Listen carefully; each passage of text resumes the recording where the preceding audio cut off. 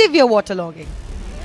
Due to heavy rains that lashed all over Bangalore city on Sunday, Bangalore Water Supply and Sewage Board's unit has been flooded and has caused damage to the machinery there. IT employees were seen complaining about the situation and said that their work was getting compromised. Watch how the locals are struggling to commute in Bengaluru's Yemalur area. A man was rescued by a local security guard after he was stuck on a waterlogged road near Marathali Silk Board Junction Road in Bengaluru. Even the Ganesh immersion plans of the citizens were impacted. Several citizens are questioning the quality of city's infrastructure as heavy rains continue to batter the Bengaluru city. Notably, Chief Minister Bommai will be visiting the place to inspect the spot. Bureau Report, Republic TV. Young Indian pacer Arshdeep Singh was subjected to brutal trolling for dropping a catch in the India-Pakistan match in Dubai. Now, his Wikipedia page was vandalized, claiming association with Khalistan, and the date of death was added. However, Republic countered the sham changes. Here's the report. A missed catch in the recent cricket match snowballed into the Wikipedia row. Young Indian pacer Arshdeep Singh was subjected to brutal trolling for dropping a catch in an India-Pakistan match in Dubai. His Wikipedia page was vandalized, claiming a Khalistan association. Republic found out that the sham changes were made from the Islamabad, Pakistan. After tracking the IP address using two IP location trackers which both led to Pakistan. But there were yet more to be exposed to the unfold. Another abhorrent instance of vandalism saw an IP traced to a location in Germany, having added a date of death for Arshdeep. Following the incident, Aam Aadmi Party leader Raghav Chadha spoke to Singh's family. Union Minister Rajiv Chandrasekhar took to Twitter and hit out at Wikipedia. He said that any harm to the user directly violates the government's expectations. This comes as in the 18th over, Arshdeep Singh dropped Asif Ali, who went out to deliver a match-winning knock of 16 runs of 8 balls in the Super 4 encounter. Taking cognizance of the case, the Centre with Union Minister Chandrasekhar have summoned the executives of Wikipedia. Bureau Report, Republic TV.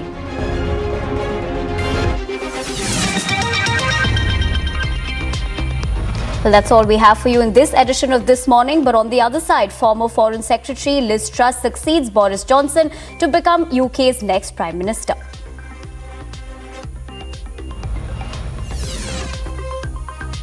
Sri Lanka cites the country's constitutions against any human rights probe into the civil war. All of this and much more on World This Morning.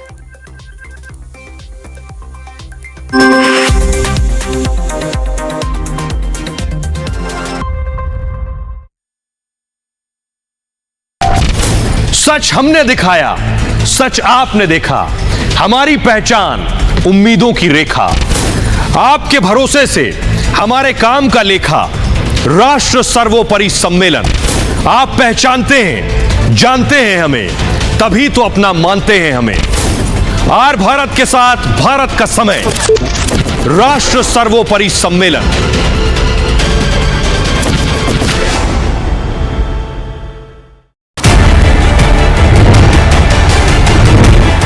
Profit की game 80% होती है, 80% केवल माल नहीं बेची, सानू भी पैसे government सीधे सारे साढ़े। अरविंद केजरीवाल का चेहरा बेनकाब हुआ। ये भ्रष्टाचारियों की सरकार है, बेबड़ी सरकार, कट्टर भ्रष्टाचार।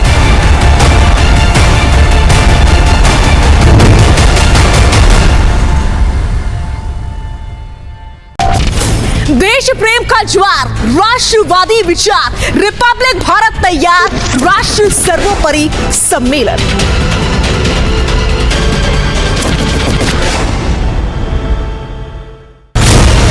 पहले ने गलती तेरी बड़ी नहीं की है ना, जिस वक्त फेंके बोलोगे उस समय तेरी ब्लैक लिस्ट को दम देते हैं। जब ये एक बोर्ड का ठेका 250 करोड़ छुट्टियां से 150 वाला नहीं देता और क्या था 250 वाला जब ब्लैकलिस्ट किसी फर्जी केस को लीगली साउंड बनाने के लिए एक अधिकारी पर इतना दबाव बनाने पर आ गए ये लोग कि अब बेचारे उस अधिकारी को सुसाइड करना पड़ा, ये बहुत अफसोसजनक है। देश प्रेम का एहसास, नए भारत का इतिहास, जिसका हर पन्ना है खास। राष्ट्र सर्वोपरि सम्मेलन।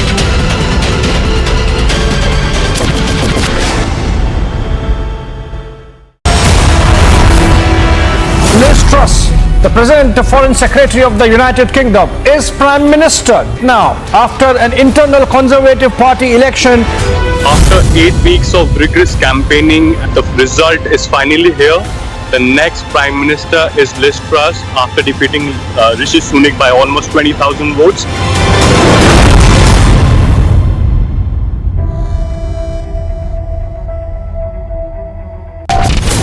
विचारों का लहराता समंदर, रिपब्लिक भारत पर जल्द राष्ट्र सर्वोपरि सम्मेलन।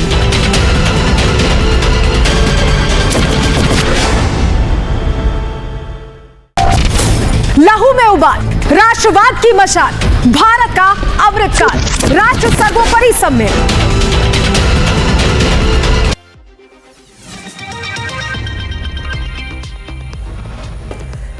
Former Foreign Secretary Liz Truss succeeds Boris Johnson to become the United Kingdom's next Prime Minister.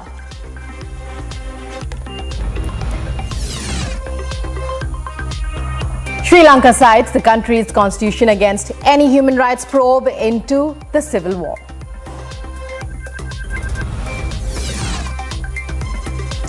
EU signs a new €500 million deal for aid to Ukraine.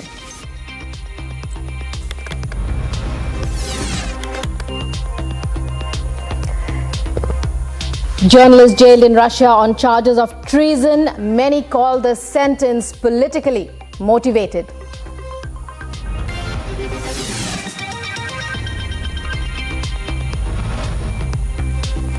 French president calls for a sharp reduction in the country's energy use amid the fuel crisis in the wake of the war.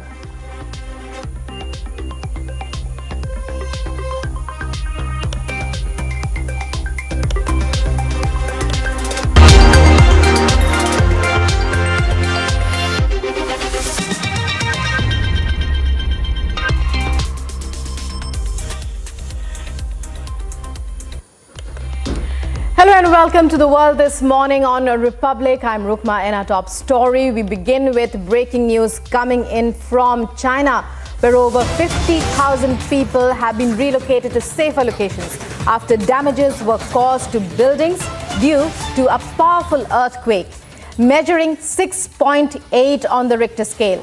It jolted in the county, Luding County, in China's southwest Sichuan province, and claimed the lives of 46 people. As per latest reports, as of Monday night, 16 people are still missing and over 50 have been injured.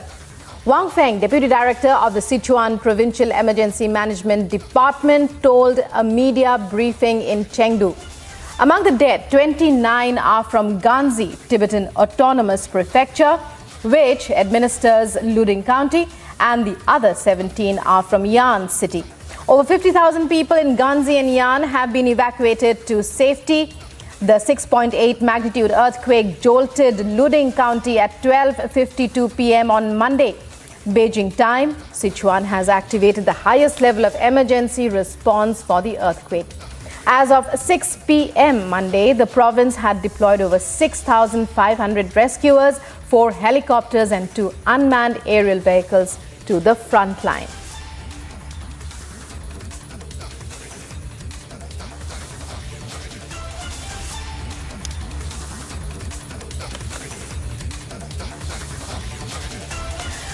And news now from the UK. Liz Truss has replaced Boris Johnson as the new Prime Minister of the United Kingdom to lead the Conservative Party. In her speech, she said that her focus would be on taxes, energy and health. In our next report, we tell you about the challenges she faces as she takes over the top job. It was a fight to the finish as Liz Truss won the race to 10 Downing Street, defeating her rival Rishi Sunak by 20,927 votes.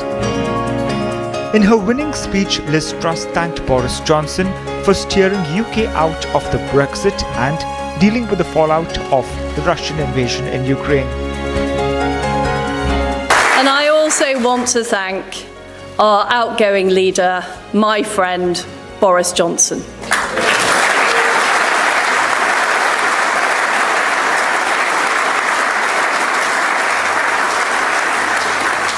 Boris, you got Brexit done. You crushed Jeremy Corbyn. You rolled out the vaccine and you stood up to Vladimir Putin. You were admired from Kiev to Carlisle. Friends and colleagues, thank you for putting your faith in me to lead our great Conservative Party, the greatest political party on earth. Liz Truss outlined her government's plan of action until 2024 elections. During this leadership campaign, I campaigned as a Conservative and I will govern as a Conservative.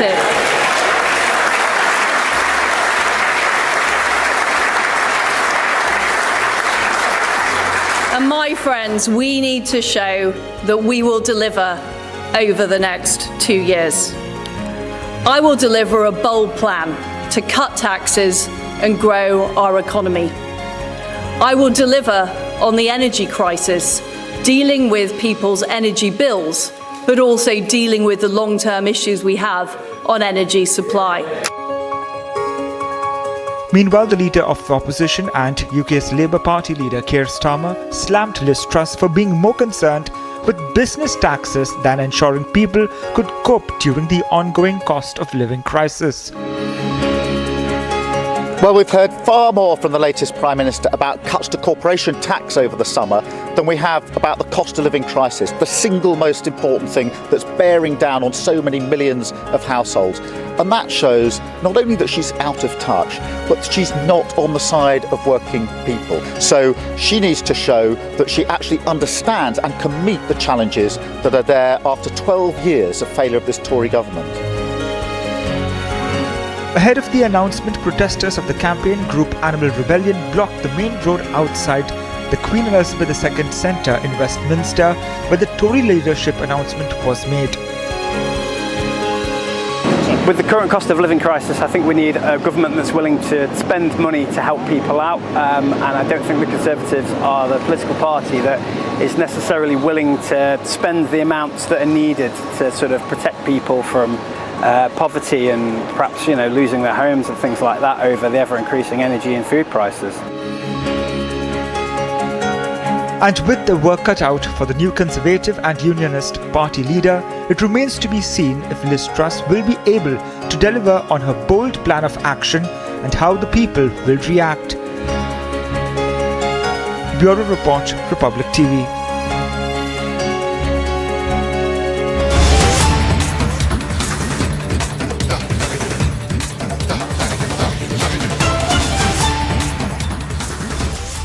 Getting in aerial visuals of wildfire from Hemet in California in the United States. 600 plus acres and growing structures destroyed by fire. Evacuation orders from Stetson Avenue to Fairview Avenue to Polly Butt Road to S State Road. 600 acres in an hour. This is a fast-moving brush fire. So brush fire in California in the United States.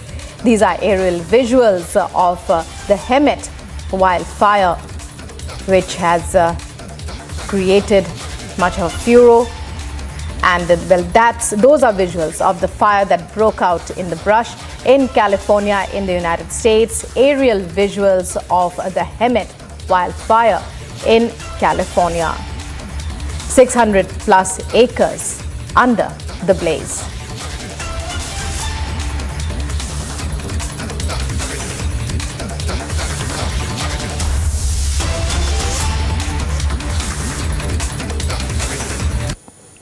A former Russian journalist has been found guilty of treason and sentenced to 22 years in a maximum security prison in a ruling widely seen as politically motivated. Here's more. On Monday, a former Russian journalist pleaded guilty for treason and was sentenced to 22 years in a maximum security prison in a ruling that was widely seen as politically motivated. Наказание в виде лишения свободы на срок 22 года с отбыванием наказания в исправительной колонии строгого режима со штрафом в размере 500 тысяч рублей с ограничением свободы на срок 2 года. The sentence handed to Ivan Safronov in Moscow is among the harshest moves against Russian independent journalists and Kremlin critics who have faced mounting pressure in recent years. Safronov worked as a defense and space reporter for Kommersant newspaper for a decade before becoming an advisor to the head of the Russian space corporation Roscosmos. He was accused of passing military secrets to Czech intelligence and information about the Russian military to a German national. Закончился знаковый этап в деле Ивана Сафронова. Назвать этот приговор, кроме как неадекватным, я не могу. Избитые фразы относительно незаконности и необоснованности не могут отразить всего того абсурда, который сегодня произошел и свидетелями которого мы все стали. Ивану Сафронову дали 22 года пока, да, за его журналистскую деятельность. Я хочу, чтобы каждый из вас, кто сейчас на меня смотрит, The former journalist insisted on his innocence and argued that he collected all the information from open sources in the course of his work and did nothing illegal. Many Russian journalists and human rights activists have pushed for Safronov's release. Я надеюсь, что Путин сядет в тюрьму раньше, и, соответственно, Сафронов выйдет тоже раньше. Вот мы этого все ожидаем. Это все. They maintain that the authorities may have wanted to take revenge for his reporting that exposed the Russian military incidents and shady arms deals. Hours before the ruling was announced by the Moscow City Court, 15 independent Russian media outlets issued a joint statement demanding Safronov's release. Конституция перестает работать в России совсем. То есть та же 29-я статья наша о свободе СМИ, о запрете цензуры, о свободе слова и мысли, всего этого больше в России нет.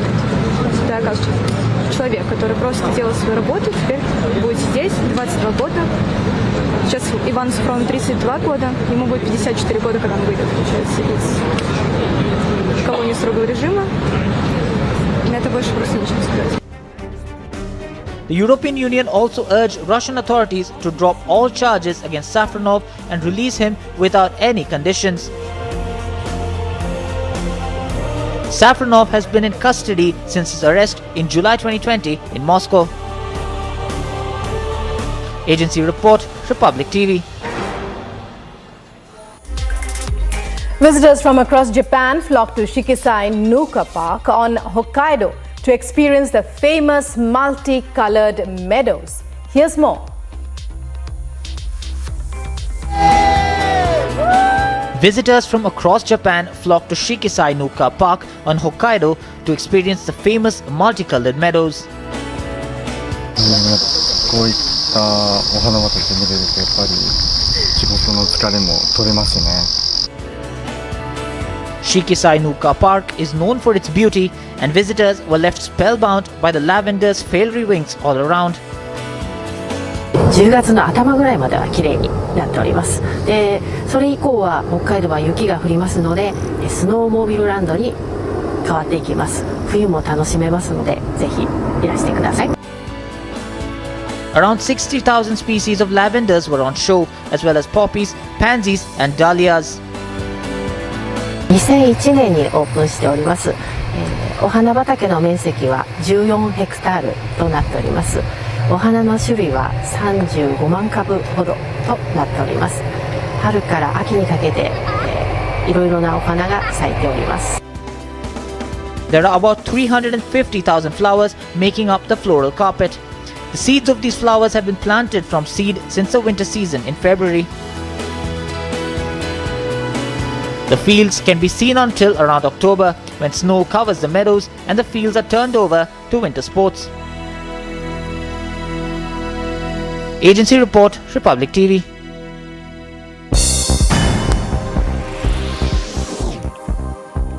European Union's top diplomat, Borrell, has warned about the weapon stocks in the European Union as running low as member countries continue to send arms and ammunition to Ukraine, and he further urged EU nations to better coordinate their spending on military material.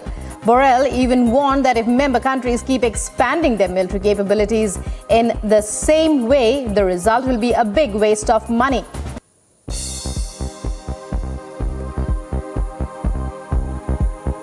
States has been, wouldn't say exhausted, but depleted in a high proportion because we have been providing a lot of capacity to the Ukrainians. It has to be refilled.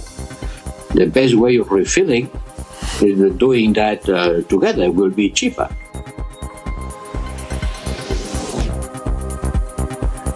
China denounced the US for its latest arms sale to Taiwan amid mounting tensions between the two countries over the status of the island that China claims as its own. According to Chinese Foreign Ministry spokesperson Mao Ning, China firmly rejects and strongly condemns it and will take resolute and strong measures to firmly defend its sovereignty and security interests.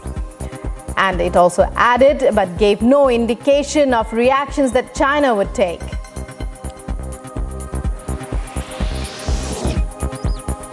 Hundreds of Pakistanis fled from the city, leaving their flooded homes with their families in a remote southern town in the district of Jafarabad. According to locals, residents tried to save whatever they could from their flood-ravaged homes and piled into trucks and trailers and fled. तो हम लोग चले गए, अभी ये सामान निकाल रहे हैं और कहाँ जाएं? अभी जो कुछ बचा हुआ था उनको, जो हमारे घर थे पहले पानी नहीं आया था, ये तीसरा दिन है आज पानी चढ़ गया, वो भी पानी हमारे घरों तक पहुंच गया, तो हम जाएं और कहाँ करें? देखें आप रहने की जगह है, इधर क्या करें? खाएंगे पिएंगे रहेंगे, क्या करेंगे? कुछ भी नहीं है, घर में भी पानी है, रोड भी पानी है, और जो इधर से पानी उधर से पानी, कहाँ जाएं? कुछ भी नहीं है, और घरों में सांप आ गए हैं, बिच्छू आ गए हैं, अभी बच्चों को निकाले ना था और क्या करें? In connection with last week's assassination attempt of Argentina's Vice President Cristina Fernandez, police have arrested a woman from a train station in Buenos Aires. According to police officials, the woman was reportedly in the same area where the attack occurred, intermingling with hundreds of supporters gathered there to show support for the vice president during her corruption trial.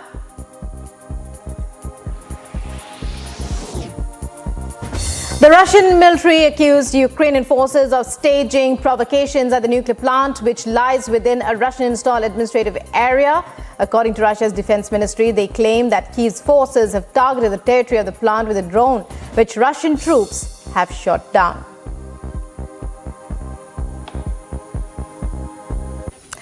European Union signs new €500 million deal for aid to Ukraine, coming up after a very short break.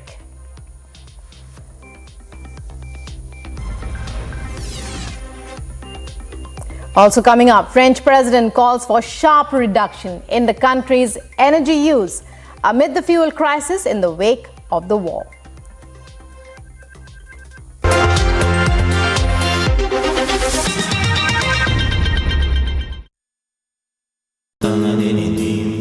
Amity has been ranked among the top universities globally for producing the most employable graduates by the Times Higher Education UK. Yet another testimony to Amity's excellent placement record.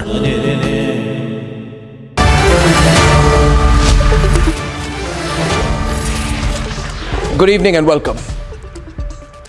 Dear viewers, the new sting operation which has been released on Liquorgate by the BJP has seriously complicated the picture for the Aam Aadmi Party and has us all concerned about what is going on within the AAP.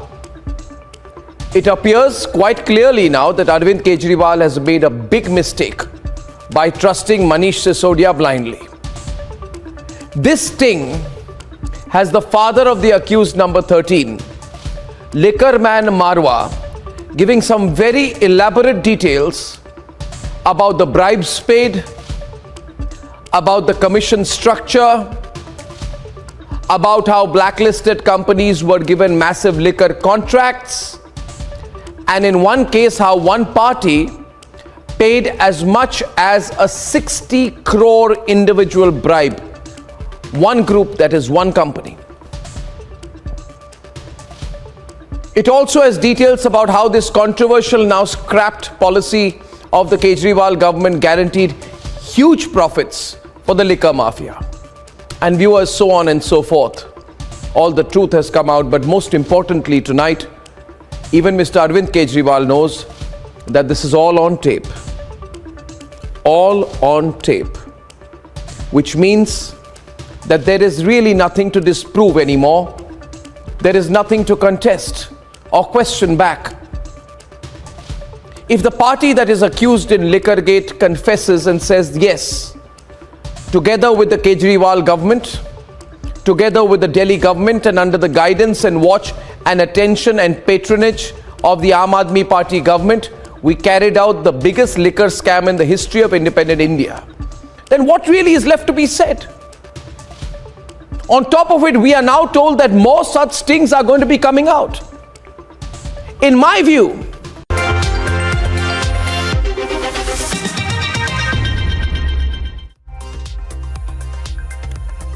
the European Council has agreed to allocate the fifth tranche to Ukraine under European Peace Facility. The European Union has committed to providing additional 500 million euros in military aid to Ukraine in order to strengthen the defense of the war-torn nation.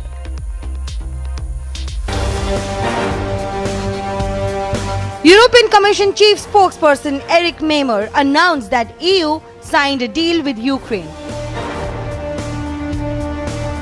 The deal was made to release a further 500 million euros in planned aid. At a press briefing in Brussels as the EU-Ukraine Association Council meeting takes place. Chief further stated that the use of this EU funding will help ensure housing and education. First, the European Commission and Ukraine signed a new 500 million euro budget support program as part of the pledges announced by President von der Leyen in the Stand Up for Ukraine campaign in April and the high-level international donors conference in May in Warsaw. This EU funding will help ensure housing and education for internally displaced persons and returnees, and it will support Ukraine's agriculture sector. Meanwhile, Shimhal participates in the EU-Ukraine Association Council meeting. This is the first time that the Association Council is held with Ukraine as an EU candidate country.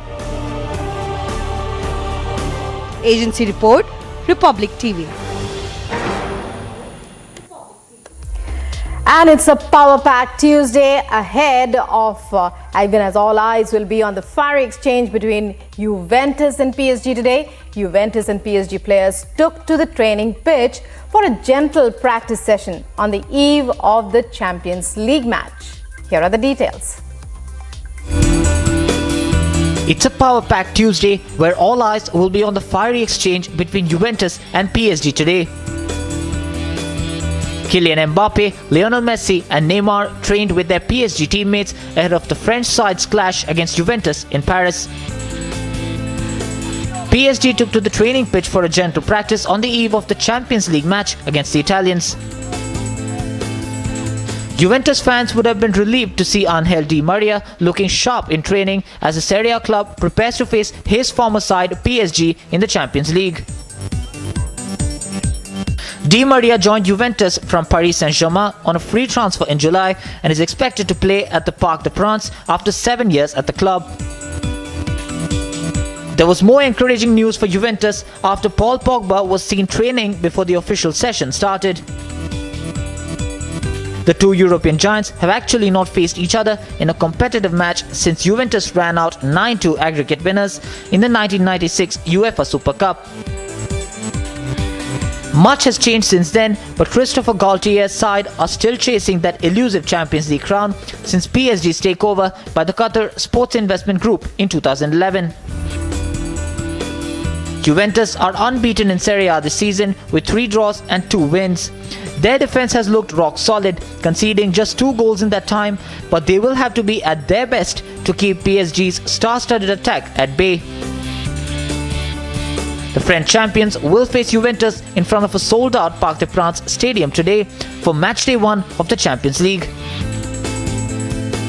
Agency report, Republic TV.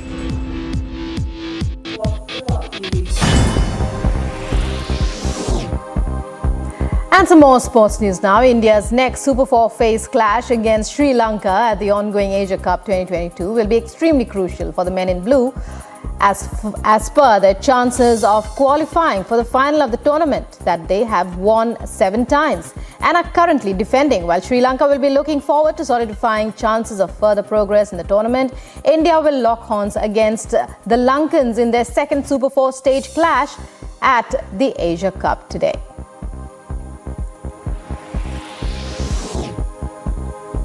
Punjab Sports Minister Gurmeet Singh Meethair spoke to the mother of Indian pacer Arshdeep Singh, who is currently representing the Indian team at the ongoing Asia Cup in the UAE. Minister Meethair said to the pacer's mother, Baljeet Kaur, over the phone that he will personally welcome the pacer on his return to the country, and the entire state of Punjab and the country are with Arshdeep.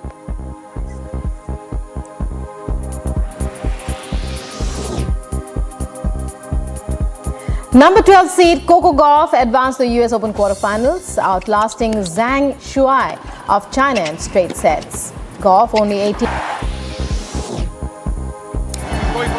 A crowd of about 20,000 fans welcomed Brazilian star Marcelo to Olympiacos. The fans chanted and lit flares as the new signing made its way onto the field. He entered the field wearing the same number 12 he wore at Real Madrid. For the past 16 seasons, the attacking left-back was signed and terms of the contract were not announced.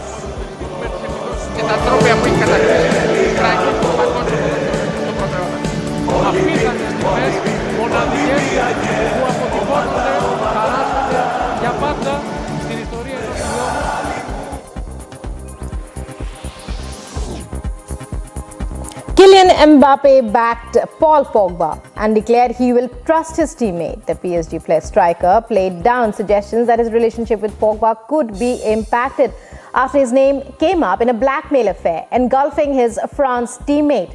Pogba says he is a victim of a multi-million euro blackmail plot to discredit him by claiming he asked a witch doctor to cast a spell on Mbappe.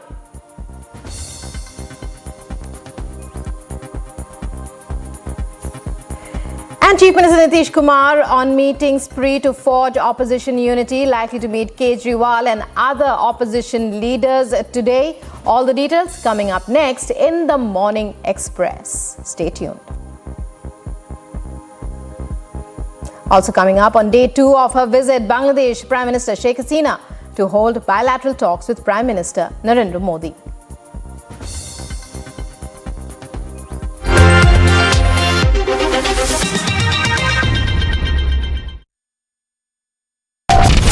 देश प्रेम का एहसास, नए भारत का इतिहास, जिसका हर पन्ना है खास। राष्ट्र सर्वोपरि सम्मेलन।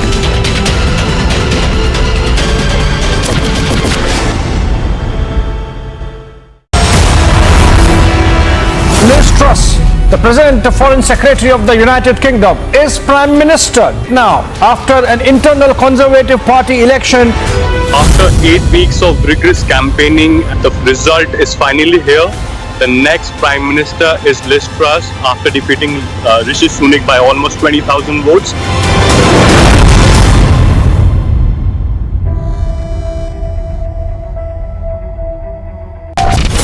विचारों का लहराता समंदर, रिपब्लिक भारत पर जल्द राष्ट्र सर्वोपरि सम्मेलन।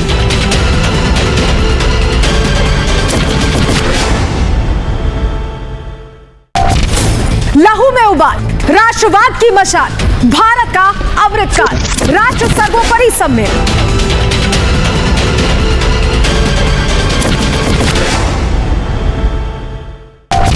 सोच का मंथन, विचारों का समागम, इतिहास लिखेंगे हम। राष्ट्रीय सर्वोपरि सम्मेलन।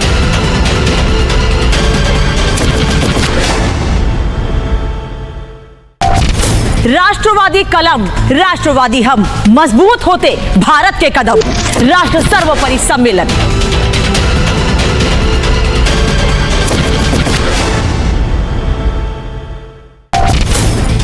प्रगति का पथ, उम्मीदों का रथ, सत्य की शपथ, हम हैं रिपब्लिक भारत। राष्ट्र सर्वोपरि सम्मेलन।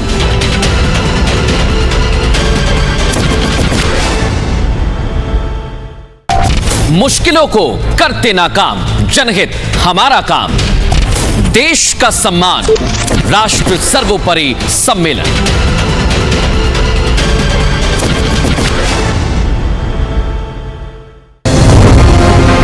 Bengal Special Task Force has recovered this huge consignment of arms from this area. There were about 12 pistols and a huge amount of ammunition recovered as well, and all this consignment came from Bihar, Munger. Whether this consignment was all that they had, that is something that STF is trying to understand and investigate after interrogating these two traders who were nabbed.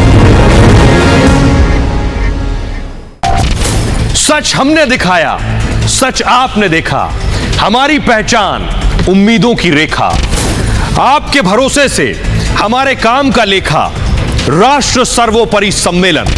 आप पहचानते हैं, जानते हैं हमें, तभी तो अपना मानते हैं हमें। आर भारत के साथ भारत का समय, राष्ट्र सर्वोपरि सम्मेलन।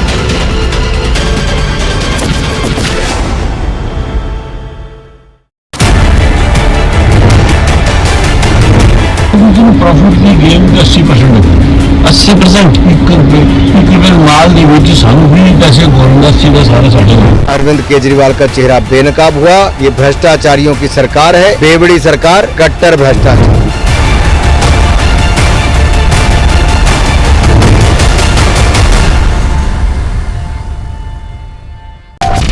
देश प्रेम का ज्वार, राष्ट्रवादी विचार, रिपब्लिक भारत तैयार, राष्ट्र सर्वोपरि सम्मेलन।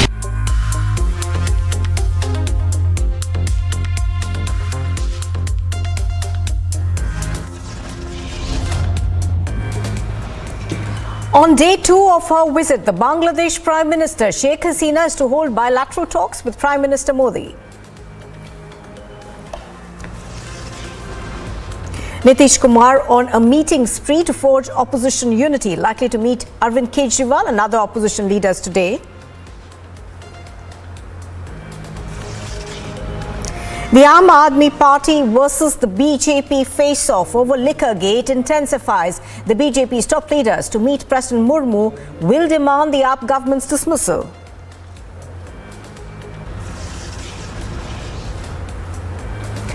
Supreme Court to hear the BCCI seeking to change its constitution regarding the tenure of its office bearers.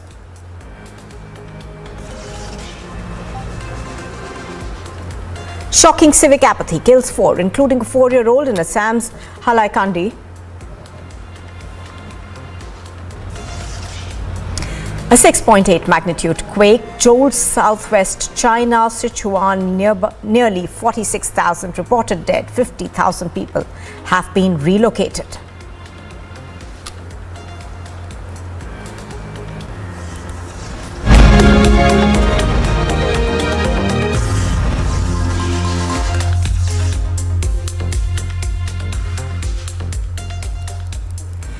Good morning and welcome. You are watching the Morning Express on Republic TV. I'm Nupur Talwar Suri. We begin with the news that's just coming in on the Sonali Phogat murder case. In fact, we are now learning that her daughter Yashodhara has launched a social media campaign seeking a CBI probe. She's created an account on Twitter and put out a tweet seeking public support to hand over the case to the CBI. Even the family of Sonali Phogat had already written to the Haryana government for a CBI probe, and further Haryana government had written to the Goa government to hand over the matter to the CBI. But the case is still being investigated by the Goa police, from which the family so far is not satisfied. So the family, of course, has talked about how unsatisfied they are with this probe being handled by the Goa police in the past as well. Let's go across to Amandeep. He's reporting from Chandigarh. He's bringing us more on this. Good morning, Amandeep. Amandeep, the family, of course, for their part, maintain that they believe that the Goa police has not been able to do a good job, and they want the probe to be handed over to the CBI. Now her daughter, we understand, is trying to get more support for that.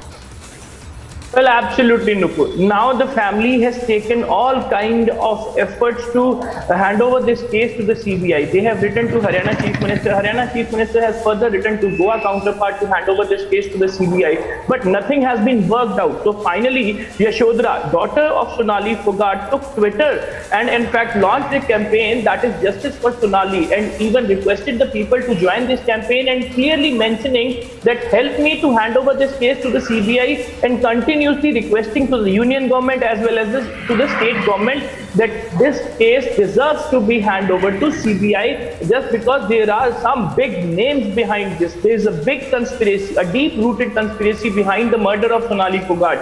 But so far, the Goa police is continuing their investigation. They are visiting Hisar, they are visiting Gurgaon, and in fact, they are visiting Faridabad and different locations of Sonali Fogart's murderers suspected places. And in fact, family is not at all happy with the investigation. They know there is some deep-rooted conspiracy. They are smelling some big names behind the murder of Sonali Fogart, and that is the reason. And finally, daughter has came out on the Twitter, on the social media platform, and in fact now launched a campaign and even requesting the government to hand over this case to the CBI, so that at least the truth should come out, and in fact the conspirators should be exposed. Right, yes. Just very, very quickly, Amandeep, can you also take us through the probe and the latest that you are getting on it now? The police in Haryana as well as Goa looking perhaps at a wider conspiracy in this case? Well, absolutely, Nupur. Now, this case is being investigated by two states. One is Goa police, another is Haryana police.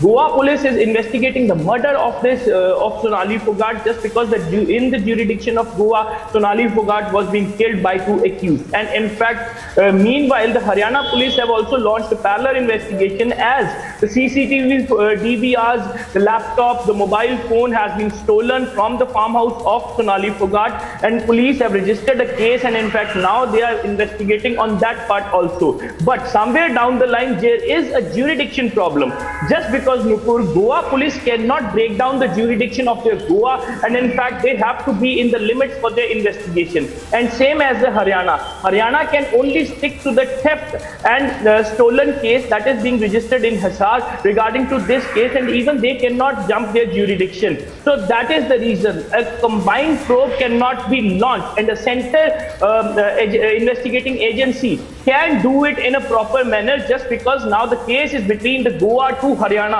There are two states involved into this entire case. Yes, Nupur. Right, Amandeep bringing us those details. Thank you very much for joining us. As Amandeep was pointing out, the demand for a CBI probe is now growing. Now, as the Aam Aadmi Party versus the BJP face-off continues over Liquorgate, with the latter coming out with a sting operation yesterday, Manish Sisodia has trained his guns on the investigative agencies now, claiming that a CBI officer who was under pressure to frame him committed suicide.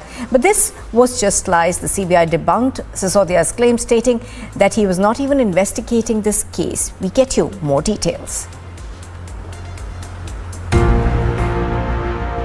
With more skeletons tumbling out in Delhi's Liquorgate, the latest being a sting operation clip released by the BJP of accused number 13 Sunny Marwa's father, who claimed to have paid a commission to get a liquor license in Delhi. ਇਹਦੇ ਚ profit ਦੀ game ਤੇ 80% ਹੈਗੀ 80% 1 ਰੁਪਏ ਦੇ ਮਾਲ ਦੇ ਵਿੱਚ ਸਾਨੂੰ 20 ਪੈਸੇ ਗਵਰਨਮੈਂਟ 20 ਪੈਸੇ ਦਾ ਮਾਲ ਹੁੰਦਾ 80 ਪੈਸੇ ਸਾਰੇ ਸਾਡੇ ਹੁੰਦੇ ਅੱਛਾ 1+1 ਕਰਨ ਡਰ ਗਈ ਸਾਨੂੰ ਇੰਨੀ ਕਮਾਈ ਕਿਵੇਂ ਇੰਨੀ ਕਮਾਈ ਐਵੇਂ ਕਿ ਇਹਨਾਂ ਨੇ ਐਤਕੀ ਚਾਲੇ ਚੱਲੀਏ ਤੁਹਾਨੂੰ 20 ਦਾ ਮਾਲ ਲੈ ਕੇ ਜਿੰਨੇ ਦਾ ਮਰਜ਼ੀ ਵੇਚੋ ਸਾਨੂੰ ਫਿਕਸ ਨੇ ਪੈ ਦੇ ਸਾਡੇ ਤੋਂ ਇਹਨਾਂ 253 ਕਰੋੜ ਲੈ ਲਿਆ ਠੀਕ ਜਾਓ ਤੂੰ ਜਿੰਨੇ ਮਰਜ਼ੀ ਦੁਕਾਨਾਂ ਖੋਲੋ ਜੋ ਮਰਜ਼ੀ ਕਰੋ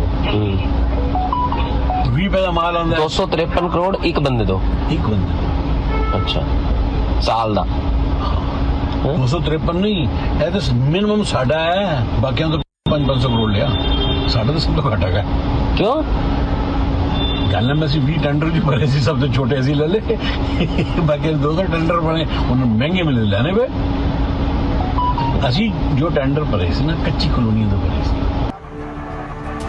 And to divert the focus on Liquorgate, Manish Sisodia claimed that a CBI officer pressured to frame him in a false case committed suicide. कि आप मुझको फंसाना चाहते हैं फर्जी तरीके से, फंसा लीजिए। आप मेरे ऊपर रेड कराना चाहते थे, आपने रेड करा ली। आप फर्जी FIR करा चुके मेरे ऊपर। आप मुझे अरेस्ट कराना चाहते हैं, आप बता दीजिए, जहां कहोगे मैं आ जाऊंगा। लेकिन इस तरह से अधिकारियों के ऊपर दबाव बना के उन्हें फांसी लगाने पे, उन्हें आत्महत्या करने पे मजबूर मत कीजिए, इससे घर उजड़ रहे हैं। Debunking Sisodia's claim, the CBI issued a statement that the officer in question who had committed suicide was not connected to the investigation and that no clean chit was given to the accused in the excise policy case. In a scathing rebuke, CBI has called Manish Sisodia's statements as misleading and mischievous. CBI has now clarified that the officer concerned was not connected to this case in any manner. Not just that, CBI has also made it abundantly clear that no clean chit has been given to any accused in this particular case. With the opposition turning up the heat against Sisodia, Delhi BJP MLAs are all set to meet President Draupadi Murmu today to demand the dismissal of the AAP government over several issues. Arvind Kejriwal का चेहरा बेनकाब हुआ। ये भ्रष्टाचारियों की सरकार है, बेवड़ी सरकार, कट्टर भ्रष्टाचार। जब रेड में कुछ नहीं मिला, लॉकर में कुछ नहीं मिला, कोई भी अफसर ये कैसे लिखित में कह देगा कि मनीष सिसोदिया जी को गिरफ्तार होना चाहिए? और इसी वजह से केंद्र सरकार की तरफ से सीबीआई के अफसरों पर बहुत ज्यादा दबाव बनाया जा रहा है कि मनीष सिसोदिया जी को जैसे तैसे हो अरेस्ट करना है। And while the Aam Aadmi Party BJP face-off takes center stage in the national capital, it remains to be seen to what length can Arvind Kejriwal go to protect his deputy. Bureau Report, Republic TV. Now, Delhi's Lieutenant Governor Vinay Kumar Saxena has initiated legal action against the Aam Aadmi Party leaders for making false, fabricated and defamatory allegations of corruption against him in recent days. Here's more. Delhi's Lieutenant Governor VK Saxena sent a legal notice to Aam Aadmi Party leaders accusing them of levelling false and derogatory allegations against him. The notice was served to Aam Aadmi Party and its leaders Atishi, Durgesh Patak, Saurabh Bhardwaj, Sanjay Singh and Jasmine Shah, among others. Delhi Lieutenant Governor Vinay Kumar Saxena has slapped a legal notice on the Aam Aadmi Party and its leaders Atishi and Sanjay Singh and Saurabh Bhardwaj, among others, for the press conference they carried out in which they alleged that the Delhi LG had indulged in corruption when he was chairman of the Khadi and Village Industries Commission. It was a long tenure of about 6 years, but what is important is that according to Aam Aadmi Party in 2016-17, corruption to the tune of 1400 crores happened. The LG has said that in fact in that financial year the entire turnover of KVIC or the sales were only 2100 crore rupees, so how can there be a corruption of 1400 crores? In fact, so far as the KVIC departmental stores are concerned, the total retail sales were just 99 crore rupees. So there is no question whatsoever of the fantastical figure that the Aam Aadmi Party alleged corruption happened of. This comes days after the Aam Aadmi Party leaders claimed he was involved in a 1,400 crore rupee scam during his tenure as KVIC chairman. The notice sent to Aam Aadmi Party spokespersons asks the party to refrain from making libelous allegations, demanding apology for the same from the leaders. The notice claimed all this is likely to have an effect on his family members, social circles and people at his workplace. The Delhi LG has said that all the charges that have been leveled against him are because he has acted in a manner which puts the Aam Aadmi Party government in Delhi led by Arvind Kejriwal under a scanner and in tight spot, be it the liquor scam, be it the manner in which the schools have been run and other things. And hence, in the legal notice, the Delhi LG has sought apology from the Aam Aadmi Party and its leaders and said that if they do not tender an apology, then defamation proceedings would be started. He has also communicated the same legal notice to media and social media platforms, telling them that all the charges that have been leveled against him should be removed and cleaned from all their platforms. And as the legal notice asks for Aam Aadmi Party leaders to comply with the requisitions within 48 hours of its receipt, it needs to be seen how this battle will unfold. Bureau Report, Republic TV.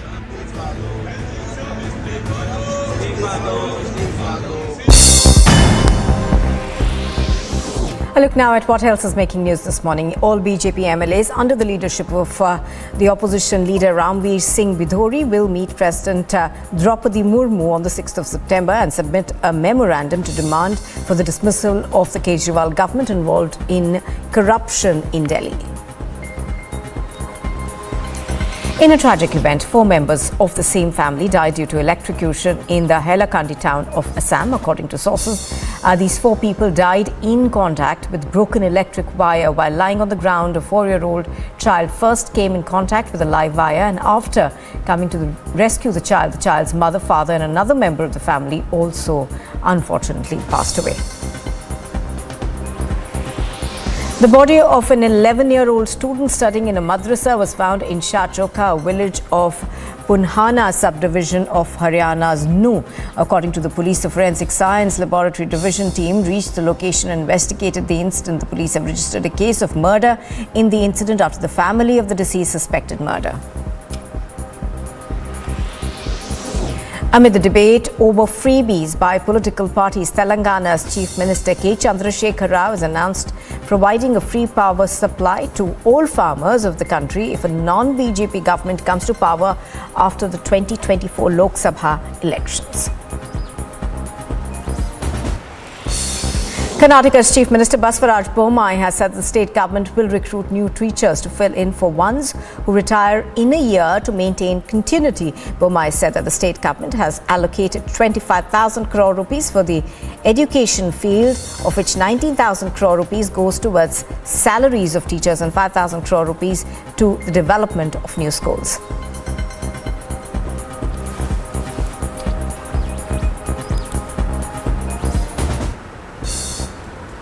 Now, the Supreme Court is scheduled to hear a plea in connection with the amendment of the Constitution of India's cricket body, the BCCI, with the hearing set to focus on tenures of office bearers, with considerations for Sourav Ganguly to continue as president, along with an extension for Jai Shah as secretary.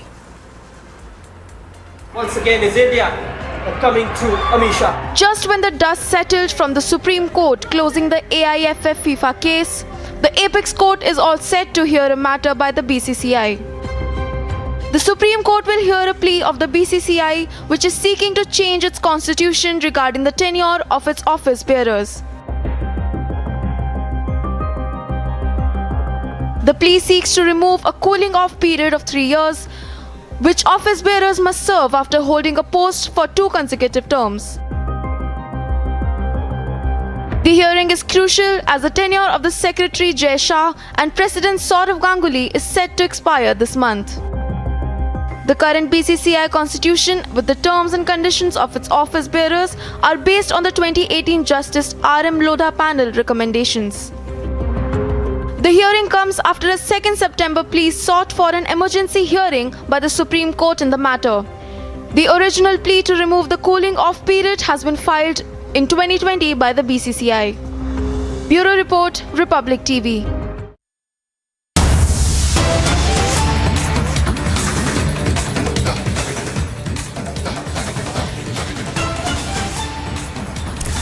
And days after Raja Singh, in fact, was sent to the Cherapalli jail under the PD Act case, his suspended MLA's wife, Usha Bai, has filed a plea in the Telangana High Court challenging the PT Act invoked by the Hyderabad City Police against Raja Singh. The council has requested for an immediate hearing into the matter as he's a legislator.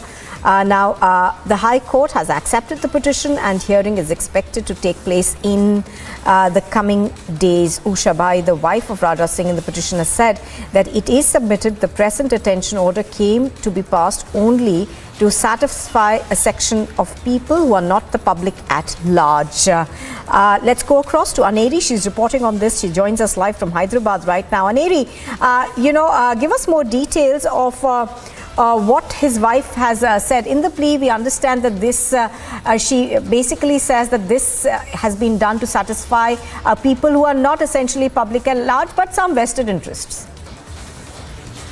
That's right, Nupur. We have been seeing how there were massive protests which were taking place on the streets of Hyderabad during the time when Raja Singh was not arrested, and later we had seen how the police officials had booked Raja Singh under the PD Act, and then he was sent to Cherlapalli jail. But now we see that the wife of Raja Singh, who has been suspended from the Bharatiya Janata Party, his wife has now challenged the PD Act which has been invoked against Raja Singh, and also at the same time she has written a letter in which it states that the arrest of Raja Singh was to just appease this section of society, just the people who are at large, but also at the same time it also sees that it has been over 15 to 20 days that Raja Singh is already sent to Cherlapalli jail, and he was booked under PD Act invoked against him by the Hyderabad City Police. Now challenging the PD Act which was invoked, now Raja Singh's wife Usha Bai had challenged this PD Act and written a petition, given a petition in the Telangana High Court. So we are expecting that the petition will be heard soon, and as it is accepted by the Telangana High Court, so we'll have to see how the matter will be going forward in the Telangana High Court. However, we also see that Kashyap was also booked under the PD Act after he had given slogans like Sultan Se Juda and such other derogatory slogans which were given during the protest. So we have been seeing how massive protests which were taking place, and now Raja Singh's wife had challenged the PD Act invoked against Raja Singh by the Hyderabad City Police. Now, obviously this Preventive Detention Act that's been applied against him, the police's reasoning in this has been that he has about 101 criminal cases that are filed against him, and he's been involved in about 18 communal offences as well. So that essentially is the police's version of events? That's right, Nupur. We have been seeing how back then there were various cases which were booked against Raja Singh over various events, but now we see that this PD Act was booked under a video which was released by Raja Singh on social media, where he had made few derogatory remarks and comments, after which we had seen how Raja Singh was arrested and then released after he had got a bail, clean sheet from the Nampally court. Not exactly clean sheet, but yes, he had got a bail from Nampally court. But just 2 days after, we had seen how Hyderabad City Police had booked a preventive detention case under various sections, and then he was shifted to Cherlapalli jail, the central prison, and it was on the 25th of August when Raja Singh was sent to Cherlapalli jail, and now it's been almost 20 days now that Raja Singh is still there. But now we see that Raja Singh's wife Usha Bai has challenged this PD Act invoked against Raja Singh. So all eyes on that as well. When the hearing comes up also remains to be seen, as High Court has already accepted the petition. All right, Aneri reporting on that from Hyderabad. Thank you very much for joining us. Now moving on, Liz Truss has replaced Boris Johnson as the new British Prime Minister and the lead of the Conservative Party. In her speech, she said that her focus would be on taxes, energy and health. In our next report, we tell you about the challenges she faces as she takes over the top job. It was a fight to the finish as Liz Truss won the race to 10 Downing Street, defeating her rival Rishi Sunak by 20,927 votes. Liz Truss has trounced Rishi Sunak to claim the job of United Kingdom Prime Minister, beating Sunak with over 20,000 votes in the Electoral College of the Conservative Party. Truss becomes Prime Minister, third only woman Prime Minister of the United Kingdom after Margaret Thatcher and Theresa May. But what is important is that these are difficult times for Europe, particularly on the inflation front. The entire campaign was run around the cost of living crisis, as it is being called in Britain, and Truss, because of that campaign, in her acceptance speech focused essentially on what she intends to do to tackle with that high energy costs because of the war in Europe between Russia and Ukraine, and the supply chain disruptions across the world post-pandemic have created a more difficult situation for countries in Europe, particularly United Kingdom, which are used to inflation typically in the range of 2 to 4%, but presently it's hovering at 12%. In fact, the reason why Sunak lost, some say, is that to shore up the government revenues, he did not reduce the taxes as much as people would have wanted to. And that's why Truss, while accepting her victory, said that she would be big time cutting on taxes. She said bold tax cuts is how she would approach the government, apart from, of course, focusing on the energy security and making sure that the winter coming up across the world and particularly in Europe does not affect the energy supplies, and at reasonable price for the Britons. And then, of course, she said that she would be taking extra care of the National Health Service. On those planks, essentially, she would be now starting her term or remainder of the term that is left for the Conservative government till 2024. In her winning speech, Liz Truss thanked Boris Johnson for steering UK out of the Brexit and dealing with the fallout of the Russian invasion in Ukraine. During this leadership campaign, I campaigned as a Conservative and I will govern as a Conservative.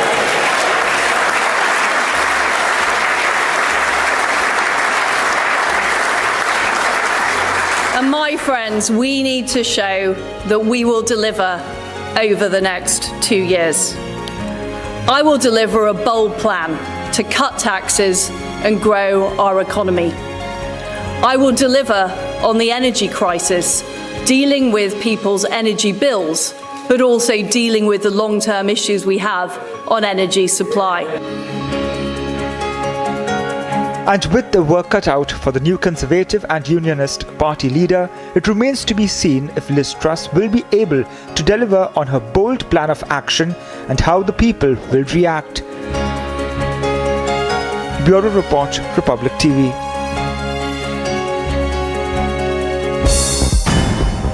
And a look now at the top international news this morning. European Union's top diplomat Joseph Borrell has warned that weapon stocks in the European Union are running low as member countries continue to send arms and ammunition to Ukraine. He further urged EU nations to better coordinate their spending on military material.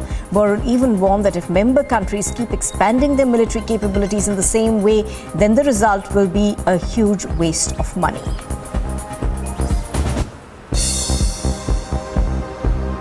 The military stocks of the most member states has been, I wouldn't say exhausted, but depleted in a high proportion, because we have been providing a lot of capacity to the Ukrainians. It has to be refilled.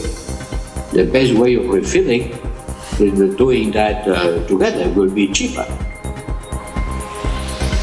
China has denounced the US for its latest arms sale to Taiwan amid mounting tensions between the two countries over the status of the island that China claims to be its own. According to Chinese Foreign Ministry spokesperson Mao Ning, China firmly rejected and strongly condemned it and will take resolute and strong measures to firmly defend its sovereignty and security interests. She added, but gave no indication of reactions that China would take. Hundreds of Pakistanis have fled from the cities, leaving their flooded homes with their families in a remote southern town in the district of Jafarabad. According to locals, the residents tried to save whatever they could from their flood-ravaged homes and piled into trucks and trailers.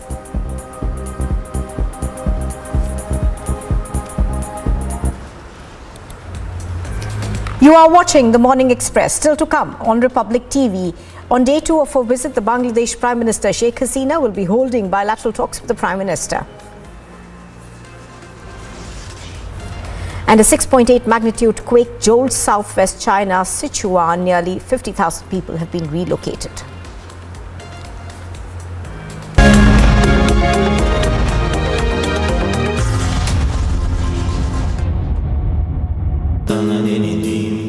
Amity has been ranked among the top universities globally for producing the most employable graduates by the Times Higher Education UK. Yet another testimony to Amity's excellent placement record.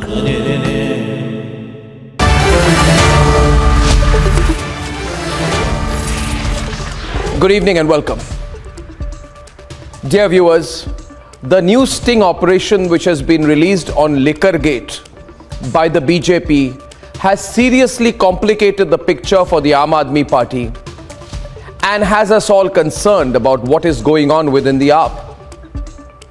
It appears quite clearly now that Arvind Kejriwal has made a big mistake by trusting Manish Sisodia blindly.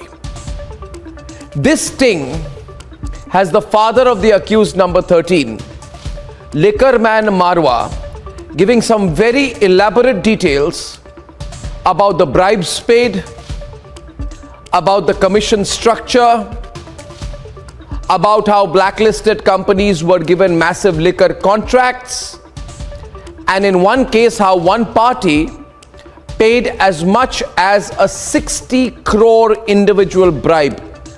One group, that is one company. It also has details about how this controversial, now scrapped policy of the Kejriwal government guaranteed huge profits for the liquor mafia. And viewers, so on and so forth. All the truth has come out, but most importantly tonight, even Mr. Arvind Kejriwal knows that this is all on tape. All on tape. Which means that there is really nothing to disprove anymore. There is nothing to contest or question back. If the party that is accused in Liquorgate confesses and says yes, together with the Kejriwal government, together with the Delhi government and under the guidance and watch and attention and patronage of the Aam Aadmi Party government, लहू में उबाल राष्ट्रवाद की मशाल, भारत का अमृतकाल, राष्ट्र सर्वोपरि सम्मेलन।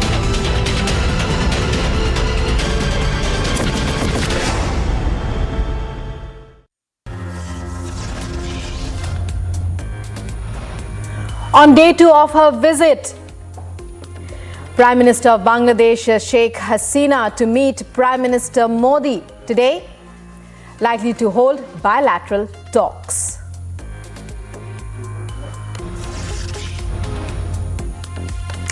Nitish Kumar on meeting spree to forge opposition unity, likely to meet Kejriwal and other opposition leaders today.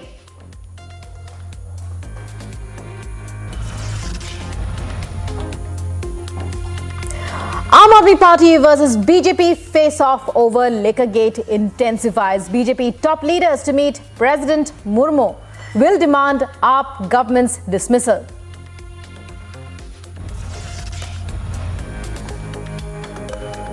Supreme Court to hear BCCI seeking to change its constitution regarding the tenure of its office bearers.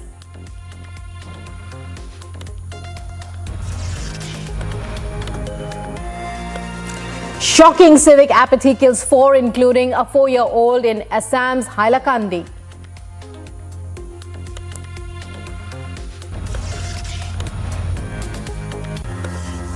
Southwest China's Sichuan experiences deadly earthquake. Nearly 46 reported dead, 50,000 relocated.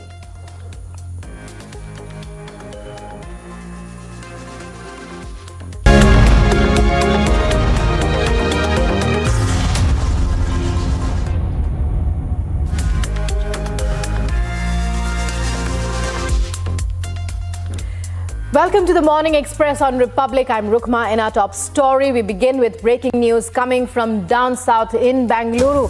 Torrential downpours continue to create havoc in the city. Karnataka Chief Minister Basavaraj Bommai on Monday night said the government has decided to release 300 crore rupees to manage the flood situation in the city.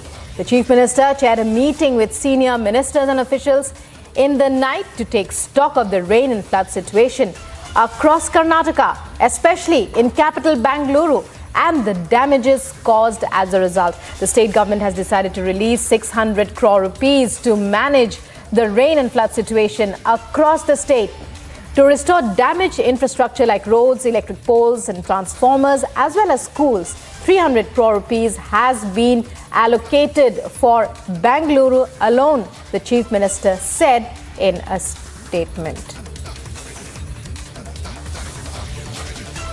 ಆದೇಶವನ್ನು ಕೊಟ್ಟಿದ್ದೇನೆ. ಹೀಗಾಗಿ ಯಾವುದೇ ಭಾಗದಲ್ಲಿ ವ್ಯತ್ಯಯಾಗದಂತೆ ನಾವು ನೋಡಿಕೊಳ್ಳೋದಕ್ಕೆ ಸರ್ವ ಪ್ರಯತ್ನಗಳನ್ನು ಕೂಡ ನಾವು ಮಾಡ್ತಾ ಇದ್ದೇವೆ. ನಮ್ಮ ಅಧಿಕಾರಿಗಳು ಕಳೆದ ಒಂದು ತಿಂಗಳಿನಿಂದ ಇಡೀ ರಾಜ್ಯದಲ್ಲಿ ಮತ್ತು ವಿಶೇಷವಾಗಿ ಬೆಂಗಳೂರಿನಲ್ಲಿ ವಾರ್ ಫುಟಿಂಗಲ್ಲಿ ಕೆಲಸ ಮಾಡ್ತಾರೆ, ಯುದ್ಧೋಪಾಯದಿಂದ ಕೆಲಸ ಮಾಡ್ತಾರೆ, ಹಗಲು ರಾತ್ರಿ ಕೆಲಸ ಮಾಡ್ತಾ ಇದ್ದಾರೆ.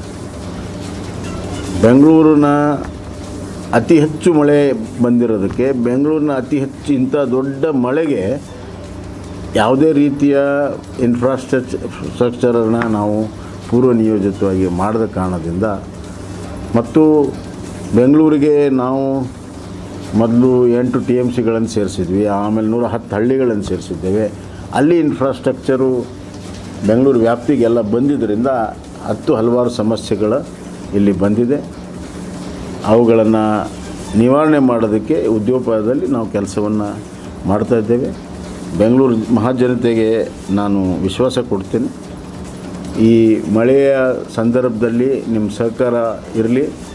ಇದನ್ನು ನಾವು ಖಂಡಿತವಾಗೂ ಎದುರಿಸ್ತೇವೆ, ಸರಿಪಡಿಸ್ತೇವೆ. ಮತ್ತು ಮಳೆ ನಿಂತ ತಕ್ಷಣವೇ ಎಲ್ಲೆಲ್ಲಿ ಇನ್ಫ್ರಾಸ್ಟ್ರಕ್ಚರ್ ಕೊರತೆ ಇದೆ.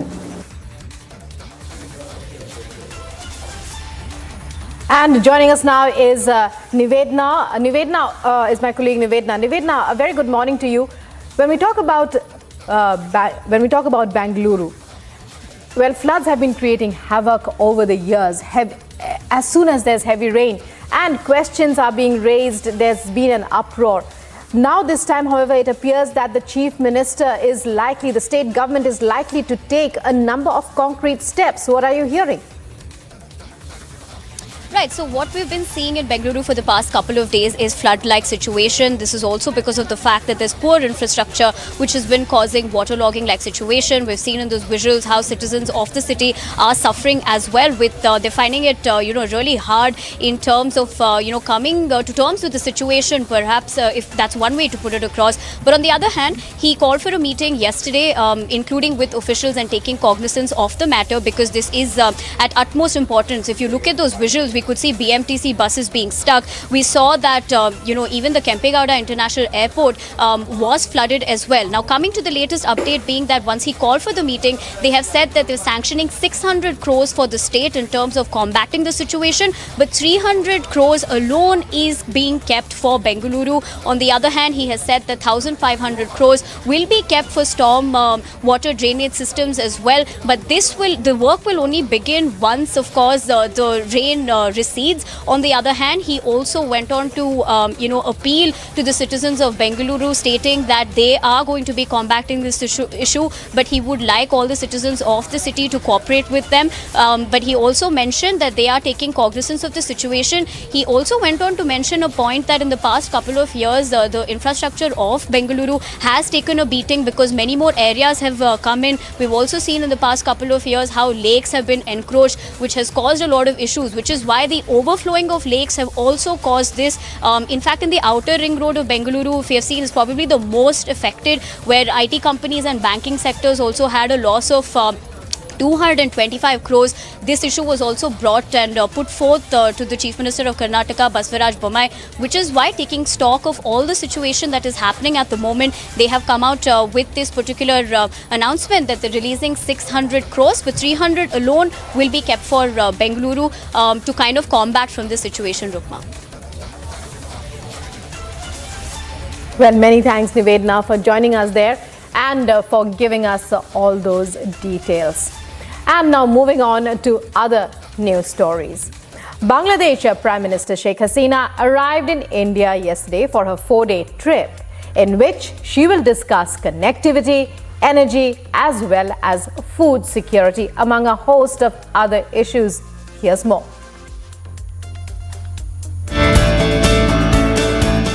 Bangladesh Prime Minister Sheikh Hasina arrived in India on Monday for a 4-day trip. Hasina, who last visited the country in 2019, received a grand welcome and greeted Indian dignitaries. It is worth mentioning that Hasina travelled to New Delhi at the invitation of Prime Minister Narendra Modi. Bangladesh Prime Minister Sheikh Hasina visited the much-revered Dargah Nizamuddin Oli on the first day of her 4-day visit to India and offered prayers. Bangladesh की prime minister Sheikh Hasina होकर गई हैं यहाँ पे ज़ियारत करके, बहुत अक़ीदतमंद है, हज़रत निज़ामुद्दीन औलिया महबलाई को बहुत मानती हैं, हज़रत गरीब नवाज़ को बहुत मानती हैं और उनके आने की खबर हमें आज से 2 दिन पहले हुई थी और जब उनकी खबर हुई थी तो हम 2 दिन से ही उनके इंतज़ाम में लगे थे. On the first day of her state visit, External Affairs Minister S. Jaishankar called on the Bangladesh Prime Minister. Tweeting about her arrival, External Affairs Minister spokesperson Arindam Bagchi said that Bangladesh PM is warmly welcomed by Minister of States, Railways and Textile Darshana Jardosh on her arrival in New Delhi for a state visit. The visit will further strengthen the multifaceted relationship between the two countries.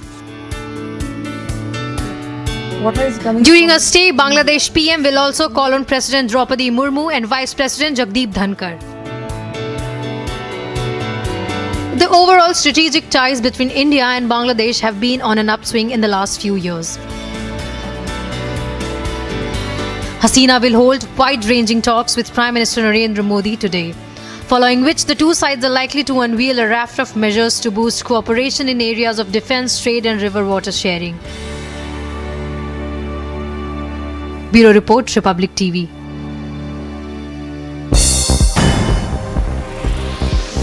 French Foreign Minister Catherine Colonna met her Turkish counterpart in Ankara.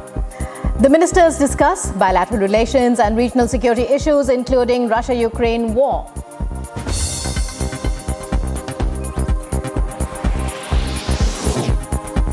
Canadian police searched for 2 men suspected of killing 10 people in a series of stabbings in an indigenous community and a nearby town. A massive manhunt for the perpetrators of one of the deadliest attacks stretched into its 2nd day. The Canadian Prime Minister Justin Trudeau has offered his condolences and assured that the situation will be carefully monitored.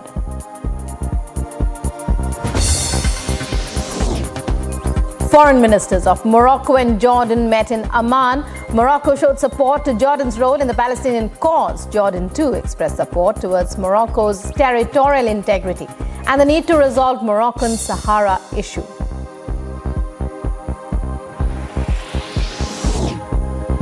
Ukrainian President Volodymyr Zelensky congratulates UK Premier Liz Truss while hoping for continued cooperation with Johnson on Monday. He said that Truss has always been the brightest side of European politics.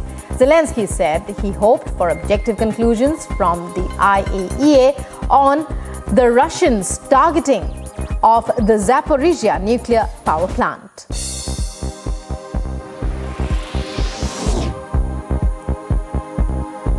Germany will continue the shutdown of the last 3 remaining nuclear power plants while keeping the option of reactivating 2 of them. Officials said that the looming energy crisis is one of the primary reasons for this decision.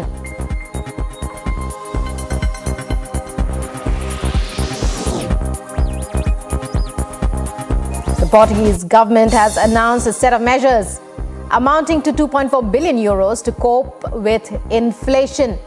PM Antonio Costa has outlined aid packages to support families, pensioners and other vulnerable groups. The Premier outlined the pandemic and Russia-Ukraine war as the primary reasons behind the rise in inflation.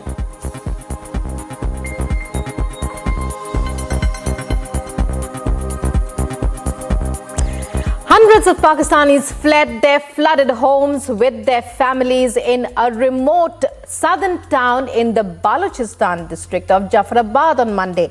More than 1,300 people have been killed and millions have lost their homes in the flooding caused by unusually heavy monsoon rains in the country this year that many experts have blamed on climate change. We bring you this special report.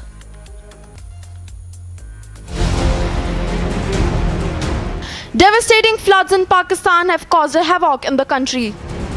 Due to the brunt of the inflation, the South Asian nation is facing its worst food crisis. Skyrocketing prices of vegetables are making food out of reach for people in the flood-ravaged Pakistan. 1/3 of the country submerged, millions affected, devastation, no access to basic facilities. The torrential rains have hit at least 80 areas. Yes, we are seeing complete devastation. I think it's historic. We have never seen such a situation before in Pakistan, and that is due to the climate change. 33 million people have been affected by these floods, and for Save the Children, it's a huge concern that 16 million children need support, and they have lost everything. With onions sold at 300 rupees per kilo, potatoes at 400 rupees per kilo, locals of Daru, which has seen the biggest damage to its price and onion production, complain of unaffordability. Worst inflation in 14 years, nearly $10 billion worth food damage, large swathes of farmland flushed away. As per the authorities, inflation in the country could accelerate to 30% in the coming 2 months. Meanwhile, to plug the shortage, Pakistan is purchasing onions and tomatoes from Iran and Afghanistan. With no respite to Pakistan's flood and inflation, with each passing day, public anger on the need for election is surging. Bureau Report, Republic TV. Back home, Bihar Chief Minister Nitish Kumar is on a meeting spree to forge opposition unity, he says, likely to meet Chief Minister of Delhi Arvind Kejriwal and other opposition leaders today. All the details coming up next here on Morning Express. Stay tuned. Supreme Court to hear BCCI seeking to change its constitution regarding the tenure of its office bearers.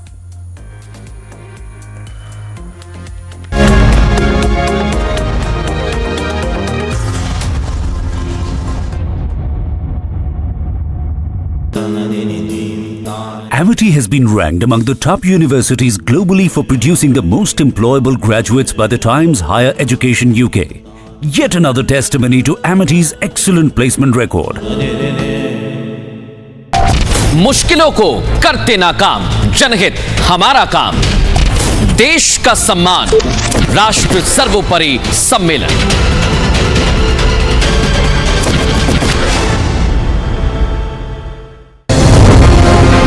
Bengal Special Task Force has recovered this huge consignment of arms from this area. There were about 12 pistols and a huge amount of ammunition recovered as well, and all this consignment came from Bihar, Munger.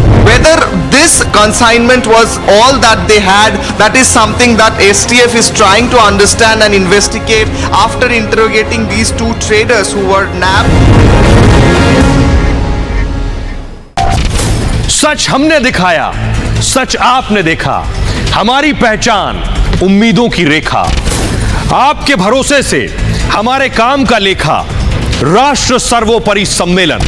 आप पहचानते हैं, जानते हैं हमें, तभी तो अपना मानते हैं हमें। आर भारत के साथ भारत का समय, राष्ट्र सर्वोपरि सम्मेलन।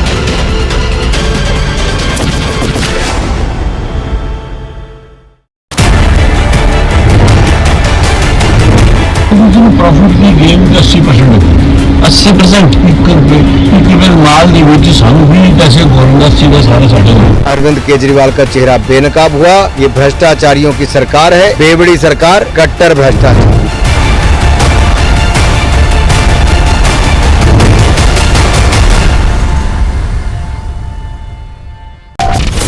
देश प्रेम का ज्वार, राष्ट्रवादी विचार, रिपब्लिक भारत तैयार, राष्ट्र सर्वोपरि सम्मेलन।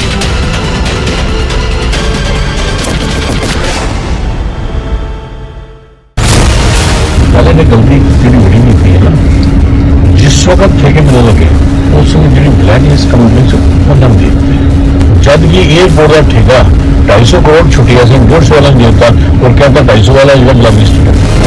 किसी फर्जी केस को लीगली साउंड बनाने के लिए एक अधिकारी पर इतना दबाव बनाने पर आ गए ये लोग कि अब बेचारे उस अधिकारी को सुसाइड करना पड़ा। ये बहुत अफसोसजनक है। देश प्रेम का एहसास, नए भारत का इतिहास जिसका हर पन्ना है खास, राष्ट्र सर्वोपरि।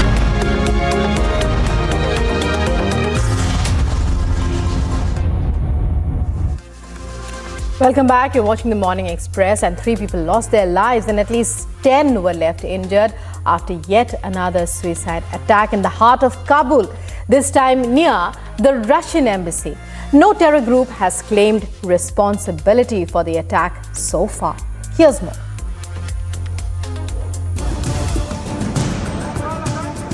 The city of Kabul came to a standstill on Monday after another terror attack in the heart of the city. An explosion was reported outside the Russian embassy in Kabul. Terror targeted Russia in Kabul on Monday, with a suicide bomber detonating himself outside the Russian embassy gates around 11 a.m. Kabul time. Located in the diplomatic enclave Police District 7 on ironically named Darul Aman Road, the road to peace, the suicide bomber was in fact spotted by security guards and shot at, but before he could be killed, he detonated himself, leading to death of 2 Russian embassy officials.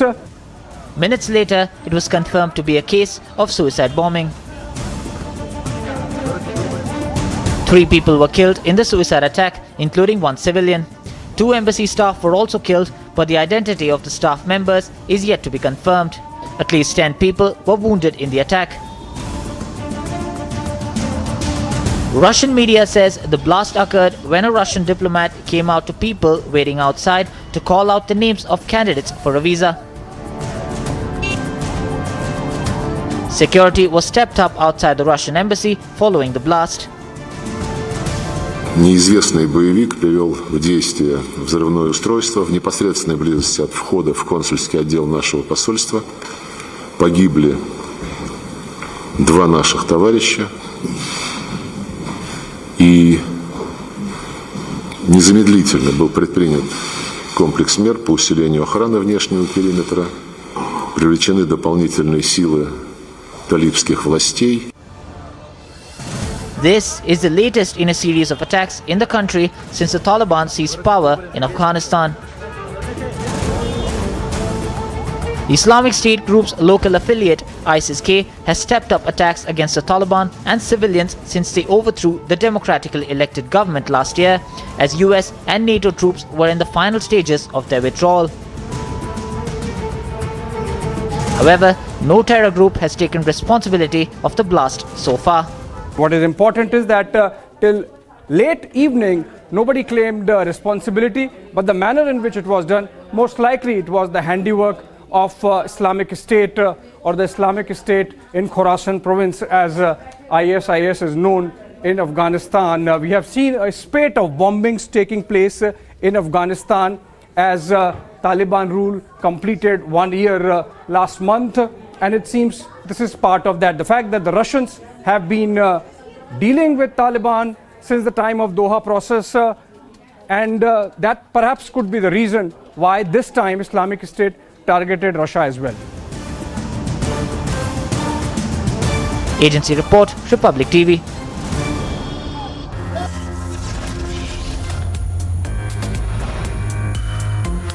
On day 2 of a visit, Bangladesh Prime Minister Sheikh Hasina to hold bilateral talks with Prime Minister Narendra Modi. All the details and updates here on Republic. Stay with us.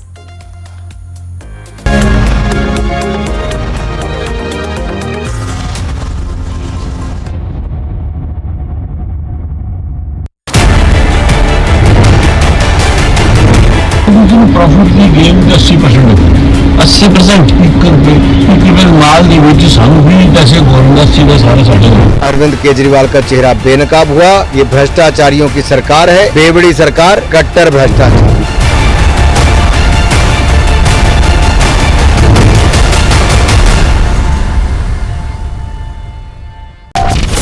देश प्रेम का ज्वार, राष्ट्रवादी विचार, Republic Bharat तैयार, राष्ट्र सर्वोपरि सम्मेलन।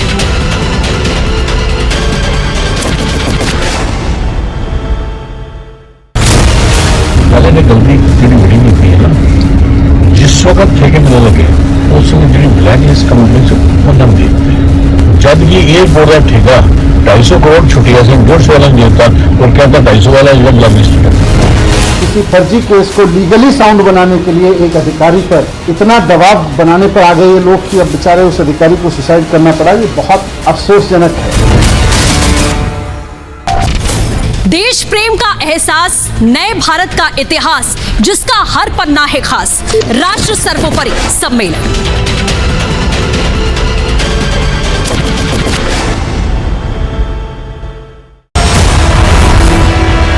Liz Truss, the present Foreign Secretary of the United Kingdom, is Prime Minister now after an internal Conservative Party election. After 8 weeks of rigorous campaigning, the result is finally here. The next Prime Minister is Liz Truss after defeating Rishi Sunak by almost 20,000 votes.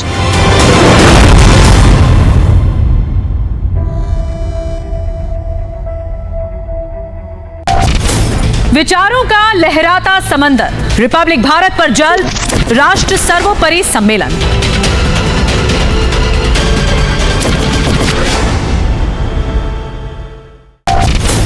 लहू में उबाल, राष्ट्रवाद की मशाल, भारत का अमृतकाल, राष्ट्र सर्वोपरि सम्मेलन।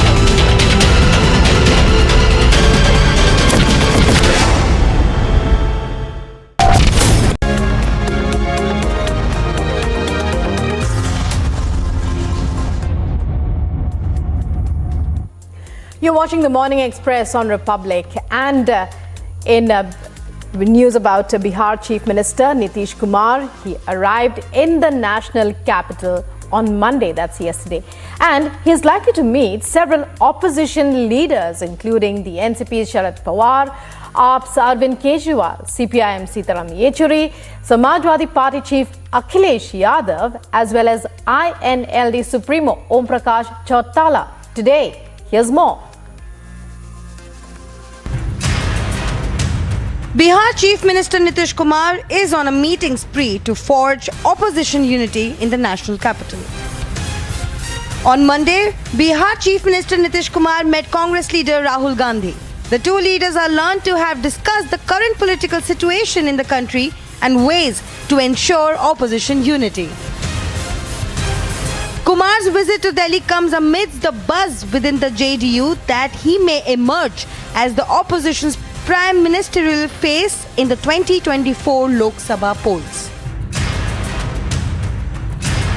Kumar also met Janata Dal chief HD Kumaraswamy at the latter's residence. He was accompanied by Bihar Water Resources Minister and Janata Dal leader Sanjay Kumar Jha. Bihar Chief Minister Nitish Kumar is scheduled to meet CPIM General Secretary Sitaram and CPI leader D. Raja in Delhi today. He's also likely to meet Delhi Chief Minister Arvind Kejriwal, CPI leaders and former Chief Minister of Haryana and INLD Supremo Om Prakash Chautala. Kumar is making attempts to bring all the opposition parties together as a united force against the BJP for the 2024 Lok Sabha elections.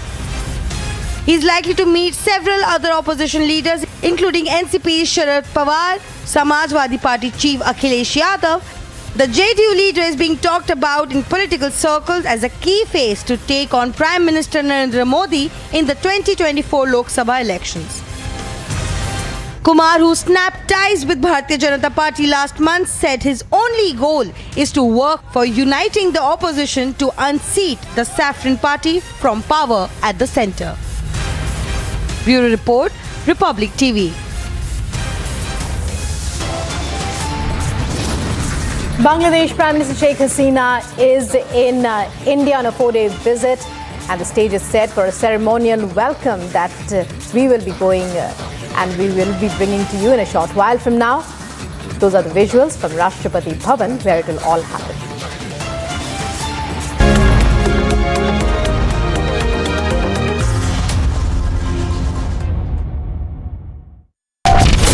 देश प्रेम का ज्वार, राष्ट्रवादी विचार, Republic Bharat तैयार, राष्ट्र सर्वोपरि सम्मेलन।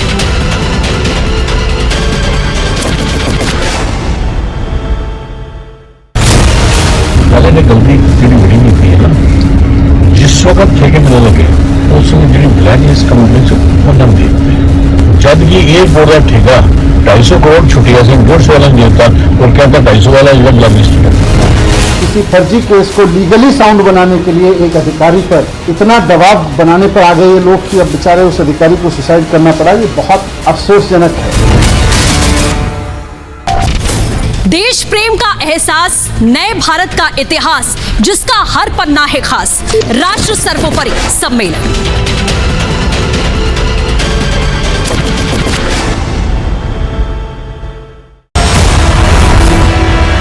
Liz Truss, the present Foreign Secretary of the United Kingdom, is Prime Minister now after an internal Conservative Party election. After 8 weeks of rigorous campaigning, the result is finally here. The next Prime Minister is Liz Truss after defeating Rishi Sunak by almost 20,000 votes.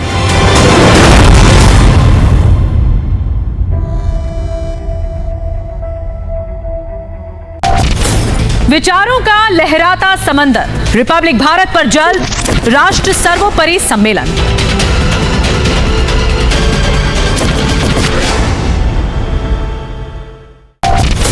लहू में उबाल, राष्ट्रवाद की मशाल, भारत का अमृतकाल, राष्ट्र सर्वोपरि सम्मेलन।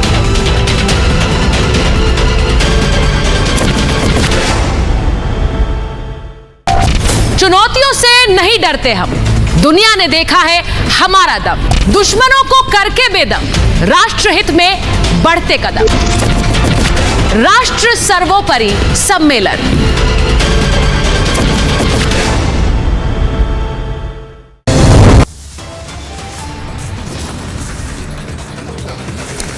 On day 2 of her visit, the Bangladeshi Prime Minister Sheikh Hasina will be holding bilateral talks with Prime Minister Modi.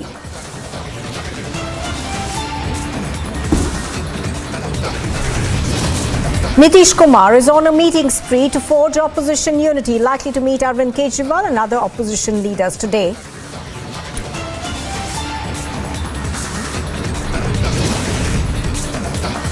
The Aam Aadmi Party versus BJP face-off over Liquorgate intensifies. The BJP's top leaders will be meeting. President Murmu will demand the Aam Aadmi Party government's dismissal.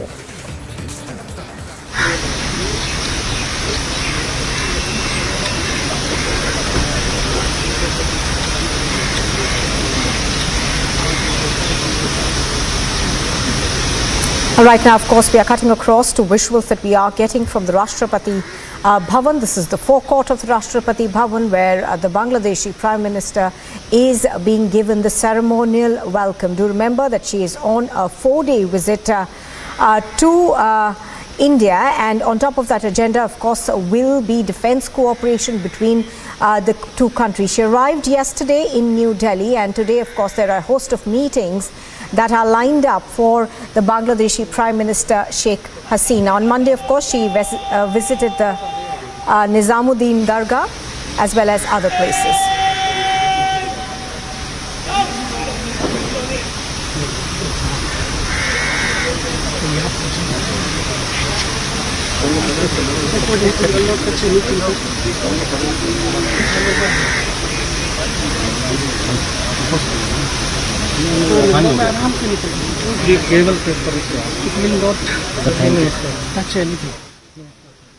All right, so pictures on your screen, of course, are of the ceremonial welcome that will be granted to the Bangladeshi Prime Minister as she's on a 4-day visit to India. On your screens, of course, Prime Minister Modi and the Foreign Minister Dr. S. Jaishankar at the forecourt of the Rashtrapati Bhavan to attend that ceremonial welcome that will be granted to the Prime Minister. Also, of course, there is a series of meetings that is lined up today. Those include dialogues on various issues, including of course, food security, defense cooperation, as well as others. I think Harsha is reporting on this. She joins us live right now. Harsha, give us a sense of the kind of meetings that we are looking at between the two countries today.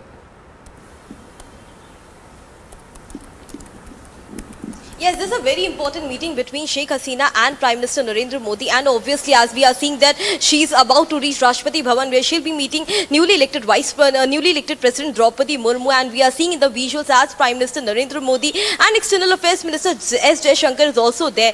On a 4-day visit, there will be so many discussions regarding the bilateral ties, regarding trade, connectivity, defense, river water sharing, railway link, and the Agartala-Chitradonga air connectivity link. All these will be discussed widely in her 4-day visit. But let us tell you first of all that Bangladesh and India share a very important bilateral trade, and let me also tell you that Bangladesh and trade between India is the biggest trade partner of India in Southeast Asia. Both the countries share a biggest trade in Southeast Asia. Not only this, the USD bilateral trade between both countries have extended from USD 9 billion to USD 18 billion, which is a very important graphic, 66% growth. And so we can understand how much important is this Sheikh Hasina's tour to the country India. And also we saw in 2021 Prime Minister Narendra Modi also visited Bangladesh when Bangladesh was celebrating 50 years of its creation, and we also saw the celebration which happened in Delhi and Dhaka as well.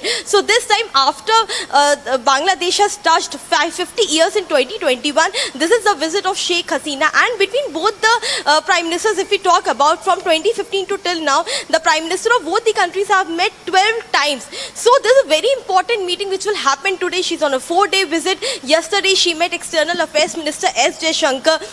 And after meeting S. Jaishankar, she also visited Nizamuddin Aulia Dargah as well. It is a very big tourist attraction in Delhi. And today her meeting with newly elected President Draupadi Murmu, the president of the country, is also being seen very important. And in the visuals, we are seeing that she's about to reach President House, Rashtrapati Bhavan, where Prime Minister Narendra Modi is also there. External Affairs Minister S. Jaishankar is also there. So this is a very important meeting which is going to take place between Bangladesh Prime Minister and between the big leaders of the country, because between them there will be so much discussion to talk about. Yes, back to the studio. All right, of course, as Harsha's pointing out, the Prime Minister of Bangladesh being accorded the ceremonial welcome at the Rashtrapati Bhavan. That's top leaders of the Indian government over there. Prime Minister Modi, of course. We also saw Dr. S. Jaishankar earlier. He's there in the frame right now as well, waiting for the Prime Minister of Bangladesh to arrive at the Rashtrapati Bhavan. She will be given the ceremonial welcome over here. And the two countries, India and Bangladesh, are likely to unveil a raft of measures to boost cooperation in areas of defense, trade and river water sharing during Sheikh Hasina's 4-day trip to India. Now, the two sides, of course, are expected to ink several agreements, including the one on interim sharing of the Kushiara river water following talks between the two sides. We are, of course, learning that there are a host of meetings that are already lined up for today. She will, of course, first be meeting the President and the Vice President. There you can see the Prime Minister going forward to, I guess, welcome Sheikh Hasina as she makes her way to the Rashtrapati Bhavan. That is the ceremonial welcome that is accorded to a visiting head of state.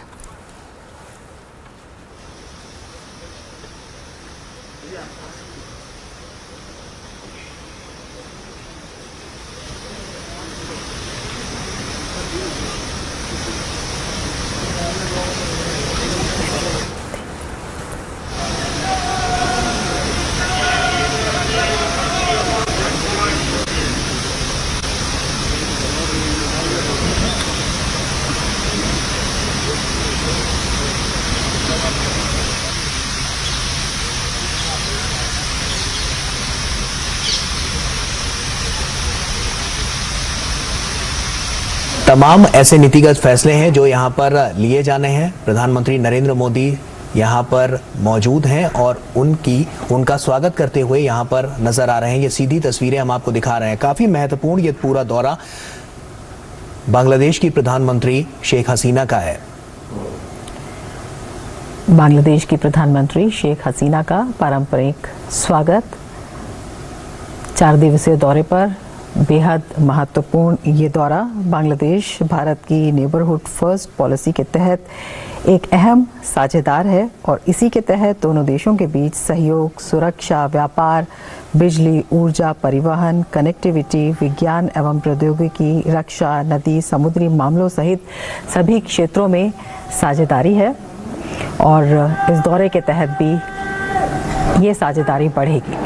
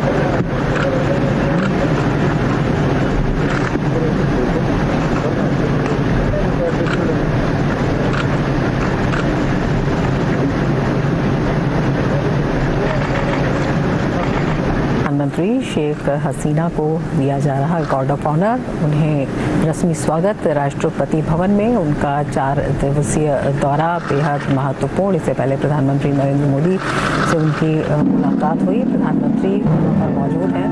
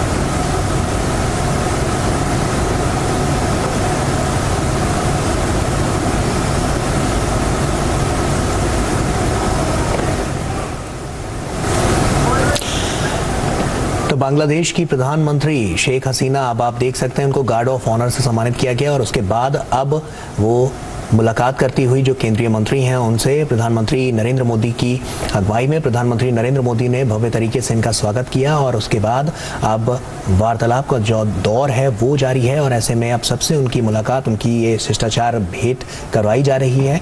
और आपको बता दें तमाम बड़ी और महत्वपूर्ण यहाँ पर जो पहल है उसको एक अमली जामा पहनाने के लिए, एक नई नीतियों के तहत आने वाले समय के लिए और मजबूत इन संबंधों को करने के लिए तमाम यहाँ पर जो नीतिगत फैसले हैं वो यहाँ पर लिए जाएंगे और ये दौरा काफी महत्वपूर्ण हो जाता है। आज आपको बता दें कि प्रधानमंत्री शेख हसीना का जो मुलाकात का सिलसिला है वो राष्ट्रपति के साथ भी है और उसके बाद उपराष्ट्रपति से भी वो मुलाकात करेंगी और ऐसे में प्रधानमंत्री नरेंद्र मोदी के साथ द्विपक्षीय वार्ता का भी उनका पूरा कार्यक्रम है और तमाम नीतिगत जो फैसले हैं वो लिए जाने हैं और ऐसे में तमाम जो अहम मुद्दे हैं उन पर बातचीत का दौर भी जारी रहेगा। शेख हसीना की ये यात्रा इस दौरान भारत और बांग्लादेश के बीच साझा नदियों के जल बंटवारे, बिजली और ऊर्जा सहयोग, सीमा प्रबंधन और रक्षा, रेलवे और विज्ञान और प्रौद्योगिकी के क्षेत्र में सहयोग पर केंद्रित कई समझौतों और MOU पर साइन होने की भी संभावना है। तो बहुत ही महत्वपूर्ण ये पूरा दौरा इनका होने वाला है और इस दौरे को लेकर तमाम तैयारियां साफ तौर पर नजर आ रही हैं।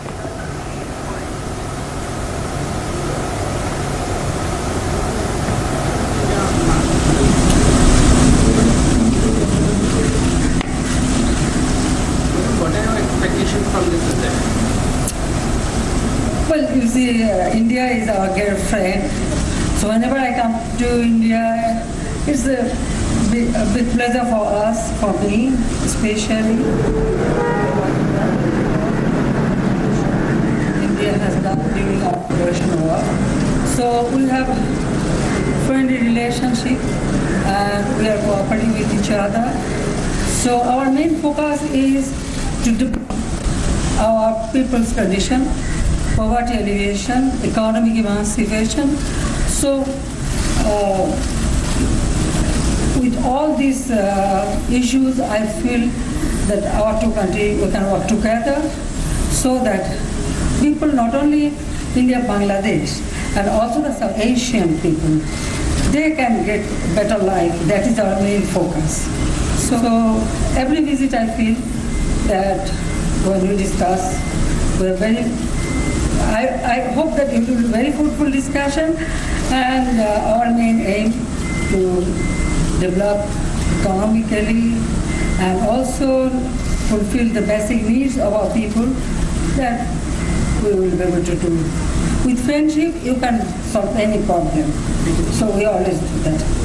So हम हमेशा आभारी हूँ भारत के और कि हमारा देश जब स्वाधीनता किया, जब लिबरेशन वॉर हुआ तो यहाँ के लोगों ने जैसा हमारा साथ थे, सपोर्ट की और बहुत लोग उनका जितना कंट्रीब्यूशन है हम हमेशा इसको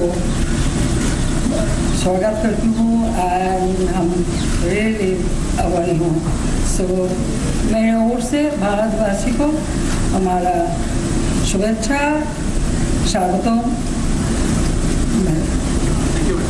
আমি একটু চেষ্টা করলাম হিন্দিতে বলতে, 6 বছর ছিলাম এখানে, একটু একটু শিখেছি, তো সেখান থেকে একটু বললাম যে আমার তরফ থেকে আমি ভারতবাসীকে আবার শুভেচ্ছা জানাচ্ছি, শুভকামনা জানাচ্ছি। আর সেই সাথে সাথে 71 সালে ভারতবাসী যেভাবে আমাদের পাশে দাঁড়িয়েছিল এবং সব ক্ষেত্রে আমরা তাদের সহযোগিতা পেয়েছি, সেজন্য সবাইকে আন্তরিক ধন্যবাদ জানাচ্ছি বাংলাদেশের পক্ষ থেকে, বাংলাদেশের জনগণের পক্ষ থেকে, আমার পক্ষ থেকে, আমার পরিবারের পক্ষ থেকে সবাইকে অনেক অনেক ধন্যবাদ।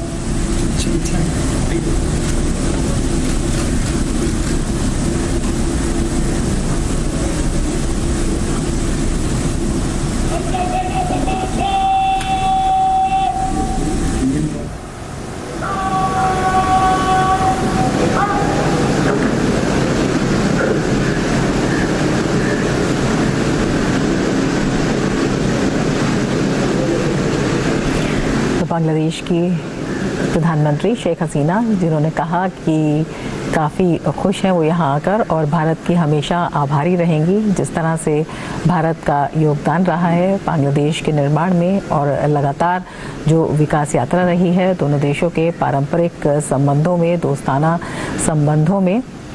उन्होंने कहा कि भारत आना सदैव अच्छा होता है और काफ़ी खुश दिखी। आज उनका पारंपरिक स्वागत किया गया, रस्मी स्वागत किया गया राष्ट्रपति भवन में। प्रधानमंत्री मोदी स्वयं उनके साथ मौजूद हैं और ये दृश्य आप देख रहे हैं। प्रधानमंत्री मोदी के साथ बातचीत करती हुई बांग्लादेश की प्रधानमंत्री 4 दिवसीय भारत दौरे पर हैं और बेहद उम्मीदों भरा ये दौरा कहा जा सकता है। उन्होंने कहा, बांग्लादेश की प्रधानमंत्री ने जब बातचीत की तो उन्होंने कहा कि जो मुख्य फोकस है वो रहने वाला है किस तरह से गरीबी उन्मूलन किया जाए, किस तरह से जो आर्थिक स्थिति है उसको बढ़ाया जाए और किस तरह से जो व्यापारिक साझेदारी है वो लगातार बढ़ रही है वो उसे किस तरह से और आगे बढ़ाया जाए।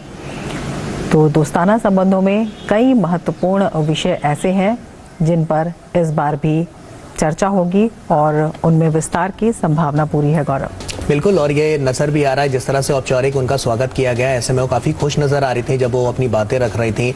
रक्षा सहयोग को और बढ़ावा मिलेगा इस बात की भी उम्मीद उन्होंने जताई है और साथ ही साथ अर्थव्यवस्था में जिस तरह की मजबूती की बात उन्होंने कही है क्योंकि कहीं ना कहीं भारत के साथ जो आपसी सहयोग है वो निरंतर और बढ़ेगा और जब प्रधानमंत्री नरेंद्र मोदी के साथ द्विपक्षीय वार्ता होगी तो उसके बाद कहीं ना कहीं ये संबंध और मजबूत होते नजर आएंगे। और इस दौरे की पल पल की खबर हम आपको लगातार दिखाते रहेंगे, लेकिन फिलहाल वक्त हो चला है आपसे विदा लेने का। नया सवेरा में फिलहाल इतना ही, दीजिए इजाजत। नमस्कार। नमस्कार।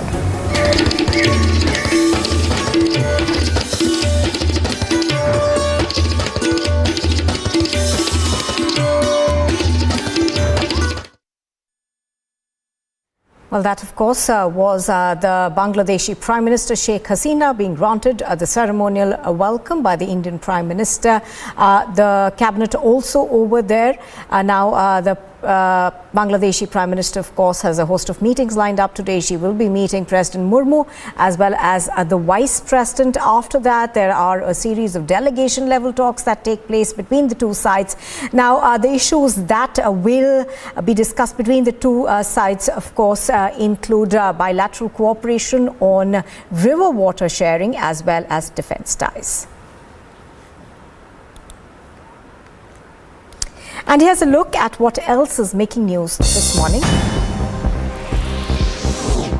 All BJP MLAs under the leadership of the leader of the opposition Ramveer Singh Bidhuri will meet President Draupadi Murmu today and submit a memorandum to ask for the dismissal of Arvind Kejriwal's government, which they say is involved in corruption.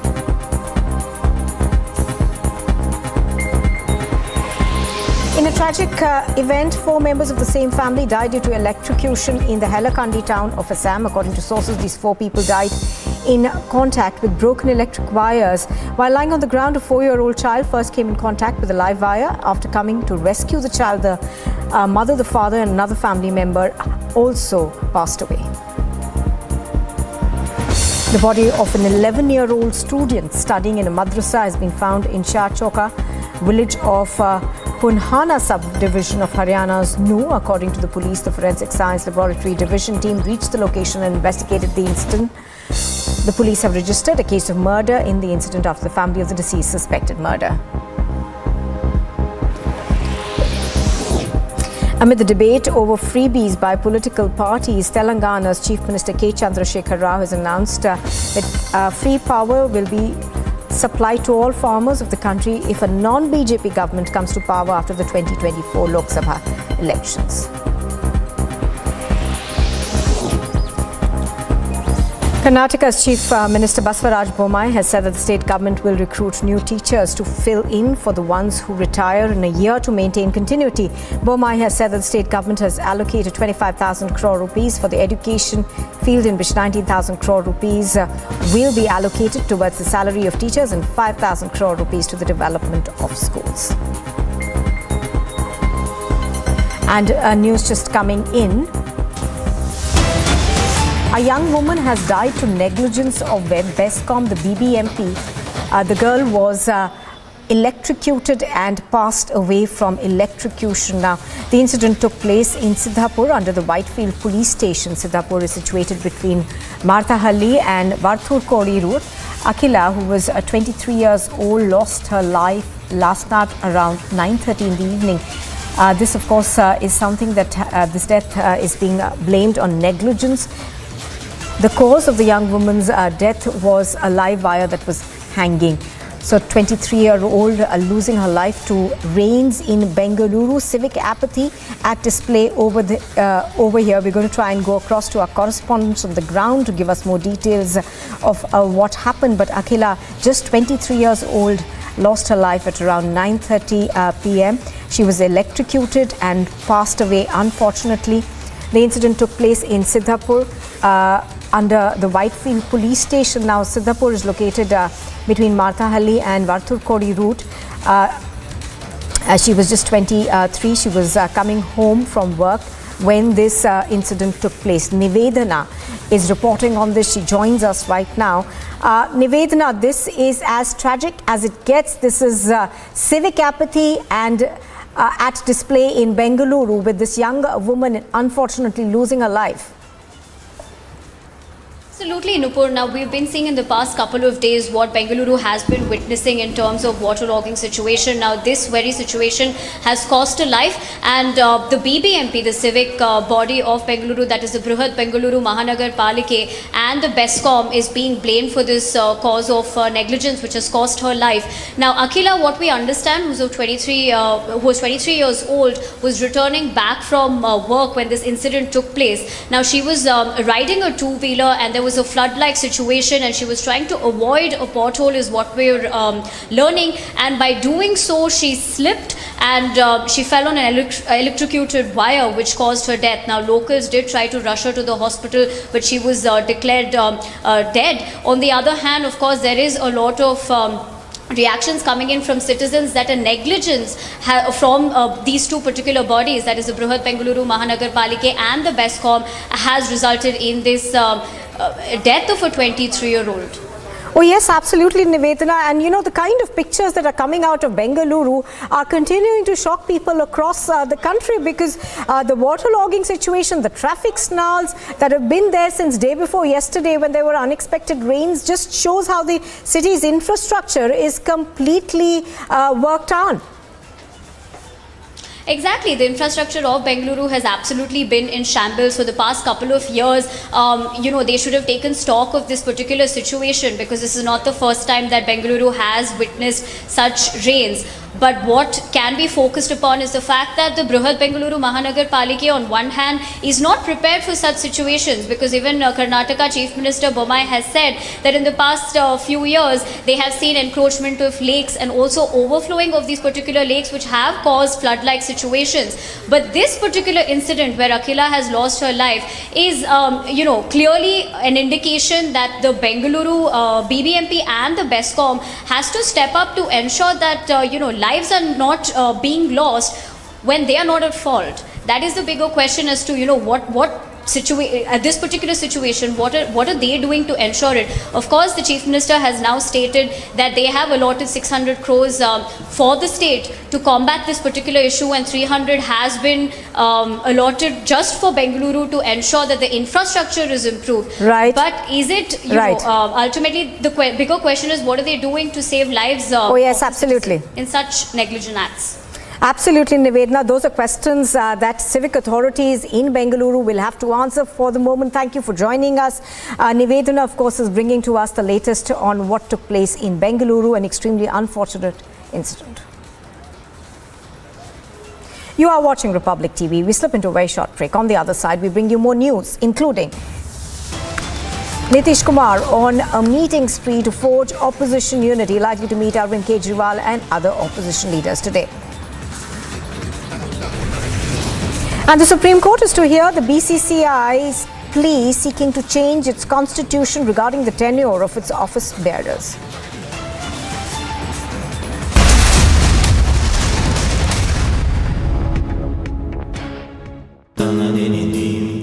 Amity has been ranked among the top universities globally for producing the most employable graduates by the Times Higher Education UK. Yet another testimony to Amity's excellent placement record.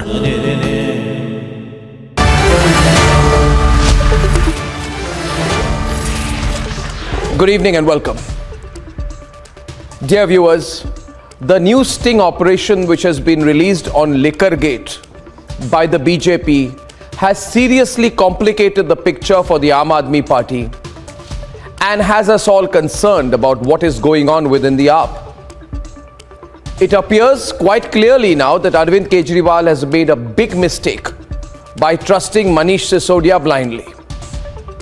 This sting has the father of the accused number 13, liquor man Marwa, giving some very elaborate details about the bribes paid, about the commission structure, about how blacklisted companies were given massive liquor contracts, and in one case how one party paid as much as a 60 crore individual bribe. One group, that is one company. It also has details about how this controversial, now scrapped policy of the Kejriwal government guaranteed huge profits for the liquor mafia. And viewers, so on and so forth. All the truth has come out, but most importantly tonight, even Mr. Arvind Kejriwal knows that this is all on tape. All on tape. Which means that there is really nothing to disprove anymore. There is nothing to contest or question back. If the party that is accused in Liquorgate confesses and says yes, together with the Kejriwal government, together with the Delhi government and under the guidance and watch and attention and देश प्रेम का एहसास, नए भारत का इतिहास, जिसका हर पन्ना है खास, राष्ट्र सर्वोपरि सम्मेलन।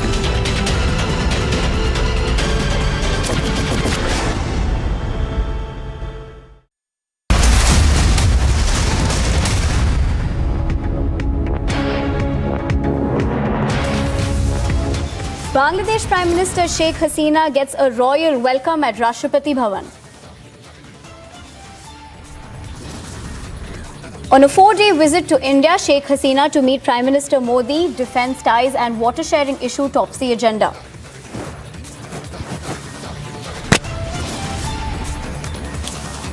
Sheikh Hasina ties with India, says grateful for India-Bangladesh friendship.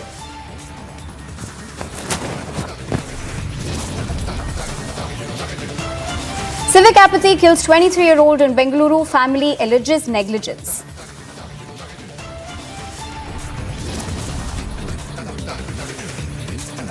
In national capital, Nitish Kumar on meeting spree to forge opposition unity, likely to meet Kejriwal and other opposition today.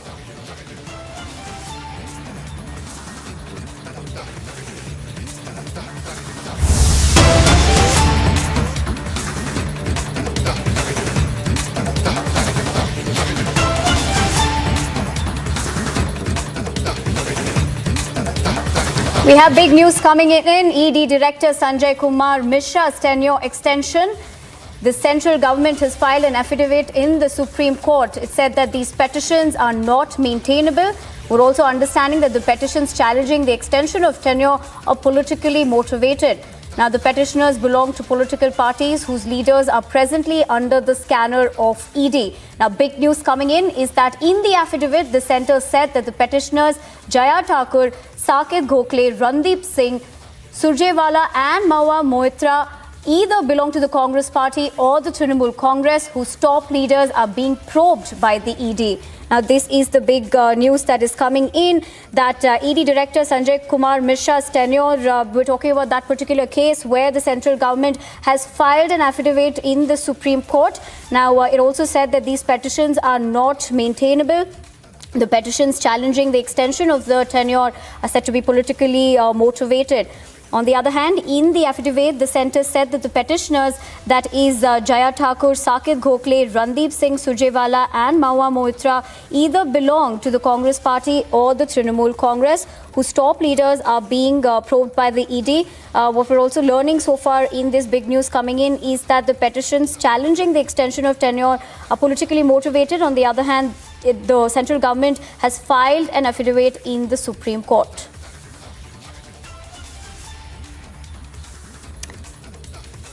Now, ED Director Sanjay Kumar Mishra's tenure, the extension case that we're talking about, the centre says the petition has not been maintainable.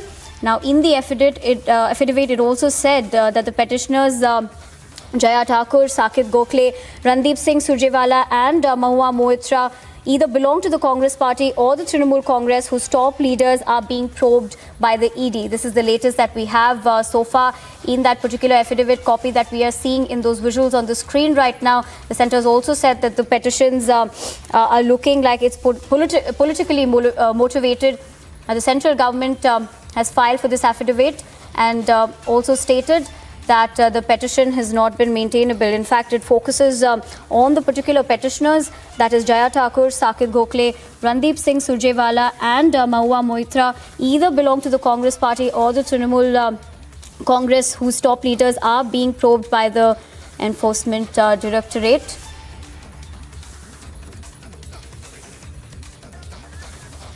Okay, this is the latest that we have so far about this, where in terms of the fact that the affidavit has been filed by the central government. On the other hand, it is being stated that by this particular we're talking about the ED Director Sanjay Mishra's tenure case here, extension case rather, where the petitions challenging the extension of the tenure are politically motivated is what has been observed. Now, in regard to this, the central government has filed an affidavit in the Supreme Court. Now, it is also observed and stated that the petitioners belong to political parties whose leaders are presently under the scanner of ED. Now, if we focus on the particular affidavit, the centre has stated clearly the petitioners like Jaya Thakur, whose top leaders are being probed by the ED. For more information on this, we're joined in by Rhythm. Rhythm, what we understand currently is that the central government has filed this affidavit. Rhythm is joining us on the phone line. Rhythm, what are we understanding so far? What are the reactions about this? If you could, tell our viewers about the same. Let's tell our viewers, the central government files an affidavit in the top court of the country where they take on all the people for this particular petition that has been filed, calling it politically motivated. While doing so, the central government gives us massive reasons as to why the tenure has been increased of the director. This particular plea, they say, is filed by malicious parties because there is an ongoing investigation that is continuing against the Congress party. So in very clear terms, not mincing words, in the Supreme Court, they are now stating that this particular case and that in this particular case there is this affidavit filed because then Congress is getting a complete investigation by the ED. Congress is being investigated by the ED. Not only the Congress party, others also here have been mentioned, and this clearly is very crucial because as we get to the exclusive copy, I want to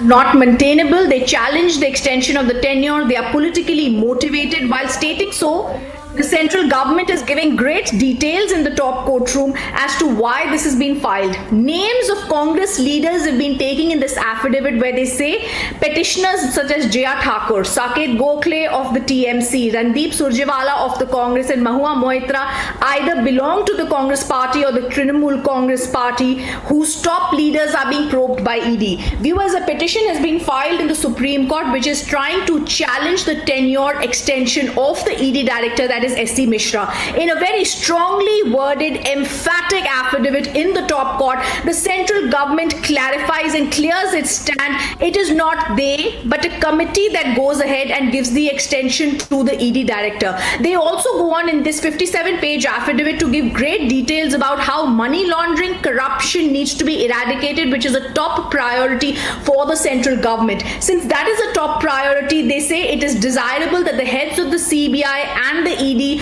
are in power for a longer period of time so that they're able to reach some conclusions. What I find most interesting, and I'm going to first go back to our viewers to take them through this particular passage, is on page 2, where they say this particular petition has been filed on behest of the National Congress Party. They are being investigated by the ED. They are competent to approach. If the Congress Party has an issue with the investigation that is being carried out by the Enforcement Directorate, they have a right to go ahead and approach a competent court for statutory relief. However, this petition is therefore filed for a personal interest and it's politically motivated. They then on page 3 give out details of all the other people who are continuing to be under the scanner of the ED, which includes Jaya Thakur, Saket Gokhale, Randeep Surjewala and Mahua Moitra. They say that it is submitted, that the investigation is ongoing on behalf of all of them, and therefore it is manifest political interest in which this petition is filed before the top court. It is camouflaged as a PIL, but in fact it is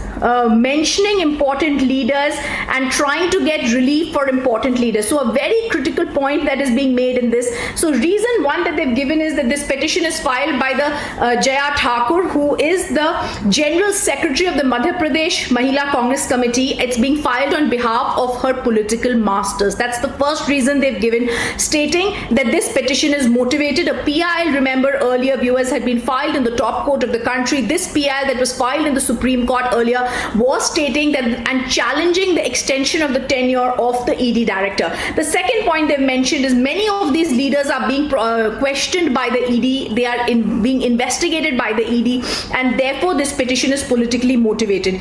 The third reason they've given, and I've just concised 4 points that have been there in this affidavit in the top court, is number one, the top priority of the central government, it says, is to eradicate corruption and money laundering. They also say it's well known that black money and international financial crime and its links with drugs, terrorism and other criminal offences poses a serious threat to the national security.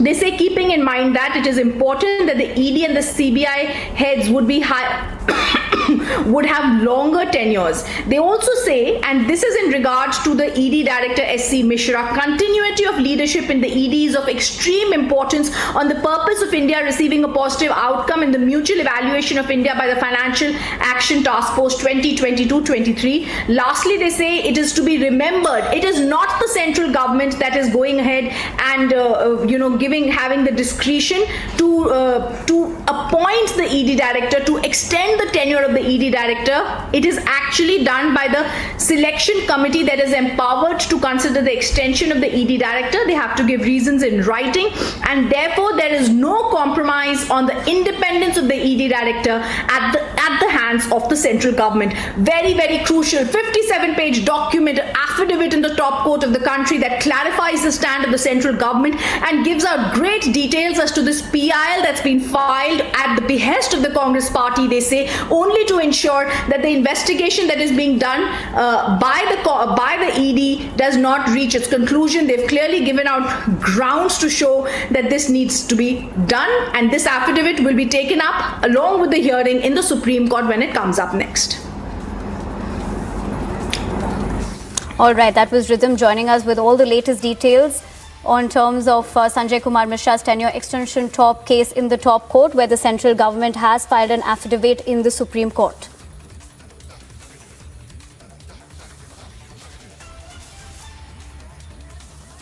Moving on to some big news coming in. What we're understanding is that ED searches are over 30 locations in Delhi excise policy case. The residence of Deputy Chief Minister Manish Sisodia not included in searches. Now the searches are underway in Delhi, Gurgaon, Lucknow, Hyderabad, Mumbai and Bengaluru. 10 ED teams on the ground. This is the big breakthrough that is coming in. We're understanding so far that ED searches are at over 30 locations in the Delhi excise policy case. But on the other hand, residence of Deputy Chief Minister Manish Sisodia is not been included in these searches. However, searches in Delhi, Gurugram, Lucknow, Hyderabad, Mumbai and Bengaluru are currently underway. This is in terms of the liquor gate case where ED mega raids are in NCR.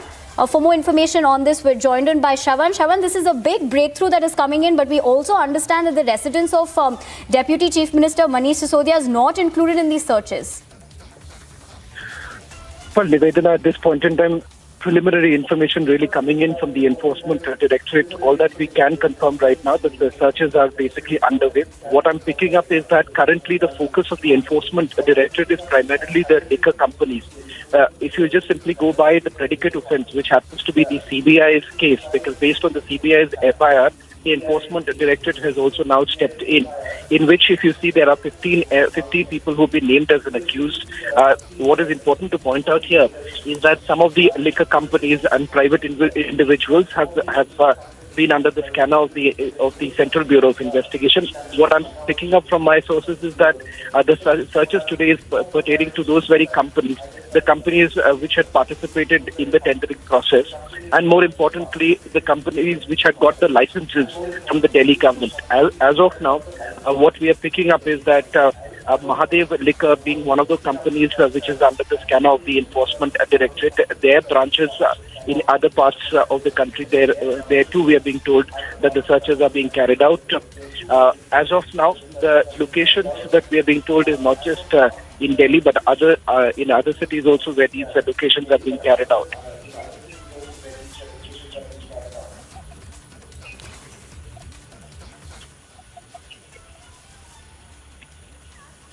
Shravan, we also understand that the reserve force is also on the ground. What other details do we have on this so far? Well, as far as the details that we do know at this point in time is that the Enforcement Directorate, remember, though they do not have, unlike the Central Bureau of Investigation, they do not exactly have a preliminary inquiry process. But what we do know is that since there's already a predicate offence which has been cut out in this particular case with the CBI registering the FIR, the Enforcement Directorate basically takes up the FIR and also registers an ECIR, which is an FIR equivalent. And at this point in time, what we do know is that these searches are basically being carried out. It's a pan-India search is what we are picking up at this stage. Roughly about 30 locations is what we are being told, but the number could certainly vary given the fact that the searches began just about around 7:30 this morning is what we are picking up at this stage. But the point here is that very little details really coming in from the agency at this point in time. Perhaps a little bit more clarity would come in a little later in the day, given the fact that the teams are already. They've already begun the searches. There are certain reserve forces. What we can also tell our viewers that roughly about 10 teams is what I'm picking up. 10 teams is from the national capital itself who are carrying out these searches. All right. Thank you, Shravan, for getting us all that information. The latest so far is what we're understanding is that the ED has searched at over 30 locations in the Delhi excise policy case, and the searches are ongoing in 10 locations, including Delhi, Gurugram, Lucknow, Hyderabad, Mumbai and Bengaluru.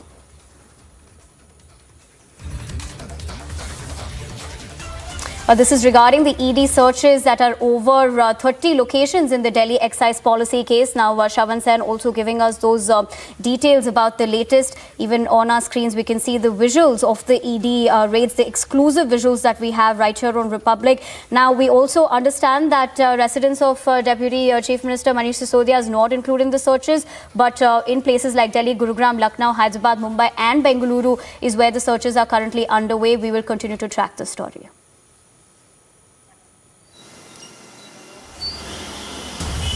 You're watching Republic TV and we'll be right back with you after a short break. But after a break, we'll give you all the updates regarding ED searches, which is getting in 30 locations in Delhi, Mumbai, Hyderabad, Gurugram and Bengaluru. And we'll give you all updates regarding these ED searches, which right now doesn't include Deputy CM Manish Sisodia's house. Stay tuned with us. We'll be right back after a short break.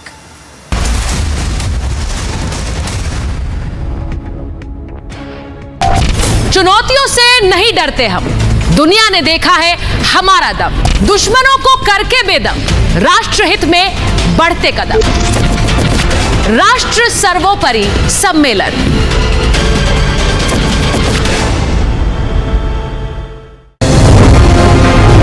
Bengal Special Task Force has recovered this huge consignment of arms from this area. There were about 12 pistols and a huge amount of ammunition recovered as well, and all this consignment came from Bihar, Munger.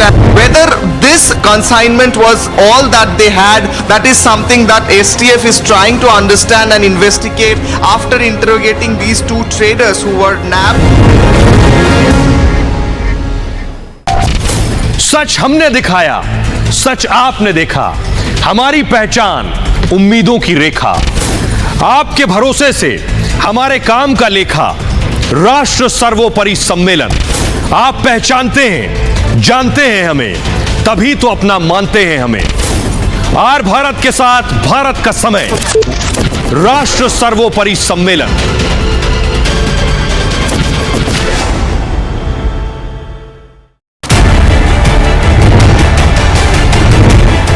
Profit की game 80% equipment माल दी ਵਿੱਚ ਸਾਨੂੰ ਵੀ ਪੈਸੇ government ਦਾ ਸਾਰਾ ਸਾਡੇ अरविंद केजरीवाल का चेहरा बेनकाब हुआ। ये भ्रष्टाचारियों की सरकार है, बेवड़ी सरकार, कट्टर भ्रष्टाचार।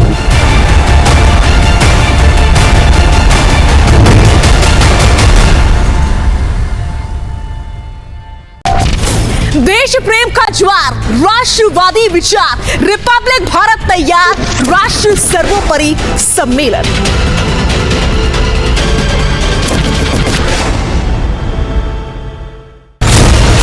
पहले ने गलती तेरी बड़ी नहीं की है ना, जिस वक्त ठेके मिलने लगे उस समय तेरी ब्लैक कंपनी से वो नाम देते जब ये एयरपोर्ट का ठेका 250 करोड़ छुट्टियां से 150 वाला नहीं देता और कहता 250 वाला जब ब्लैक लिस्ट किसी फर्जी केस को लीगली साउंड बनाने के लिए एक अधिकारी पर इतना दबाव बनाने पर आ गए ये लोग कि अब बेचारे उस अधिकारी को सुसाइड करना पड़ा। ये बहुत अफसोसजनक है। देश प्रेम का एहसास, नए भारत का इतिहास।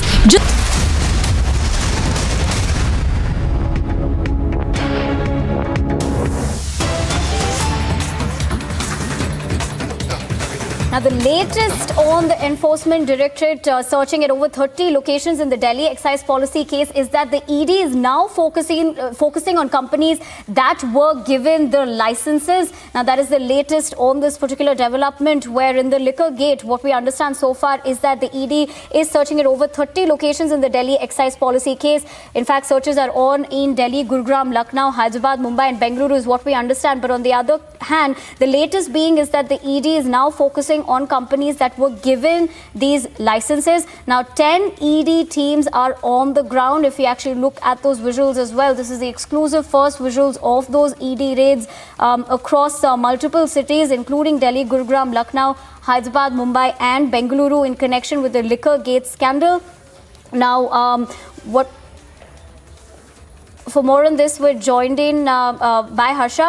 Harsha, we understand now that the ED is focusing on companies that were given the licenses, but what else have we gathered so far on this?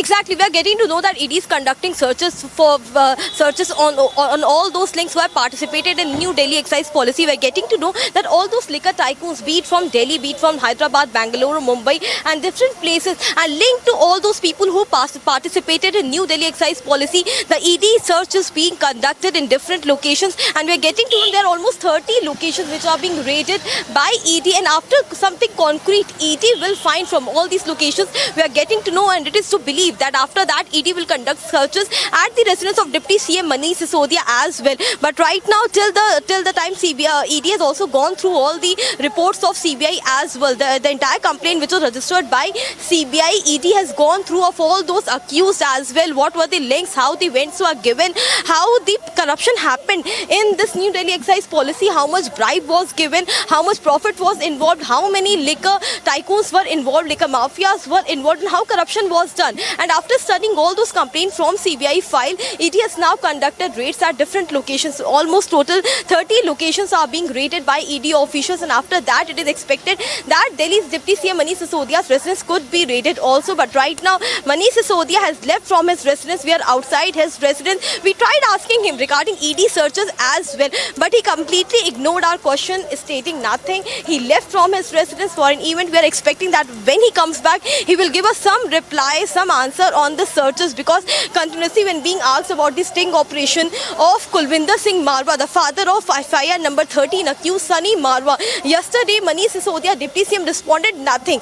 He clearly stated that this sting is baseless, and Aam Aadmi Party doesn't believe in such sort of a sting. They clearly denied such a sting, and they had nothing to answer in this sting.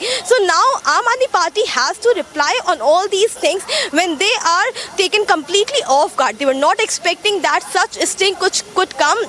In New Delhi excise policy, giving all the details in that sting operation, how the bribe was taken, how one company has given 253 crore for entire year for the vent. What is the basis of getting the vents in the posh colony like Defcol and in the slum area like Kotla, Mubarakpur? So these are the things which we are getting to know. It is right now conducting raids at 30 locations, but right now not at the residence of Deputy CM Manish Sisodia. Back to the studio.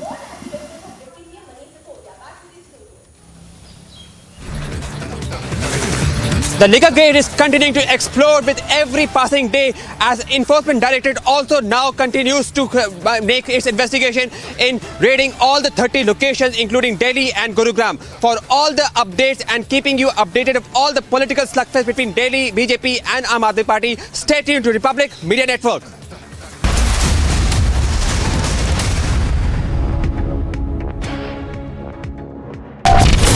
सच हमने दिखाया, सच आपने देखा, हमारी पहचान उम्मीदों की रेखा, आपके भरोसे से हमारे काम का लेखा, राष्ट्र सर्वोपरि सम्मेलन। आप पहचानते हैं, जानते हैं हमें, तभी तो अपना मानते हैं हमें। आर भारत के साथ भारत का समय, राष्ट्र सर्वोपरि सम्मेलन।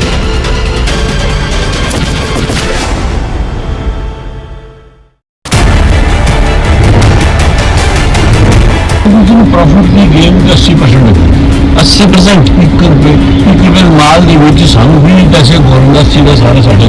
अरविंद केजरीवाल का चेहरा बेनकाब हुआ। ये भ्रष्टाचारियों की सरकार है, बेवड़ी सरकार, कट्टर भ्रष्टाचार।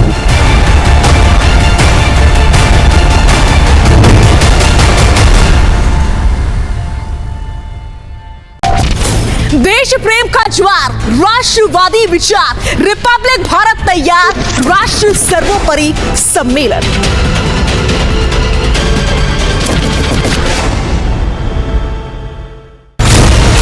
पहले ने गलती ਜਿਹੜੀ ਬੜੀ ਨਹੀਂ ਹੋਈ ਹੈ ਨਾ, ਜਿਸ ਵਕਤ ਠੇਕੇ ਮਿਲਣ ਲੱਗੇ ਉਸ ਨੂੰ ਜਿਹੜੀ ਬਲੈਕਲਿਸਟ ਕੰਪਨੀ ਚ ਉਹਨਾਂ ਦੇ ਦਿੱਤੇ। जब कि एयरपोर्ट का ठेका 250 करोड़ छुट्टियां से 150 वाला नहीं देता और कहता 250 वाला जो ब्लैकलिस्ट। किसी फर्जी केस को लीगली साउंड बनाने के लिए एक अधिकारी पर इतना दबाव बनाने पर आ गए ये लोग कि अब बेचारे उस अधिकारी को सुसाइड करना पड़ा। ये बहुत अफसोसजनक है। देश प्रेम का एहसास, नए भारत का इतिहास, जिसका हर पन्ना है खास, राष्ट्र सर्वोपरि सम्मेलन।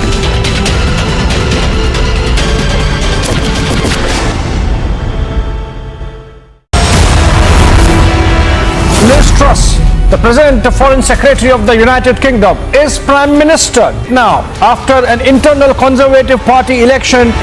After 8 weeks of rigorous campaigning, the result is finally here. The next Prime Minister is Liz Truss after defeating Rishi Sunak by almost 20,000 votes.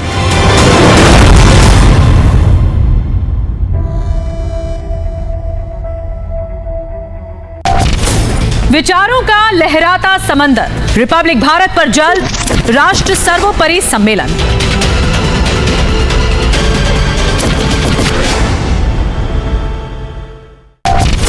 लहू में उबाल, राष्ट्रवाद की मशाल, भारत का अब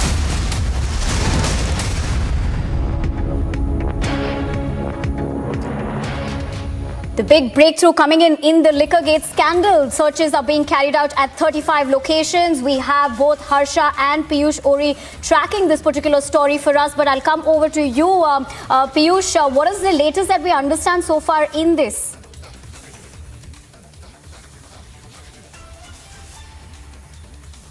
As far as the Liquorgate is concerned, is not ending. You know, after the Central Bureau of Investigation, conducted raids, now it is a time for Enforcement Directorate to conduct raids in several locations that include Delhi, NCR, Bangalore and Mumbai. Now, the most important thing in this raid is that Now, the most important thing in this case is that, it is not only Manish Sisodia who is involved, but also 14 other accused, who are primarily involved.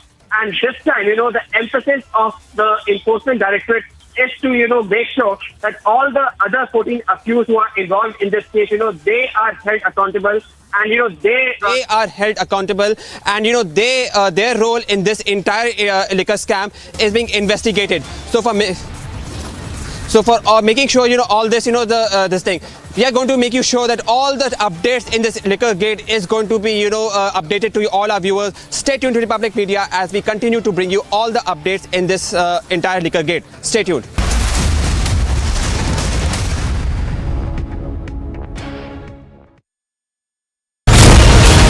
ने गलती तेरी बड़ी नहीं की है ना जिस वक्त ठेके मिलने लगे उस समय जी ब्लैक लिस्ट कंपनी से वो नाम देते जब कि एयरपोर्ट का ठेका 250 करोड़ छुट्टियां से गुड्स वाला नहीं होता और क्या था 250 वाला जो ब्लैक लिस्ट किसी फर्जी केस को लीगली साउंड बनाने के लिए एक अधिकारी पर इतना दबाव बनाने पर आ गए ये लोग कि अब बेचारे उस अधिकारी को सुसाइड करना पड़ा, ये बहुत अफसोसजनक है। देश प्रेम का एहसास, नए भारत का इतिहास, जिसका हर पन्ना है खास। राष्ट्र सर्वोपरि सम्मेलन।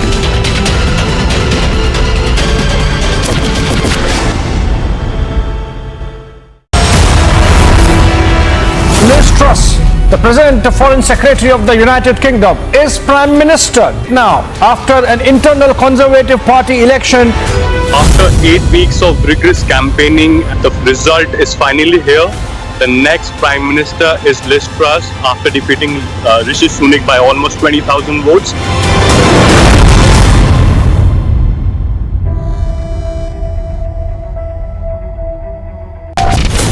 विचारों का लहराता समंदर, रिपब्लिक भारत पर जल्द राष्ट्र सर्वोपरि सम्मेलन।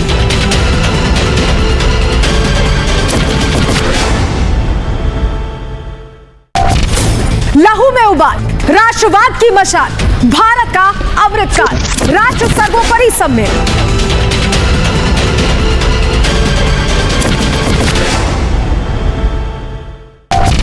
सोच का मंथन, विचारों का समागम, इतिहास लिखेंगे हम। राष्ट्रीय सर्वोपरि सम्मेलन।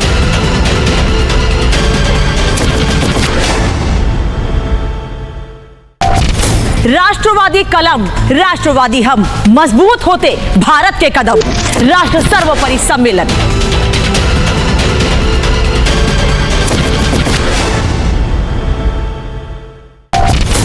उन्नति का पथ, उम्मीदों का रथ, सत्य की शपथ, हम हैं रिपब्लिक भारत। राष्ट्र सर्वोपरि सम्मेलन।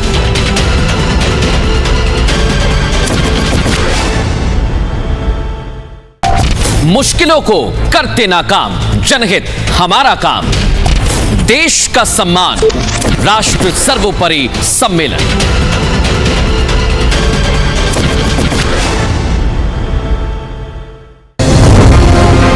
Bengal Special Task Force has recovered this huge consignment of arms from this area. There were about 12 pistols and a huge amount of ammunition recovered as well, and all this consignment came from Bihar, Munger.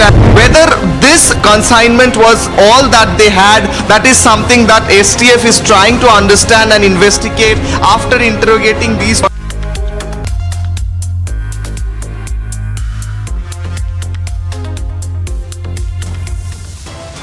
ED raids at 35 locations being carried out across the country.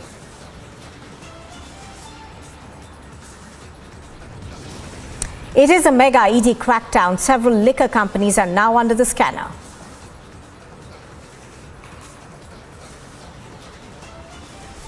Big lead in the BJP leader Praveen Nitharu's murder case. NIA raids 32 locations. On a 4-day visit to India, Sheikh Hasina is to meet the Prime Minister. Defence ties and water sharing issues top the agenda.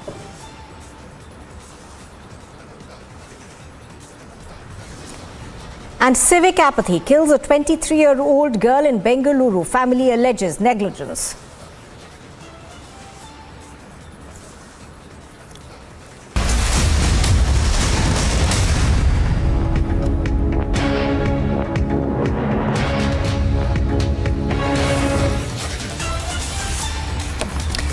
Good morning. You're watching Live and Breaking on Republic TV. I'm Nupur Talwar Suri. Straight across to news that's just coming in from the national capital. We are learning that searches are being carried out in about 35 locations.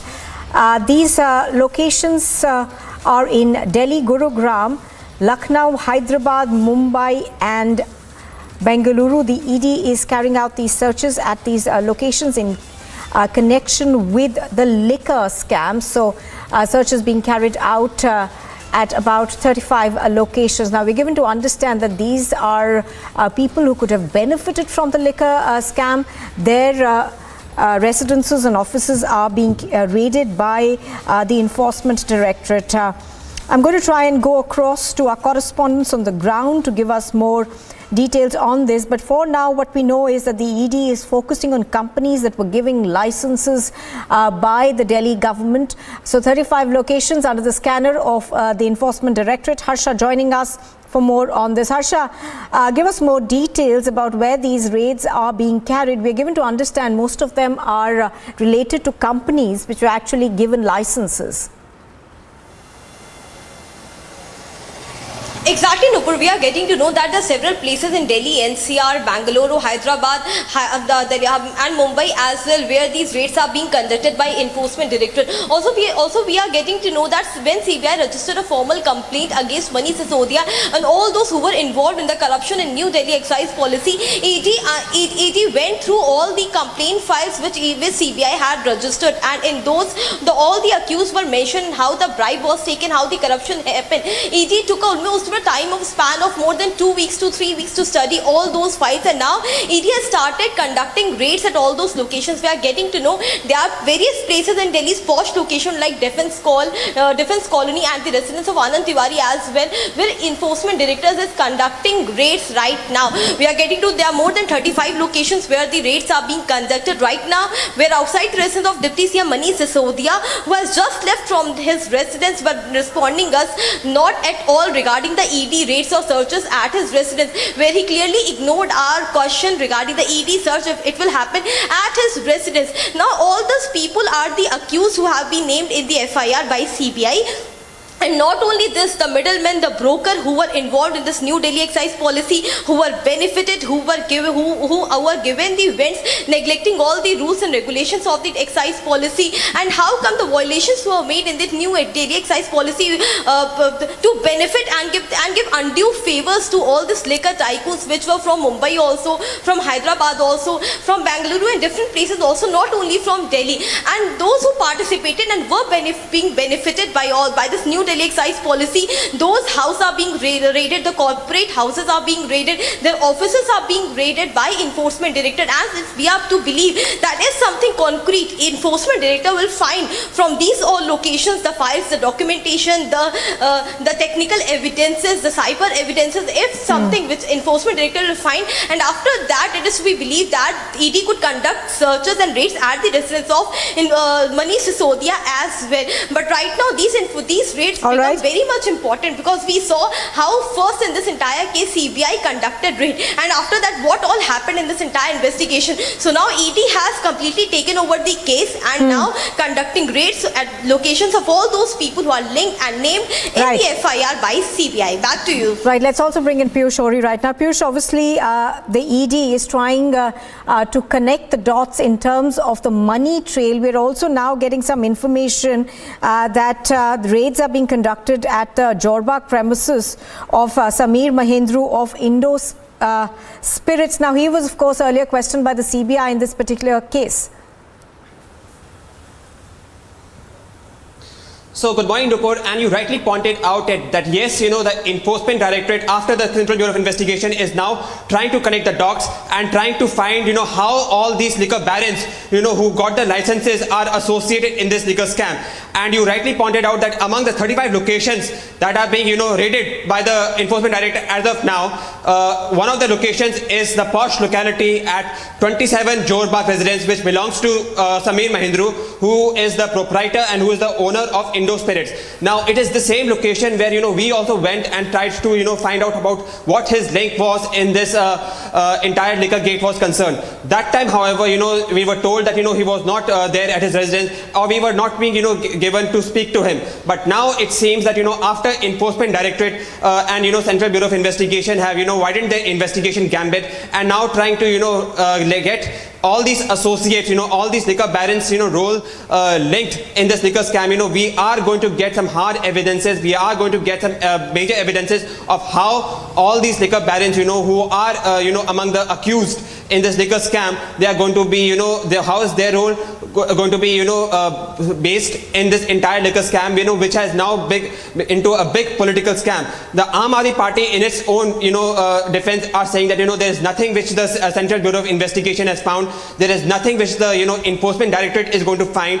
But as I said, the investigation of this entire liquor scam is not only restricted to Manish Sisodia, but there are also 13 other accused who are also involved. And now it becomes very important that as Enforcement Directorate is, raiding all these 35 locations, how the role of these entire 14 accused is going to be, based. How these how the role of these 14 accused is going to be established. So yes, very interesting developments ahead. Back to you in the studio. Oh yes, absolutely. Piyush, now, the CBI in its FIR has mentioned the fact that Mahindra in fact had paid some bribes to someone who was close to Manish Sisodia. Harsha, of course, was tracking Manish Sisodia right now. He didn't really speak to Republic TV when he was leaving his residence. So give us more details, if I could come to you on this one, Piyush, about the allegations that are there against him in the FIR of the CBI. You rightly said again that, not only Sameer Mahindra, but other accused like Amit Arora have been, accused, or they have been, alleged that, they had very good links with the bureaucrats of the Delhi who formulated this liquor policy, and through the bureaucrats they are also able to, get in good touch with several AAP leaders, which also include Manish Sisodia. Now, it is going to be very important now for the investigating agencies to establish their link, for which the raids are going on. But yes, the role of Sameer Mahindra has been, emphasized very emphatically by the FIR, by the Central Bureau of Investigation, in which it has been said that Sameer Mahindra was in direct contact with several, top bureaucrats of Delhi, which formulated this liquor policy. He was in links with, several top AAP leaders also who were involved and who knew about this entire liquor policy. So his role is being, investigated, quite extensively by the investigating agencies. At a time now, which, his residences is being raided by the Enforcement Directorate after, CBI questioned him. Now it is going to be again very interesting to see that what kind of facts the investigating agencies is going to present to us in the public domain, which is going to further establish about what his actual link was in this entire Liquorgate scam. Back in the studio. All right, stay with us, Piyush, as well. I'm going to go across right now to Harsha. Harsha, we were also being told that the Aam Aadmi Party will be addressing the media in a while, but when you tried to speak to Manish Sisodia, he did not really want to answer questions that were put up by Republic TV. Now, give us a sense of, that press conference that will be held at about 12 o'clock. That's what we are hearing. No, but one thing is very clear that since yesterday till now, since the time BJP literally showed the sting operation of Kulwinder Singh Marwa, which was shown by BJP, and clearly when they stated that how this entire bribe and corruption happened, this new Delhi excise policy, from that time to till now, Aam Aadmi Party has skipping the question regarding the sting. When asked about Sunny Marwa, when asked about Kulwinder Singh Marwa, how come father is telling everything about the bribe and corruption which has happened in this new Delhi excise policy, the continuous sequence of lines, how the money was given to the Delhi Deputy CM, how money went to him, and not even that, how profit was made, how they were, how only by putting 20 paisa they are earning the profit of 80%. All these things were clearly said in the string. And when since yesterday till now, till the time we have been asking Manish Sisodia continuously about the corruption which has been made, they have been skipping this question. And Nupur, we have got to know that Aam Aadmi Party has internally decided that they will pick up the different different way to answer BJP, and they are not going to respond on the sting operation or on Kulvinder Singh Marwa or on the accused number 13 in FIR, Sunny Marwa. We are getting to know that the press conference which is going to happen at 12 o'clock, it will be regarding SG VK Saxena. It can happen on CBI ACB with Jitendra Kumar issue, which Manish Sisodia also raised yesterday. But they are trying to skip this question. They were completely taken aback and off guard. Yesterday, they were not expecting BJP to come up with such a sting. And yesterday also we saw a press conference were done by Manish Sisodia, Atishi and Saurabh Bharadwaj, but they skipped the question on sting. They didn't reply anything when asked about the bribe, the corruption, the sting operation in which how bribes were being made, how the vents were being given in posh colony and slum area, and how corruption was made. They completely skipped such questions. They ignored, and it is clearly now that Manish Sisodia has to respond, because at the head of the excise department, he is responsible somewhere, because the accused father is clearly taking his name. So Nupur, these are the entire things which are going on this ED raids, and now the fresh things are going to happen when ED has started conducting raids, and we are expecting that ED will also sooner conduct raid at the residence of Manish Sisodia as well, Nupur. Right, stay with us, Harsha. Stay with us. Piyush, if I could come to you now. Piyush, obviously these developments of the EDs conducting raids across 35 locations come just the day after the sting operation of the BJP. We are also learning at the moment that there is a large presence of security forces at various locations. Can you update us on that? So, you rightly pointed out that there is a large presence of security forces also, because, when there is a lot of money involved and when there's a big money involved, the CBI as well as the Enforcement Directorate want to make sure that, they get, enough time to raid these locations. And mind you, it is also a very precarious position for all these officials, because, they have to gather, huge evidences before, they I'm going to have to interrupt you there. I'm going to come back to you in just a bit, Piyush. Let me go across to Shavan Sen, who's reporting on this. Shavan, the big news story that's coming out right now, of course, is the Jorbagh premises that is being raided. This, of course, is in connection with Indo Spirits and its CEO. Well, in fact, Nupur, I'm just coming right now with a little bit more details for our viewers. Just that a while back, only preliminary information was coming in, primarily because the searches had only started around 7:30 this morning. Perhaps we can also reflect this on our grids with regards to the latest information now coming in. First information that we can confirm is that 35 plus locations where these searches are being carried out right now. These are pan-India searches that are being carried out. The primary focus of the Enforcement Directorate right now is on the liquor companies. These companies, which are based not only out of the national capital, but we are also being told that they have got branches in other cities, for instance, in Chandigarh, in Chennai, and also in Telangana is what we are being told, where these searches are being carried out. There is a large focus of these very companies in terms of their operations in down south, where we are now being told whether at all the profit that they were actually making, was it being diverted in other states, is something that they are looking at this stage. Let's now put this into perspective. What is it? How is it very different from the investigation that has been carried out so far by the Central Bureau of Investigation? Remember, in the CBI's investigation, the focus was primarily into the criminal conspiracy. The fact is that when the liquor policy was drafted, formulated, whether at all there were people who were close to or associates of, alleged associates of Deputy Chief Minister Manish Sisodia, their involvement was there or not. As far as the Enforcement Directorate is concerned, they are largely interested in the windfall profits that these companies were making. Now, how exactly were they making these profits? If you're really looking at the margin was about 80-20. This 80-20 margin that you're basically looking at, 80% of the profit really goes to the companies, and 20% of it is what the government would have actually got. But the fact of the matter is that whether at all the government was getting any money from the profits that were basically being made by these liquor companies is something that the ED is going to look at.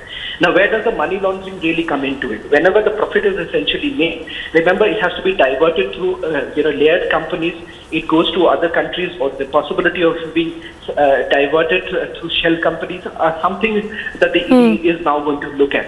Right now, when the searches are being carried out, the focus is only on the liquor companies. None of the government officials who have allegedly been involved in the formulation or the drafting of this liquor policy, or those who are the bureaucrats who are responsible for the excise policy, the searches are not being carried out at their premises.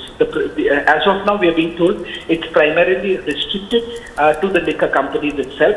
Perhaps it could also change as and when they get more evidence following the searches that have been carried out. So it is not exactly the same searches that were carried out by the CBI, but we are told that they have broadened the ambit of their entire investigation, and it is possible that in a few hours from now, the number that we are talking of, 35 plus locations, that could also very much increase. As of now, earlier in the day, Republic TV did have the information that about 10 teams of the Enforcement Directorate are already out for the searches. Remember, we were not putting out this information unless we had an official confirmation, and only after official confirmation we have now put out all these details for a consolidated information that we have at this point in time with regards to who are basically under the scanner. One more detail that I have right now, Nupur, with me is that Samir Mahindru, Sunny Marwa, these are people who are basically under the scanner. Premises connected to Sunny Marwa and Sabir Mahindru are being searched. Apart from that, there is a possibility of Vijay Nair. His premises are also being searched by the Enforcement Directorate. So these are all people who figure in the FIR that was registered by the Central Bureau of Investigations. Remember, roughly about 15 people were named in the FIR that was registered by the CBI, which basically meets the predicate offence for the Enforcement Directorate. For the Enforcement Directorate to file an FIR, they need a predicate offence, which was basically created by the CBI FIR that was registered, and an equivalent FIR was also registered by the Enforcement Directorate. So as you're pointing out, of course, Shravan, the FIR that the CBI had filed, it had specifically said that Samir Mahindru was someone who allegedly had paid a bribe to people who were believed to be close associates of Manish Sisodia. That's according to the CBI's FIR. But, you know, Shravan, as you're pointing out, this obviously, the ED searches are an effort to tie in the money trail and to be able to establish quid pro quo in this case? Well, as far as Samir Mahindru allegedly paying off certain bureaucrats or officials of the Delhi government for making windfall profits in this liquor trade is something that the Central Bureau of Investigation would be looking into, especially whether it all bribe money was given to any of the officials. And that is the reason why last evening we had got information from our sources that Samir Mahindru as well as Sunny Marwa, who were questioned, along with them about 12 public servants, they were also being examined by the Central Bureau of Investigation. A tad bit different would be the investigation that's carried out by the Enforcement Directorate, because they are largely looking at the money that has been made by these companies. Where was it going? Who was the ultimate beneficiary of the profit that was being made, at the cost of whom? Because the allegation here is that a loss to the public exchequer, and it was only because there were some certain companies who were being favoured over others, because these are large players. Because if you look at the the excise policy itself, the allegation essentially being that companies with an annual turnover, or not just an annual turnover, a period of 3 years, the turnover should have been about 150.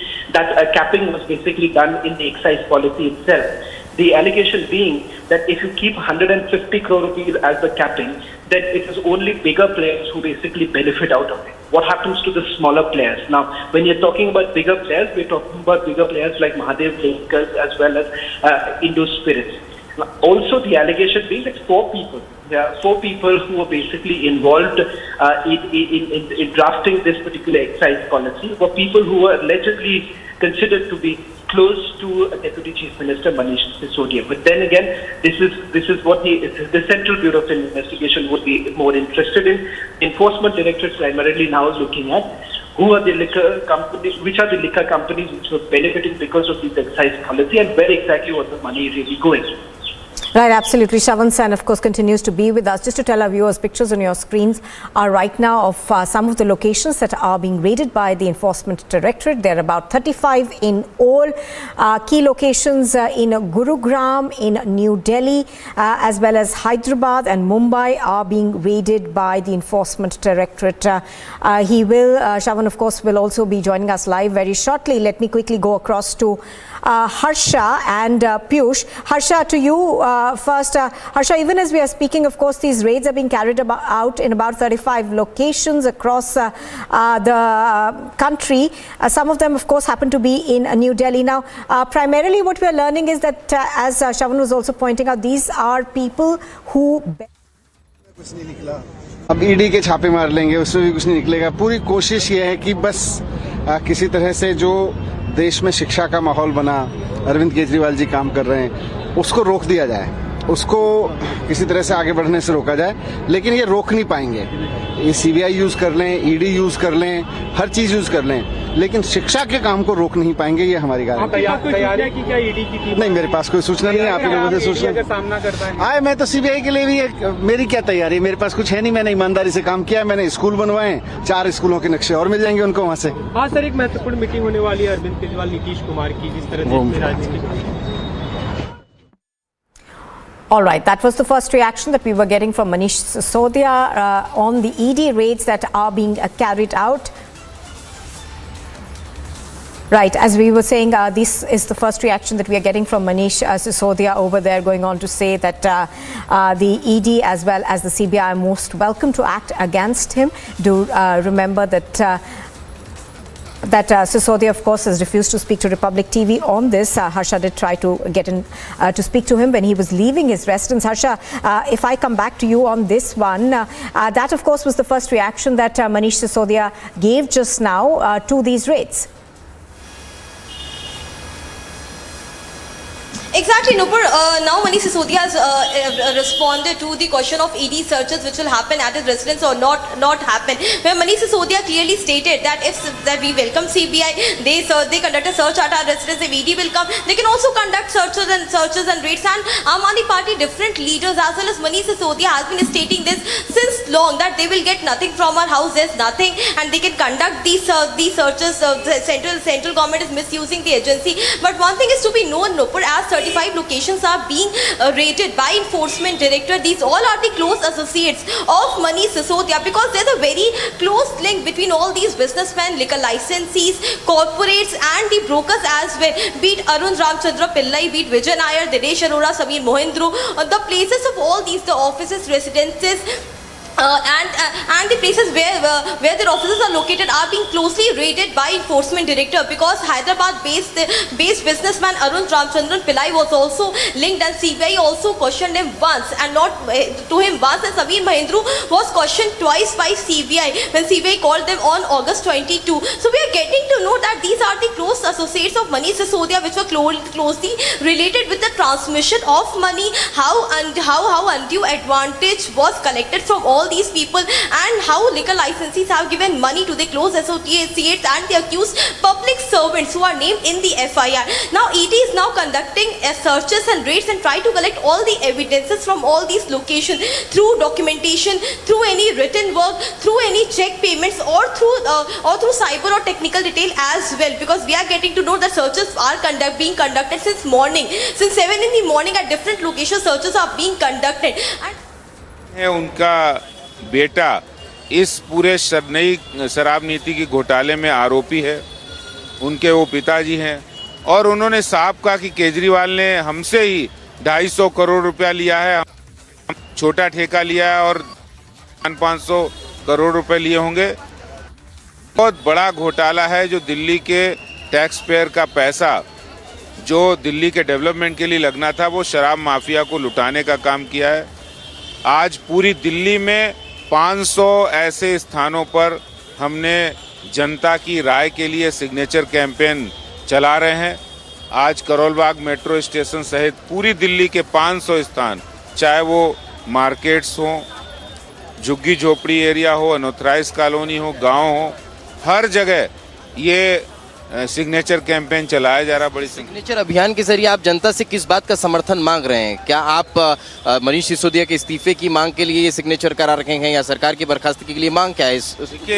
इसके दो उद्देश्य हैं। एक उद्देश्य है जनता के अंदर जन जागरण करना कि जिस सरकार को आपने चुना था वो सरकार जो वादा करती थी कि हम दिल्ली में बड़ी ईमानदारी से काम करेंगे और जो अपने सत्ता में आने के बाद वादे भूल गए। Well, that of course was Adesh Gupta of the BJP in Delhi. Let's go quickly across to Piyush Mishra, who's reporting from one of the locations where these raids are being conducted. Good morning, Piyush. Tell us about what's happening where you are reporting from. Well, Nupur, right now we are at the residence of Sameer Mahindra. Remember that he's one of the accused in the fire which has been filed by CBI in excise policy scam. Let me show you straight away the visuals which we are picking from Jorbagh area of Delhi, and that's the residence of Sameer Mahindra. You can also read the nameplate Mahindra 207 Jorbagh, and right now as we are speaking, the officials of ED are inside the residence of Sameer Mahindra. Who is Sameer Mahindra? He is the owner of Indo Spirits company, and remember that Indo Spirits was also being named in CBI FIR, and a couple of days back Sameer Mahindra was questioned by Central Bureau of Investigation. We at Republic had also gone there at the offices of Sameer Mahindra there at the Indo Spirit which is there in Okla. Remember that raids are taking place not only in Delhi, Mumbai, Bengaluru, but nationwide raids are going on. After this very short break, we will be getting more and more pictures from different locations as Aam Aadmi Party leaders now face ED heats. Stay tuned for more updates.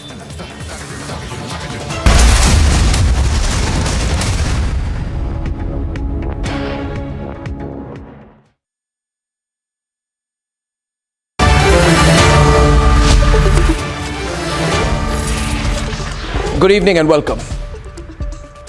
Dear viewers, the new sting operation which has been released on Liquorgate by the BJP has seriously complicated the picture for the Aam Aadmi Party and has us all concerned about what is going on within the AAP. It appears quite clearly now that Arvind Kejriwal has made a big mistake by trusting Manish Sisodia blindly.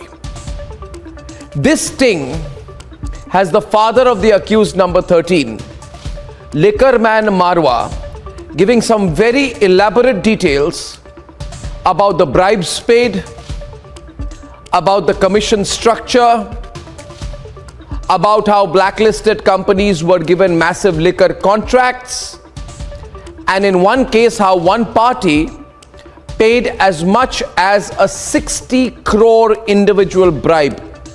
One group, that is one company. It also has details about how this controversial, now scrapped policy of the Kejriwal government guaranteed huge profits for the liquor mafia. And viewers, so on and so forth. All the truth has come out, but most importantly tonight, even Mr. Arvind Kejriwal knows that this is all on tape. All on tape. Which means that there is really nothing to disprove anymore. There is nothing to contest or question back. If the party that is accused in Liquorgate confesses and says yes, together with the Kejriwal government, together with the Delhi government, and under the guidance and watch and attention and patronage of the Aam Aadmi Party government, we carried out the biggest liquor scam in the history of independent India, then what really is left to be said? On top of it, we are now told that more such stings are going to be coming out. In my view, Arvind Kejriwal at this point should read the writing on the wall. And like how Mamta dropped Partha after the cash stash, he should drop Sisodia. He should sack him. Otherwise, this scam is going to hit him as well. It is still not late.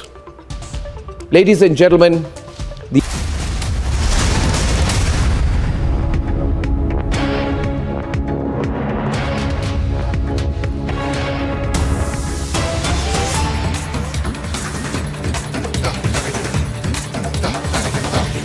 start off the bulletin with Breaking news coming in. Searches are being conducted at 35 locations in the Delhi excise policy case. So 35 locations being searched even as we speak. The residence of Deputy Chief Minister Manish Sisodia not included in the 35 location searches on in Delhi, Gurugram, Lucknow, Hyderabad, Mumbai and Bangalore. So major cities, 35 locations. Let's listen in to know more. पहले इन्होंने CBI के छापे मारे, उसमें कुछ नहीं निकला. अब ईडी के छापे मार लेंगे, उसमें भी कुछ नहीं निकलेगा. पूरी कोशिश ये है कि बस किसी तरह से जो देश में शिक्षा का माहौल बना, अरविंद केजरीवाल जी काम कर रहे हैं, उसको रोक दिया जाए, उसको किसी तरह से आगे बढ़ने से रोका जाए. लेकिन ये रोक नहीं पाएंगे. ये सीबीआई यूज कर लें, ईडी यूज कर लें, हर चीज यूज कर लें, लेकिन शिक्षा के काम को रोक नहीं पाएंगे. ये हमारी गारंटी है. की क्या ईडी की टीम? नहीं, मेरे पास कोई सूचना नहीं है. आप लोगों से सूचना अगर सामना करता है आए, मैं तो सीबीआई के लिए भी मेरी क्या तैयारी है? मेरे पास कुछ है नहीं. मैंने ईमानदारी से काम किया. मैंने स्कूल बनवाए, 4 स्कूलों के नक्शे और मिल जाएंगे उनको वहां से. And joining us now are our correspondents. We have with us Harsha Chandwani, who is joining us from the residence of Deputy Chief Minister Manish Sisodia. We also have with us Piyush Ori, who's who's standing there outside the residence of AAP convener and Delhi Chief Minister Arvind Kejriwal, and Piyush Mishra also with us from one of the locations where raids are being carried on. Piyush. Well, Harsha, coming to you now. Well, we are seeing some. We're hearing about multiple raids across.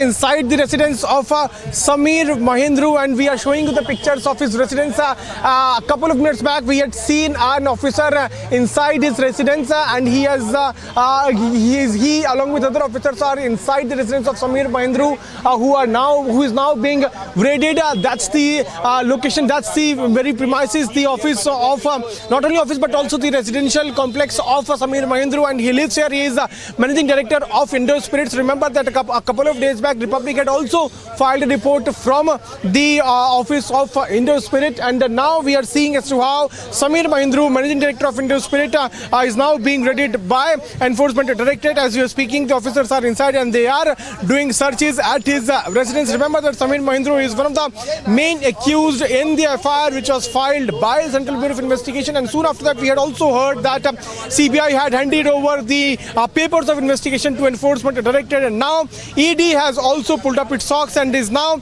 investigating the entire case and looking for more and more people in this entire case. Searches are taking place at around 30 locations, which also includes Delhi, Mumbai, Hyderabad, Lucknow and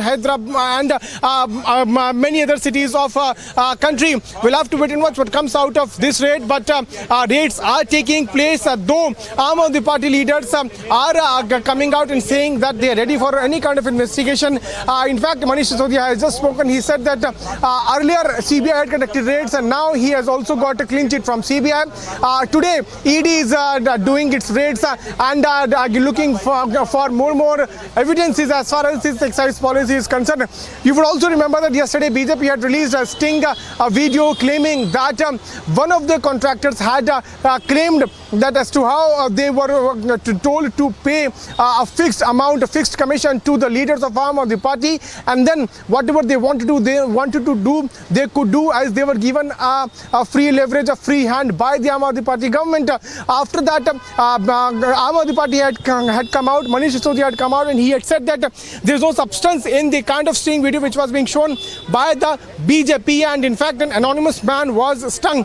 We'll have to see how the investigation further proceeds, though war of words continue between BJP and Aam Aadmi Party. But today Enforcement Directorate is conducting multiple searches, multiple cities, 30 locations are there where the raids are going on. In Defence Colony in Delhi, the raids are going on. In Johor Bagh, the raids are going on. I am at the residence of Samir Mahindra, who is the owner of Indo Spirits, and remember that the Indo Spirits name had also cropped up. Earlier, Samir Mahindra was interrogated by Central Bureau of Investigation soon after the case was filed. entire for at least 2 days investigations were carried, the interrogations took place, and now what we are now learning is that ED is here at his residence at 207 Jorbagh. If my video journalist can zoom and also try to show you the nameplate, that's the nameplate of Samir Mahindru 207 Jorbagh, and that's the very residence which is in Jorbagh, which is now being raided by the officials of Enforcement Directorate.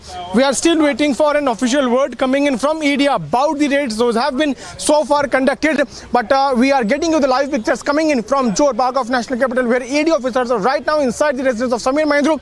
They came today in the morning at around 6 a.m. and since then the raids are underway.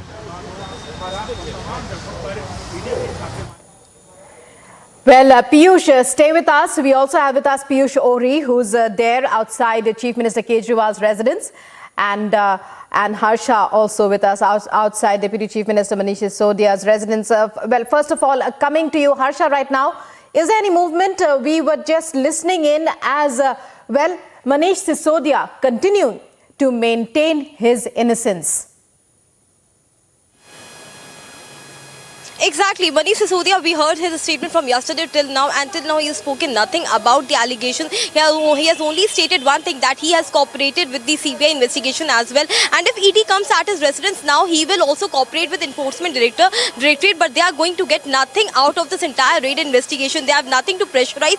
Therefore, they are using this agency. Now, this has been the statement of Manish Sisodia and other AAP leaders since long. But now the trouble for Manish Sisodia will get high and high, because since CBI was investigating on the criminal conspiracy angle, but when we talk about bribe, when we talk about the transmission of money, when we talk about the corruption through the money transmission, all this is being investigated by Enforcement Directorate. Let me tell you, Enforcement Directorate has now not till now registered a formal case in this entire Delhi excise policy corruption. But yes, they have gone through all the files of CBI complaint, in which CBI has mentioned very widely that how the corruption has happened, how many people are involved, the liquor licensees name, the name of the brokers and middlemen, and also the public servants who are accused in this entire matter. Today, more than 35 locations are being raided, and one of the very important locations of Samir Mahindru, the complex, the residence, the corporate offices as well. Because let me tell you, Samir Mahindru, Arun Ramchandran Pillai, Vijay Nair, Amit Arora, Dinesh Arora,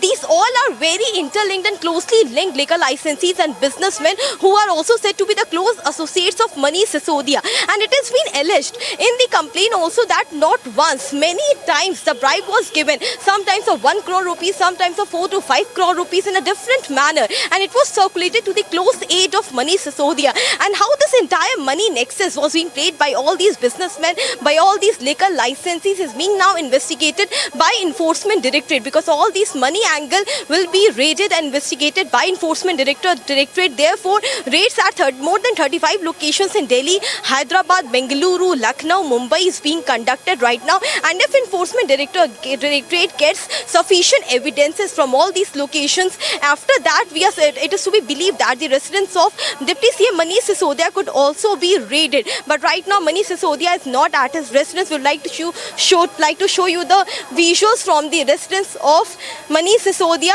There is no one here. There is supposed to be no movement here. Manish Sisodia at around 9 o'clock left from his residence for an event nearby, and he's supposed to be back here after an hour. But Manish Sisodia, as has spoken with ANI and correctly said that he is ready for all sort of investigation and trying to prove his innocence, again and again saying that they are pressurizing, and this new Delhi excise policy, no corruption has happened. So we will have to wait and watch that what does ED found from all these research locations, the raids which are being conducted at the location of Samir Mahindru, who is the owner of Indo Spirit Marketing Private Limited, the blacklisted company which was given vent, and it had already L1 license, and it was linked with the Khowgali Marketing Limited also, which had the zonal licenses. How these two blacklisted companies were given the vents and how much bribe was taken, all these parts are being investigated by the Enforcement Directorate. They were being benefited, undue advantage was being given to all these companies. So all these are the part of investigation, and we'll have to wait and watch after this ED raids gets completed, gets finished from all these locations. Do they find sufficient evidence to raid at the residence of Manish Sisodia, or to summon him notice, or to call for the investigation? We'll have to wait and watch, because right now Deputy CM Manish Sisodia's residence is not being raided. Back to you. Right, we also have with us Piyush Ori, who's outside Chief Minister Kejriwal's residence. Piyush, can we, Piyush and Harsha, as well as Piyush Mishra, we'll have to leave it at that for now. So, multiple raids across cities, the ED widening the ambit of searches as far as Liquorgate is concerned. Now, the Aam Aadmi Party and its leaders continuing to maintain its innocence. And now moving on to other news stories in live and breaking. Bangladesh Prime Minister Sheikh Hasina received a ceremonial welcome at Rashtrapati Bhavan. Prime Minister Narendra Modi and the External Affairs Minister Dr. S. Jaishankar were present at the event in Raisina Hills. The Bangladesh Premier is on a 4-day visit to India. हमेशा आभारी हूँ भारत के और कि हमारा देश जब स्वाधीनता और किया, जब लिबरेशन वॉर हुआ, तो यहाँ के लोगों ने जैसा हमारा साथ थे, सपोर्ट की, और बहुत लोग उनका जितना कंट्रीब्यूशन है, हम हमेशा इसको स्वागत करती हूँ और हम रियली आभारी हूँ. सो मेरे ओर से भारतवासी को हमारा शुभेच्छा, स्वागतम. As part of the 4-day visit to India, the Bangladesh Prime Minister Sheikh Hasina will be meeting Prime Minister Narendra Modi. Today, according to sources, issues related to security cooperation, investment, enhanced trade relations, power and energy sector cooperation, water sharing of common rivers will be among the topics discussed.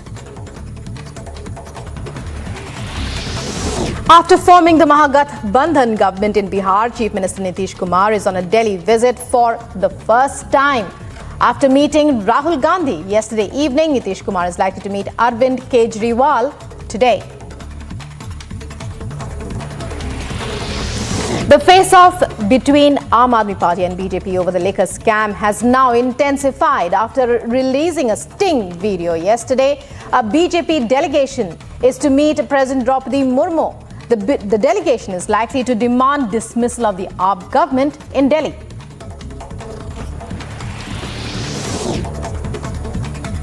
A case has been registered against hotel owners Rahul Agarwal, Rohit Agarwal, Pavan Agarwal and General Manager Sagar Srivastav in the Lucknow hotel fire incident. A case has been registered under sections 304 and 308 of the IPC at Hazratganj police station in Lucknow. 4 people have lost their lives and 14 have been injured in the incident. A shocking civic apathy case has been reported from Hailakandi in Assam. 4 members of a family lost their lives as they were electrocuted. Reportedly, all of them, including a 4-year-old child, came into contact with a broken live wire. Sonali Phogat's daughter Yashodhara launches social media campaign seeking CBI probe into the murder of her mother. She has created an account on Twitter, putting out tweets seeking public support so that the case may be handed over to the CBI. Days after Raja Singh was sent to Charlapalli jail under the PD Act case. Now, wife of suspended BJP MLA Raja Singh, Usha Bhai, has filed a petition in the Telangana High Court challenging the PD Act invoked by the Hyderabad City Police against her husband. As torrential downpour continues to create havoc in Bengaluru, Karnataka Chief Minister Basavaraj Bommai says the state government has decided to release 300 crore rupees to manage the flood situation in the city. The Chief Minister chaired a meeting with senior ministers and officials in the night to take stock of the rain and flood situation across Karnataka.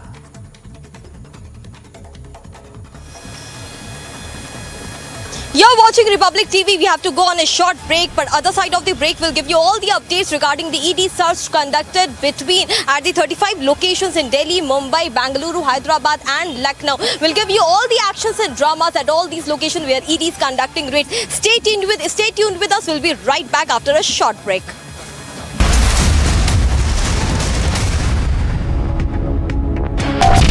सोच का मंथन, विचारों का समागम, इतिहास लिखेंगे हम। राष्ट्रीय सर्वोपरि सम्मेलन।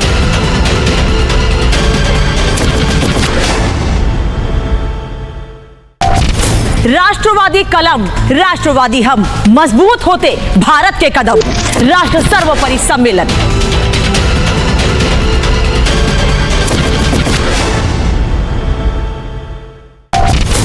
उन्नति का पथ, उम्मीदों का रथ, सत्य की शपथ, हम हैं रिपब्लिक भारत। राष्ट्र सर्वोपरि सम्मेलन।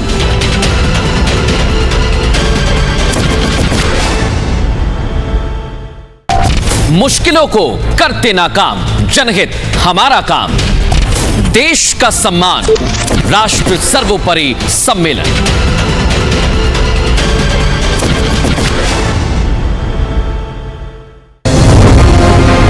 Bengal Special Task Force has recovered this huge consignment of arms from this area. There were about 12 pistols and a huge amount of ammunition recovered as well, and all this consignment came from Bihar, Munger. Whether this consignment was all that they had, that is something that STF is trying to understand and investigate after interrogating these two traders who were nabbed.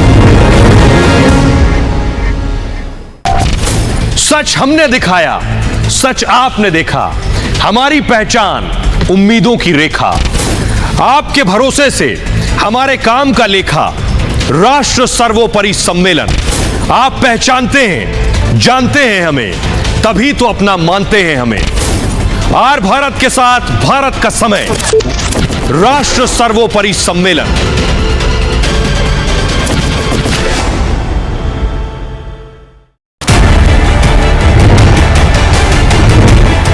Profit की game 80% माल की बेची सानू भी पैसे government सीधा सारे साढ़े। अरविंद केजरीवाल का चेहरा बेनकाब हुआ। ये भ्रष्टाचारियों की सरकार है, बेबड़ी सरकार।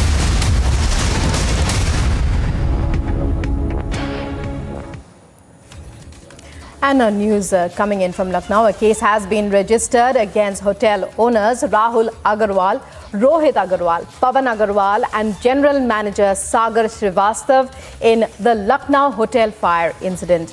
The case has been registered under sections 304 and 308 of the IPC at Hazratganj police station in the Uttar Pradesh capital. Here's more.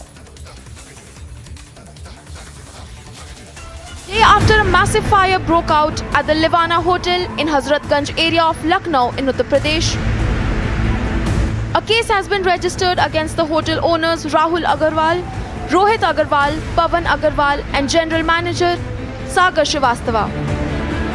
According to the Hazratganj police, the case has been registered under sections of 304 and 308 of Indian Penal Code. The FIR has been lodged after a detailed interrogation of the three owners of the hotel and its general manager. The officials have confirmed that 4 people have lost their life, while at least 14 have been injured and receiving treatment in the Lucknow Civil Hospital. Uttar Pradesh Chief Minister Yogi Adityanath took note of the fire incident and directed the officials to provide treatment to the injured. Bureau Report, Republic TV.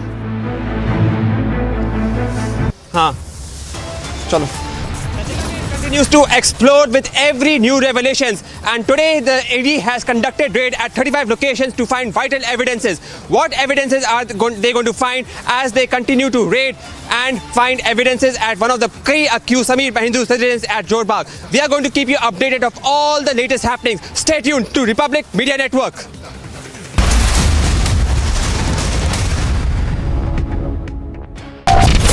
सच हमने दिखाया, सच आपने देखा, हमारी पहचान उम्मीदों की रेखा। आपके भरोसे से हमारे काम का लेखा, राष्ट्र सर्वोपरि सम्मेलन। आप पहचानते हैं, जानते हैं हमें, तभी तो अपना मानते हैं हमें। आर भारत के साथ भारत का समय, राष्ट्र सर्वोपरि सम्मेलन।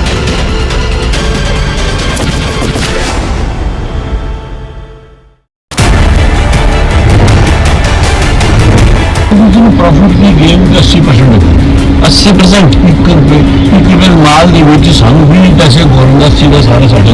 अरविंद केजरीवाल का चेहरा बेनकाब हुआ। ये भ्रष्टाचारियों की सरकार है, बेवड़ी सरकार, कट्टर भ्रष्टाचार।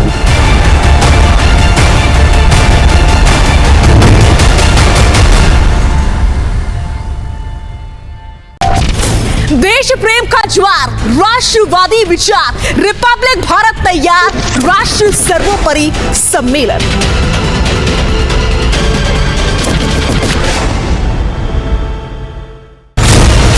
पहले ने गलती तेरी बड़ी नहीं की है ना, जिस वक्त ठेके मिलने लगे उस समय जी ब्लैक लिस्ट कंपनी से नाम दिए जब कि एयरपोर्ट का ठेका 250 करोड़ छुट्टियां से 150 वाला नहीं होता और कहता 250 वाला जो ब्लैक लिस्ट।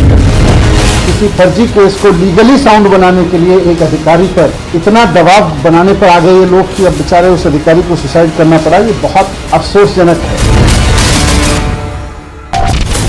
देश प्रेम का एहसास, नए भारत का इतिहास, जिसका हर पन्ना है खास, राष्ट्र सर्वोपरि सम्मेलन।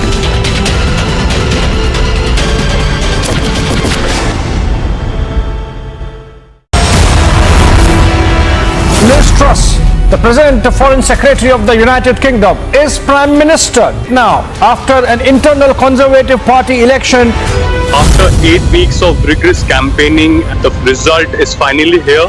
The next Prime Minister is Liz Truss after defeating Rishi Sunak by almost 20,000 votes.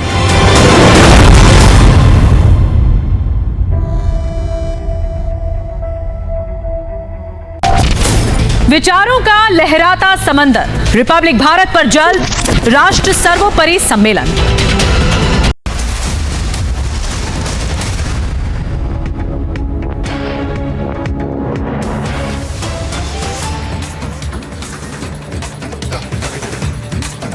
You're watching live and breaking and getting in an update in BJP youth leader Praveen Nettaru murder case. The National Investigation Agency raided many places in the early hours of this morning. Nearly 32 places in Puttur, Sulia, Kadaba Taluk were raided simultaneously. The team searched the homes of the accused in the Praveen Nettaru murder case. So, a major development in the Praveen Nettaru murder case after 2 more arrests were made on the 2nd of August, just a short while back. And now NIA is raiding nearly 32 locations. So multiple locations being raided in the Praveen Nettaru murder case. Well, so major development in the Praveen Nettaru murder case. The NIA is raiding multiple locations, 32 locations to be exact. And Niranjan now joining us for the latest update in this. Niranjan, take us through this breaking development. We are hearing about multiple raids, 32 locations, and there's hope yet that the culprits will be booked.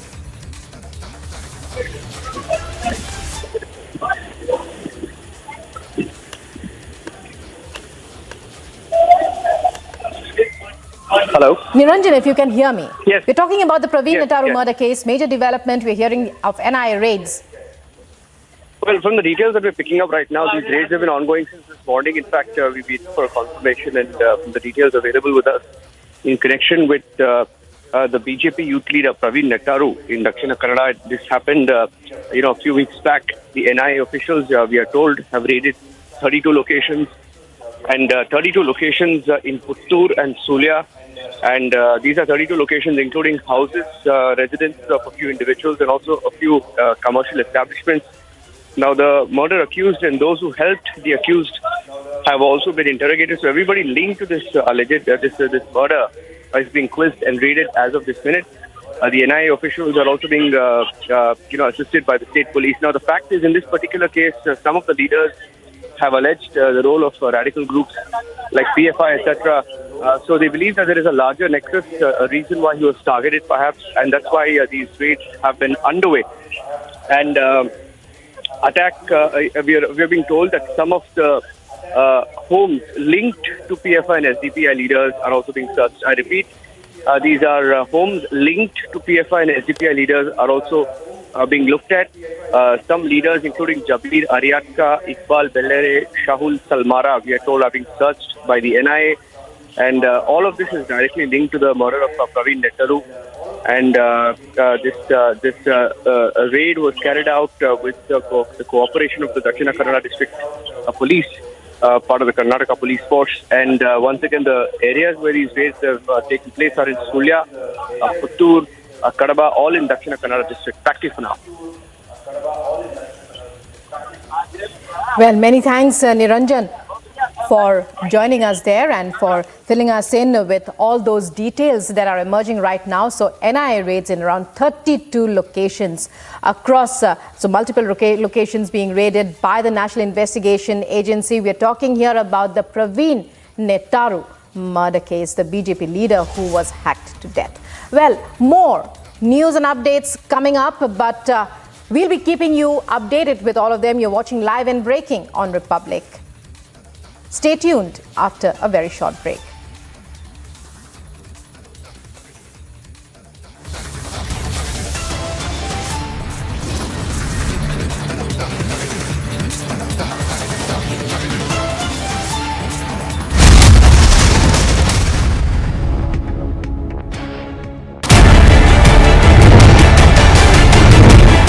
Profit की game के 80% people माल दी वो सानू भी पैसे government सीधा सारा साढ़े। अरविंद केजरीवाल का चेहरा बेनकाब हुआ। ये भ्रष्टाचारियों की सरकार है, बेवड़ी सरकार, कट्टर भ्रष्टाचार।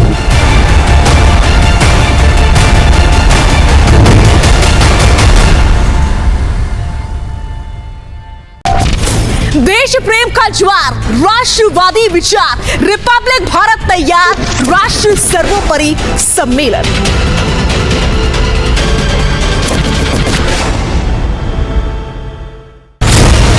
पहले ने गलती तेरी बड़ी नहीं थी ना, जिस वक्त ठेके मिलने लगे उस समय जी ब्लैक कंपनी से दम देते जब ये एयरपोर्ट का ठेका 250 करोड़ छुट्टियां से 150 वाला नहीं देता और कहता 250 वाला black list.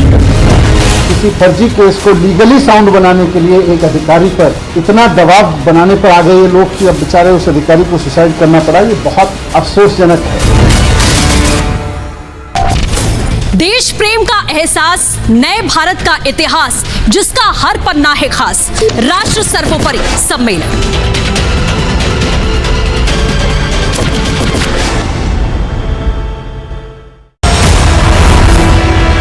Liz Truss, the present Foreign Secretary of the United Kingdom, is Prime Minister now after an internal Conservative Party election. After 8 weeks of rigorous campaigning, the result is finally here. The next Prime Minister is Liz Truss after defeating Rishi Sunak by almost 20,000 votes.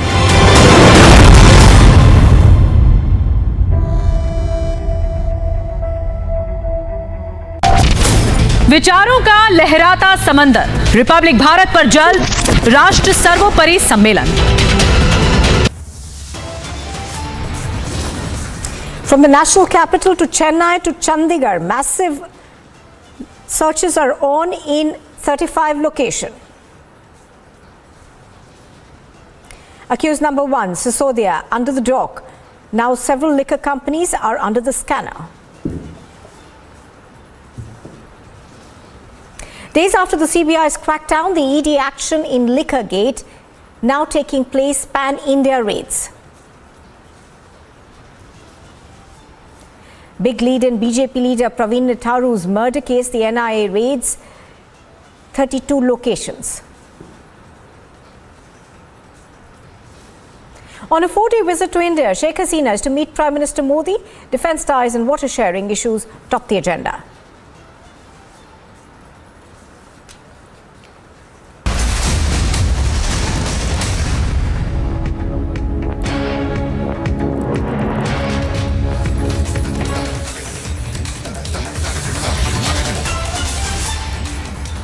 Good morning. You are watching Republic TV. This is Live and Breaking. I'm Nupur Talwar Suri. Going on straight to the big story that we are tracking here on Republic TV. Raids are being conducted by the Enforcement Directorate in at least 35 locations in the Delhi excise policy case. The residence of the Deputy Chief Minister Manish Sisodia is not included in these searches. Searches are... Bangalore, there is a picture that entire Bangalore is in problem. Entire Bangalore is not in problem. Basically, two zones, that too particularly one zone, Madhyapura zone, is in problem for two reasons. One is it has got 69 tanks in that small area. All are breached, all are overflowing.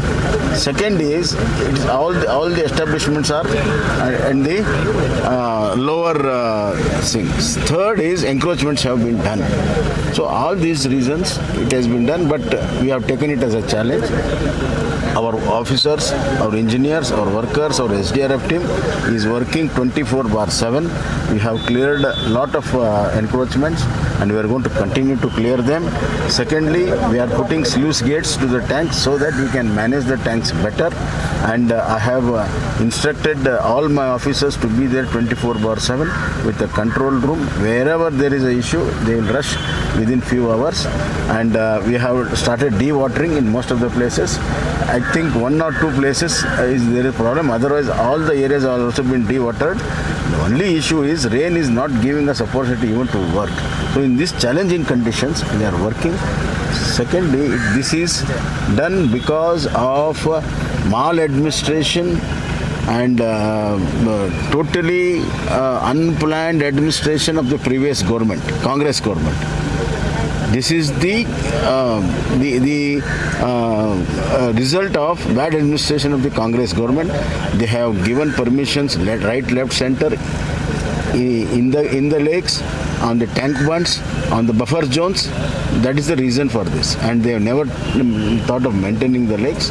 Now I have taken it as a challenge and I have given 1,500 crores for all this rainwater storm drain.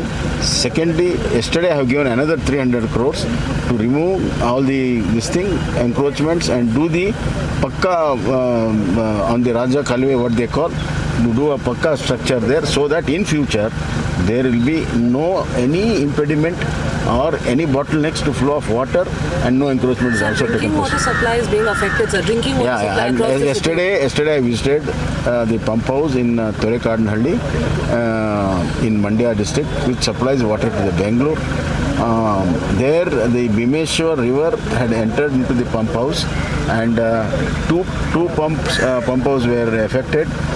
One pump house has been completely dewatered. By today night or tomorrow, 330 MLD of water will be supply will start, and another 550 MLD the water has been dewatered. Probably today afternoon everything will be clear, and it will take another 2 days to clear that. In the meantime, I have planned to supply the water in Bangalore, 8,000 borewells under BWSSP, another 4,000 under BBMP will be activated, and see that borewell water is given to the people. Wherever there is borewell water not possible, we have pressed the tankers to supply the water. Next 2-3 days, I request the people to be little cooperative, but we will supply the water to tankers and borewells. But after 3-4 days, the normal water will be restored. Sir, will the state government ask the central government to provide the pump position? Will the state government ask the central government to provide the pump position? No. The central team is coming today night. Tomorrow we are representing the presentation. Entire state, including Bangalore, issues will be discussed, and we are telling them what are the crop losses, what are the house losses, what are the infrastructure losses, and due compensation will be given by the center. Sir, in the PSI recruitment scam, another MLA has been named, sir. A BJP whoever is there, audio has come forward. See, whatever it is, see, still one second. Still the investigation is on. We have filed charge sheets already. If anything new comes, that will also be investigated. Okay. Chief Minister Baswaraj Bommai over there speaking about the measures that have been put in place by the Karnataka government to ensure that Bengaluru can get back on its feet. He has announced 300 crore rupees will be released to tackle the emergency situation in Bengaluru, also highlighting the measures that have been put in place to make sure that drinking water supply can be resumed. Now, just to tell our viewers that pictures on your screen are coming to you from Bengaluru, where several parts of the city still remain underwater.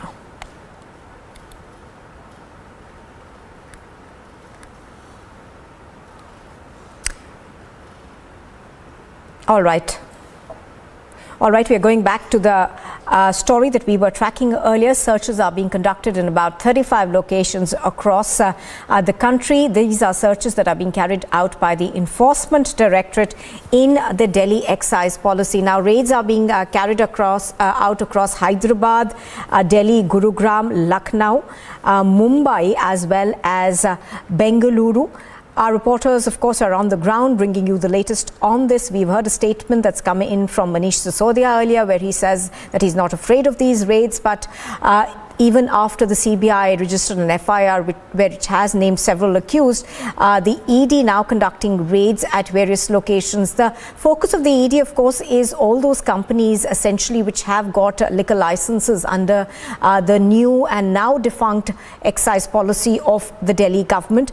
Several of these locations that are being raided, of course, are in New Delhi. Others are in Lucknow, Hyderabad, Mumbai, as well as Bengaluru.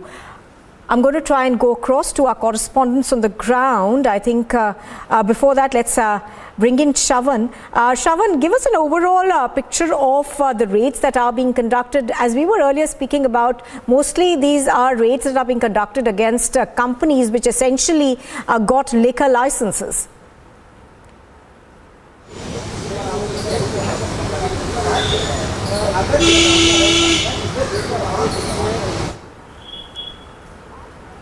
Shravan, if you can hear me, take us through the overall situation and give us an update on the raids that are being conducted by the Enforcement Directorate. Most of these, we understand, are against companies that essentially were given liquor licenses.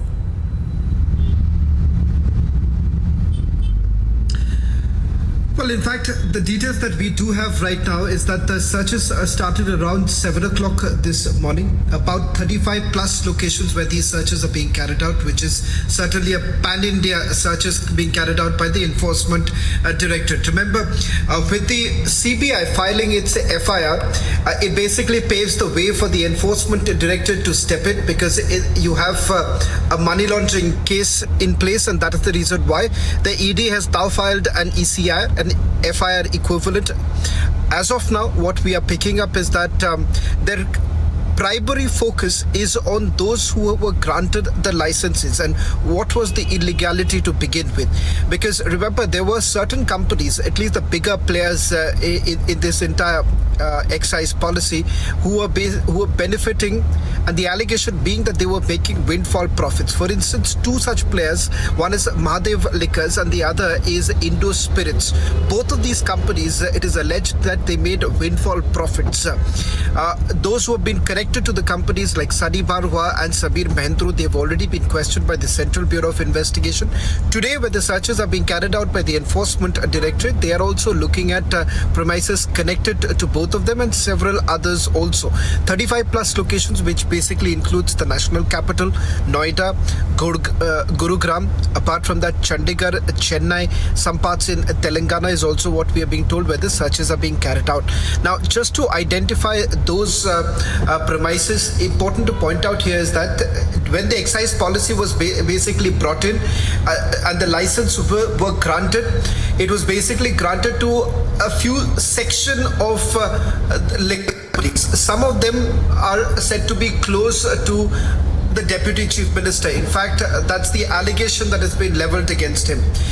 What the CBI was basically looking at was whether at all there was quid pro quo in terms of the fact that whether they were given one-time favors for one-time waivers, particularly about 423 crores to one of them. Then you have about 50 crore rupees, which is to another one from the airport zone authorities. So all of that is now being looked at by the Central Bureau of Investigation. Directorate, on the other hand, is looking at the windfall profit that has been made. It has finally gone into whose account?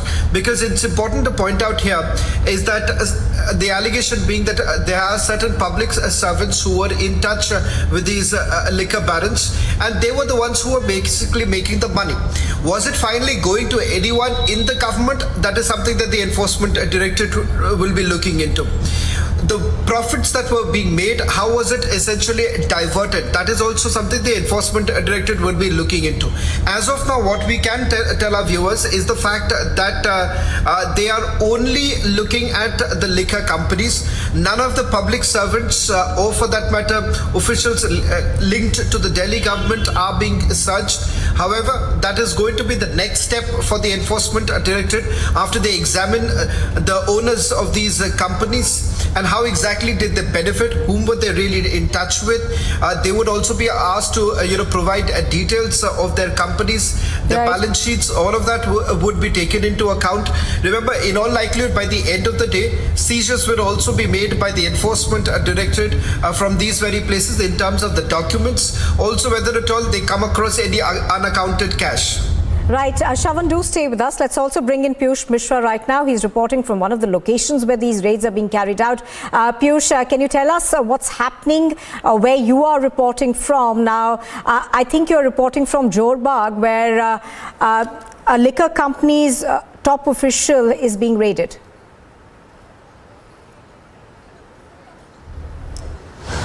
Right, Nupur, I'm at the residence of Samir Mahindru, and he is managing director of Indo Spirits company. Remember that Samir Mahindru is also one of the accused in the affair which was filed by Central Bureau of Investigation for its investigation into the alleged scam which has taken place in excise policy. If we talk about the role of Samir Mahindru, what we have learned is that he is the one who was involved in many irregularities, and he was allegedly part of filming and implementation of excise policy in national capital.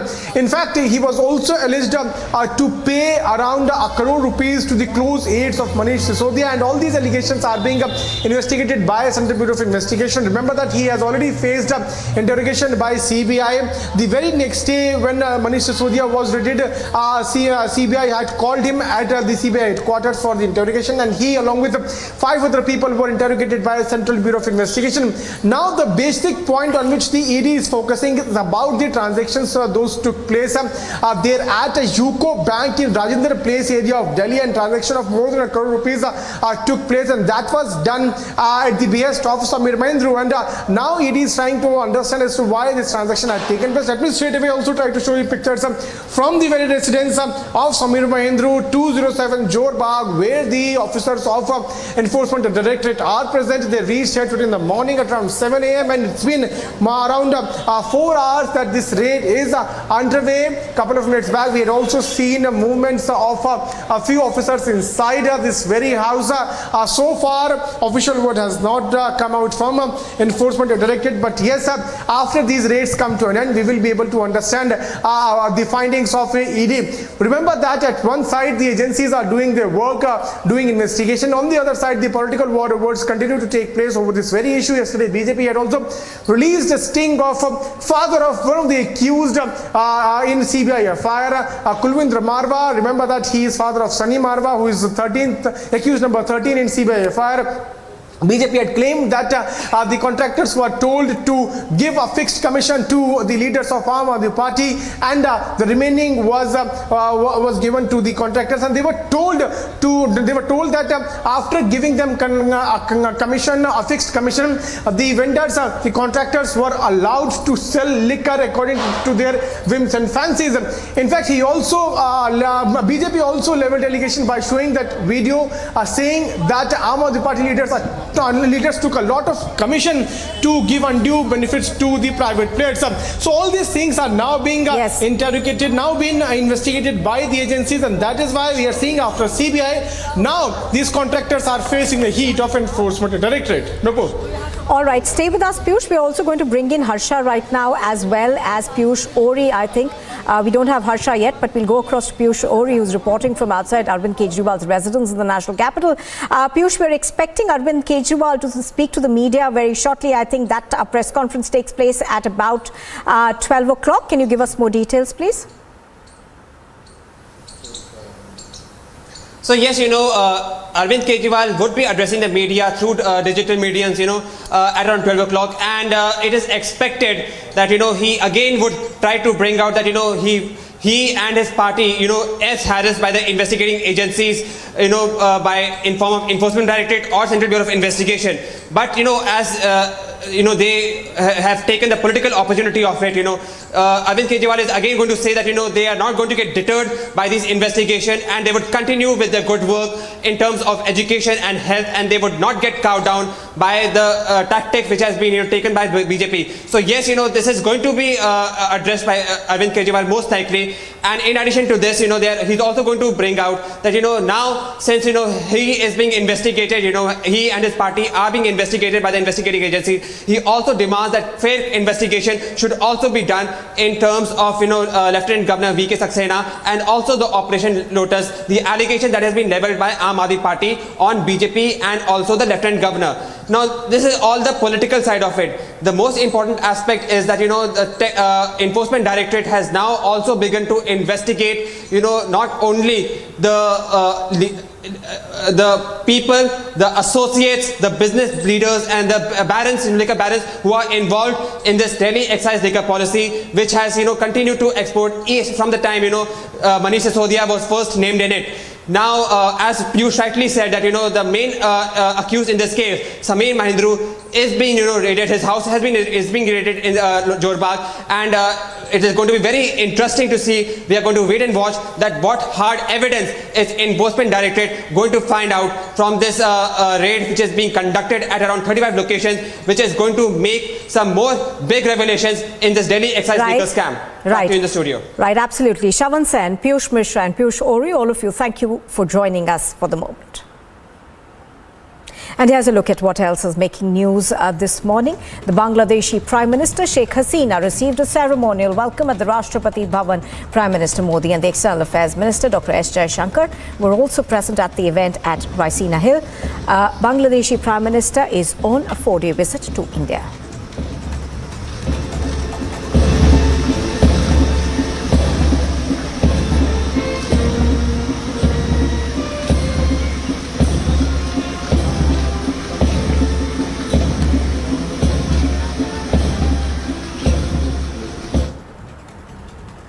हमेशा आभारी हूँ भारत के और कि हमारा देश जब स्वाधीनता और किया, जब लिबरेशन वार हुआ तो यहाँ के लोगों ने जैसा हमारा साथ थे, सपोर्ट की, और बहुत लोग उनका जितना कंट्रीब्यूशन है हम हमेशा इसको स्वागत करती हूँ और हम रियली आभारी हूँ. सो मेरे ओर से भारतवासी को हमारा शुभेच्छा, स्वागतम.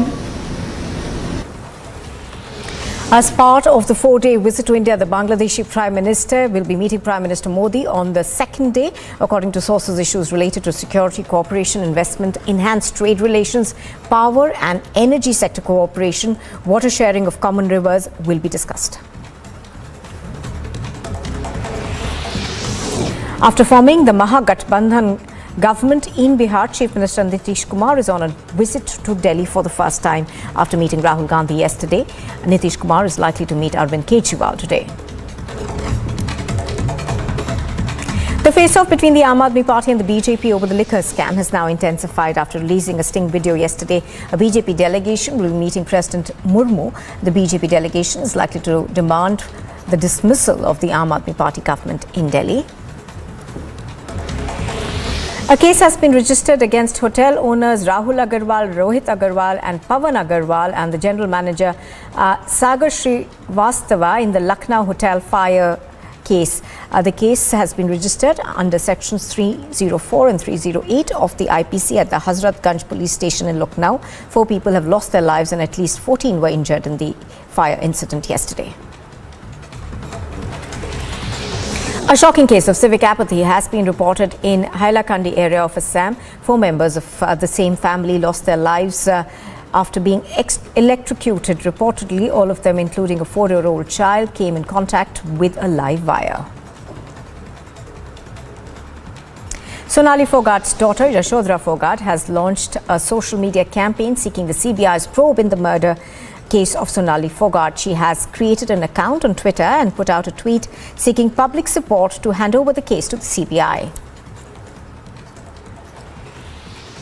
Now, days after Raja Singh was sent to the Cherlapalli jail under the PD Act case, now his wife has filed a petition in the Telangana High Court challenging the act that was invoked by the Hyderabad City Police against Raja Singh.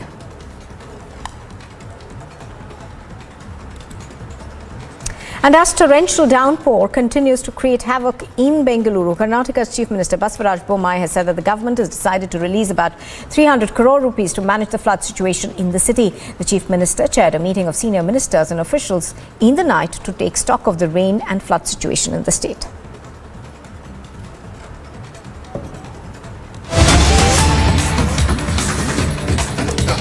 Cutting across to news that we are getting from West Bengal right now, the TMC MLA Paresh Pal has been summoned by the CBI in a post-poll violence case. He has arrived at the CGO complex in Kolkata, I think.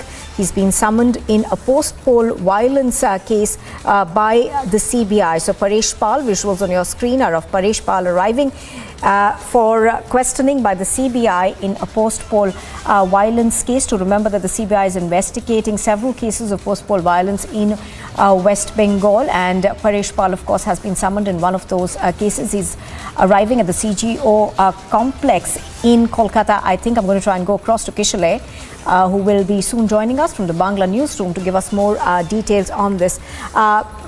The CBI, of course, is investigating a case of post-poll violence in West Bengal, and Paresh Pal has been summoned in one of those cases. Kishale is joining us now. Kishale, good morning. Give us more details about this particular case where he's been summoned. Well, Nupur, exactly. Paresh Pal, TMC MLA, quite famous TMC MLA, had been summoned in the case of post-poll violence. We know in 2021, after the assembly elections, there was a large-scale post-poll violence that happened in West Bengal, and there was accusation that Trinamool Congress was involved in all these cases. And especially on Paresh Pal, Trinamool Congress MLA, there was a charge of killing one particular BJP worker. He was accused of planning and managing all that, and BJP worker Abhijit Sarkar died due to that post-poll violence, and after that accusation and charges were made on Paresh Pal. Especially Abhijit Sarkar's elder brother Bishwajit Sarkar is fighting this case against Paresh Pal, and he's trying to gather more evidence and present it before the central agencies who are probing this case. Today in this case, Paresh Pal had been summoned, and we are seeing live exclusive visuals where Paresh Pal, Trinamool Congress MLA, has appeared in CGO office. He has arrived in CGO office where CBI central office is there, and he is right now inside the CBI office, and he is being questioned on post-poll violence cases, especially on the case of Abhijit Sarkar, where this young BJP worker died just after the elections. He was killed, and charges were made that Paresh Pal was the brain behind this whole murder and crime. Nupur. Absolutely, as you're pointing out, of course, this is a post-election violence case that I think is related to Abhijit Sarkar, a BJP member from North Kolkata who was killed. Now, the family, of course, alleges that, there was a deeper conspiracy at play. And once the CBI took over the case, of course, we are seeing senior leaders of the TMC being summoned. Well, back-to-back summons and ED, CBI, all of the central agencies are engaged in various investigative processes, and this is one of the cases that CBI is trying to investigate and understand who are the influential leaders and peoples who are connected in the post-poll or post-election violence case where multiple people lost their lives, and most of them are from the opposition parties, especially BJP. BJP alleged that Trinamool Congress as a party conducted the whole case of whole crime of post-poll violence. That's the charge by BJP against Trinamool Congress. However, TMC denied all the charges and said that they were not in any way connected to the post-election violences. However, in this particular case, Obijit Sarkar from North Kolkata was killed when he was inside his house. Allegedly, Trinamool Congress workers and goons came to his house, and he was killed after that. So we are keeping a tab on all these stories, and we'll be coming back with more on Republic after a short break. As Enforcement Directorate carries raids in 35 locations, it is going to be interesting to see that what evidence it's going to get. What is going to be even more interesting is that what kind of political battle now it's going to take between Aam Aadmi Party and BJP. Will it become even more bitter? Will it become even more intense? For all these updates, stay tuned to Republic Media Network. And still to come also, a day after being named as the new British Prime Minister, Liz Truss is set to take over.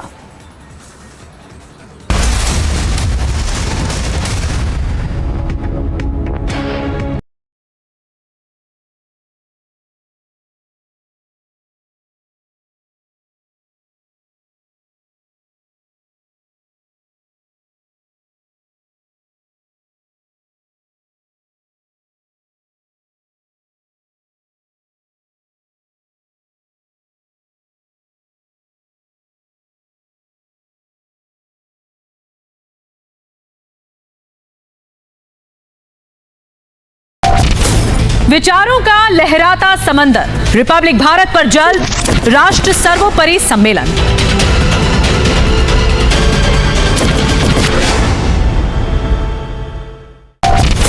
लहू में उबाल, राष्ट्रवाद की मशाल, भारत का अमृतकाल, राष्ट्र सर्वोपरि सम्मेलन।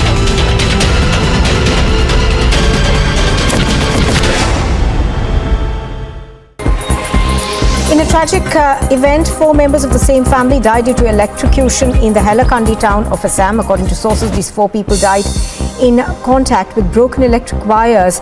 While lying on the ground, a 4-year-old child first came in contact with a live wire. After coming to rescue the child, the mother, the father and another family member also passed away. राष्ट्रवादी कलम, राष्ट्रवादी हम, मजबूत होते भारत के कदम, राष्ट्र सर्वोपरि सम्मेलन।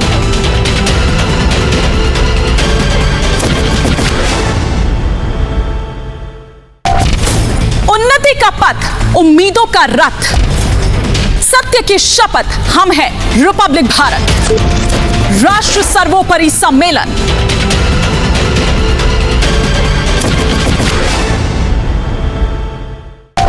मुश्किलों को करते नाकाम, जनहित हमारा काम, देश का सम्मान, राष्ट्र सर्वोपरि सम्मेलन।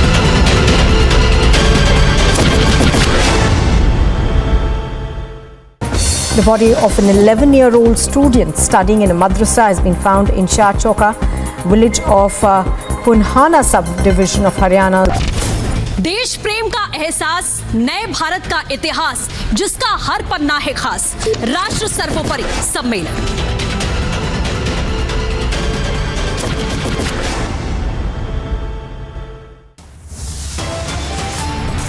From national capital to Chennai to Chandigarh, massive 35 location raids by the Enforcement Directorate. Accused number 1 Sisodia in the dock, now several liquor companies under the scanner.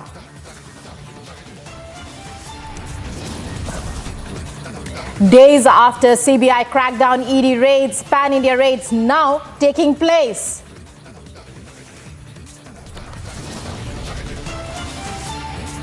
Big lead in BJP leader Praveen Nettaru murder case. NI raids 32 locations.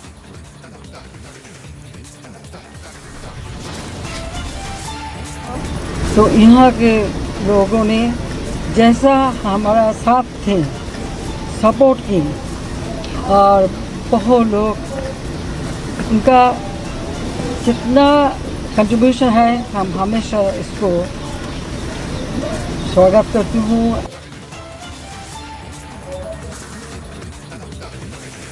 On a 4-day visit to India, Sheikh Hasina to meet Prime Minister Modi. Defence ties and water sharing issue top the agenda.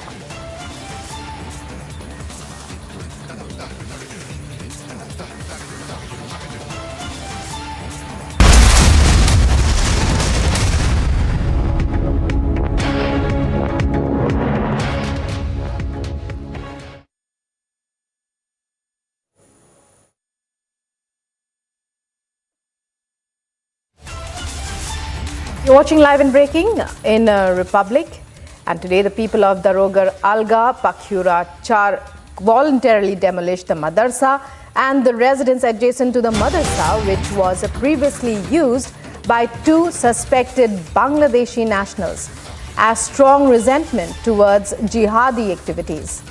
The arrested accused, Jalaluddin Sheikh, engaged with both the absconding Bangladeshi AQIS ABT cadre as teachers of this Darogar Alga Pakhura Char Madrasa at different times during 2020 to 22. No government resources were used in the said demolition.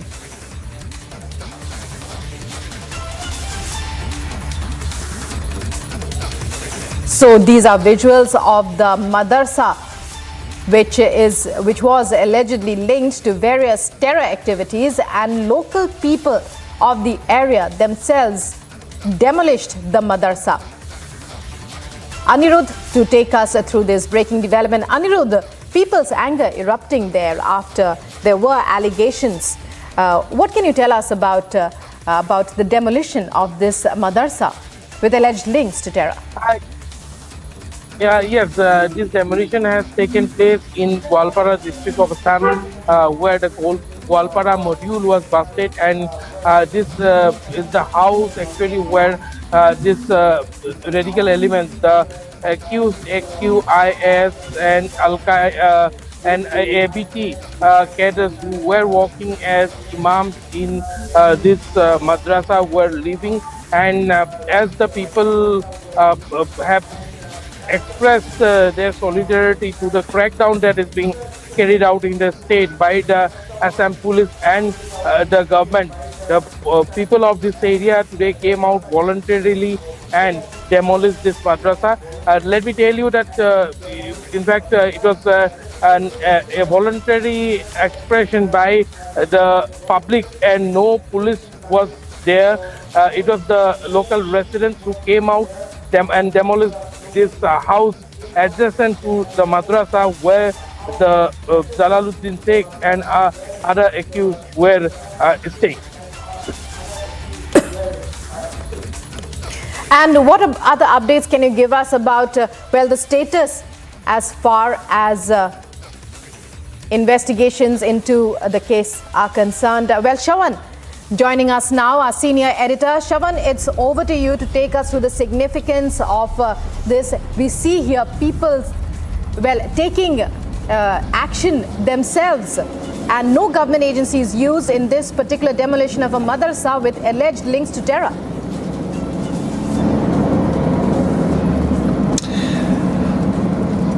Well, I would say that this is a resounding victory for not just the Assam government, but also for the Assam police, primarily because of the actions that have been taken so far, and people have actually, come out in full support. Now, this is a clear example of the same.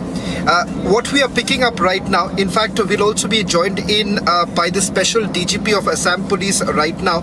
I'm given to understand that he would be joining us to provide us some details. In fact, Rukma, if you can just take one quick question with Anirudh, because I'm just trying to connect with the special DGP of Assam Police who would be coming to on this broadcast. If you can just take one question with him. Meanwhile, I'll just come back on the story. We'll try and connect the special DGP on this broadcast to give us more details, because this is a voluntary action being done by the people There was no involvement of the police so far.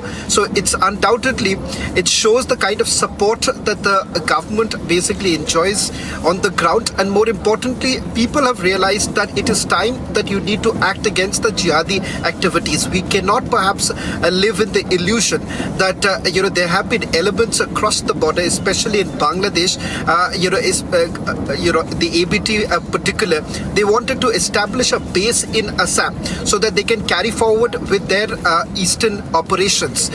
That is exactly what the agencies, the Assam police, they've carried out a major crackdown on, and that is the reason why AQIS as well as ABT is certainly finding it very difficult to operate in the state of Assam. I'll just request you, Rukma, if you can bring in Anirudh. I'm just going to try and connect with the special DGP and get him on this broadcast, providing us more details of the operations that have been carried out so far and why they are also looking at this as some sort of a vindication on the stand that has been taken. Right, Shavan, we'll be back with you.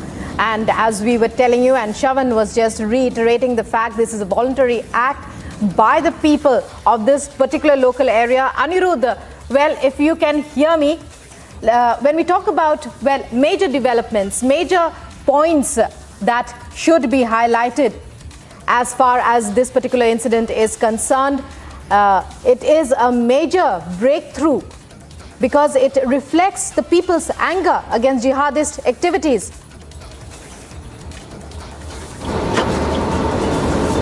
Definitely, because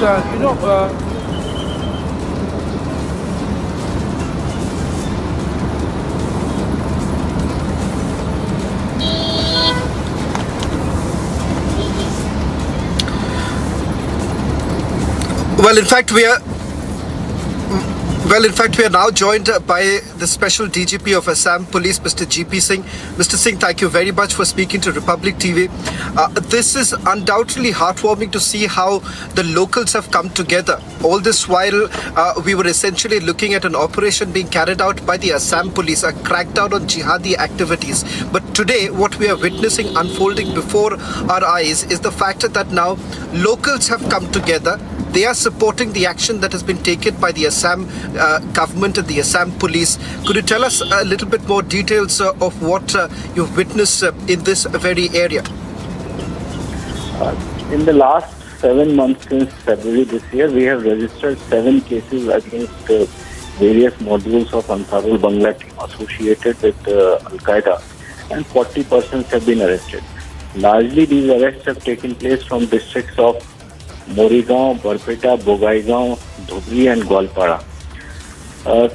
This morning we received an information that some of the villagers have gathered in Pachura Madrasa in Gwalpara, and they have started demolishing this madrasa from where one person was arrested. And it was learned during investigation that in this madrasa, 2 persons of Bangladesh origin had taken shelter over the period of last 6 to 7 months. It has been heartwarming for us to see this because this shows that the kind of antipathy that local Muslims have towards people with suspected jihadi linkages. And if this goes on, then I'm sure that people of Assam together will defeat the designs of jihadis in months to come. But Mr. GP Singh, just one final question before I let you go. In terms of the spread that you're really looking at and the operations of the Assam police, are you perhaps looking at perhaps broadening this, given the fact that in the last few months, be it the Barpeta module or several other modules, we've seen a major crackdown from the Assam police? Yeah, so there are a couple of aspects that have to be looked into. One is that we have to connect the dots nationally, because we have come to this understanding during investigation that has been carried out by us as well as by the National Investigation Agency, that there are multiple modules in Assam, then Bhopal, Tripura, which are connected to each other. So it's a kind of same set of people of Bangladesh origin who have travelled here and there for the purpose of indoctrination and for fueling the fundamentalist fire. The next aspect which is important is that generally when we speak of Islamic population in Assam, they are generally not in favor of fundamentalist ideology. And today's action by the people in Gwalpara is a reflection of that. And this gives us hope that it would not be years, it would be months by the time we neutralize this threat in our state. Well, thank you very much, Mr. Singh, for joining us on this broadcast and putting this into perspective. Undoubtedly, it's heartwarming to see when locals have now come out in the open and they're supporting the actions of the Assam police, keeping in mind the grave danger that the state has essentially faced over the years because of the infiltration of these kind of anti-national elements, the jihadi activities which were perhaps gaining momentum, but once again nipped in the bud by the Assam police and the government.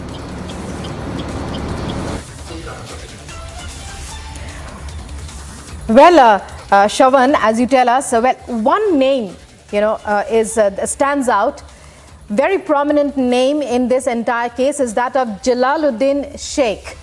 And as you were speaking with the DGP, he says that indoctrination of students who attend these madrasas is what is being carried out here. So anger erupting, as Shravan just said and put into perspective. It's a major breakthrough. People supporting the police in this Assam village as they destroy a madrasa after news surfaces and reports surface of its links to jihadi elements. Jalaluddin Sheikh, one of the main accused in the case, is now under arrest. Shravan, our senior editor, joining us on that, as also Anirudh. Many thanks to both Shravan and Anirudh.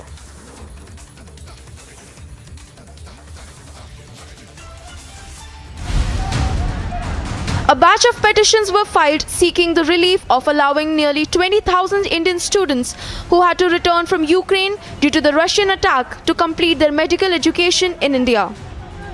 The Supreme Court has adjourned the petitions to 15th of September. The matter was heard by the bench comprising Justices Hemant Gupta and Sudhanshu Dhulia. The request for adjournment was placed before the Supreme Court by Solicitor General Tushar Mehta. In the last hearing on this matter, the bench had inquired about the policy framed by the Government of India in accordance with the earlier direction passed by the court to frame a scheme for students who could not complete foreign medical education due to the pandemic. The students who have completed their courses but could not complete their internship in foreign countries have been allowed to do so in India. However, in the case of Ukrainian students, this decision does not stand. Bureau Report, Republic TV.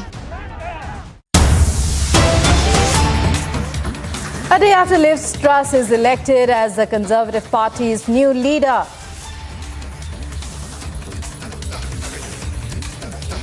Well, breaking news coming in now. Retaliation by BSF to Pakistani provocation.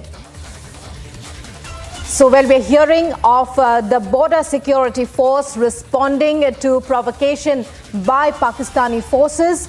And we'll try and get in touch with our correspondent and our sources in order to find out more. But news coming in now of the BSF गई थी, जिसके बाद BSF ने जो है जवाबी कार्रवाई की है। ये बता दें कि वे बीओपी चिनास है, यहीं पर फॉरवर्ड इलाके में पाकिस्तान की तरफ से फायरिंग की गई लगातार, जिसके बाद अतिरिक्त सुरक्षा बलों को इस बीपी बंकर के जरिए जो है आगे भेजा गया और जवानों को जो है वहां से वापस लाया गया। लगातार हमने देखा कि पाकिस्तान की तरफ से आतंकी और ड्रोन भेजने की कोशिश थी, लेकिन 2020 में भारत और पाकिस्तान के बीच जो युद्ध विराम संधि हुई थी, उसके बाद ये पहली बार हुआ है कि पाकिस्तान की तरफ से इस तरह की कोशिश की गई है, यानी कि फायरिंग जो है वो भारतीय बीएसएफ के जवानों पर की गई, जिसका मुंहतोड़ जवाब जो है बीएसएफ की तरफ से दिया गया है। गौरव साहनी के साथ Gursimran Singh, Republic media network.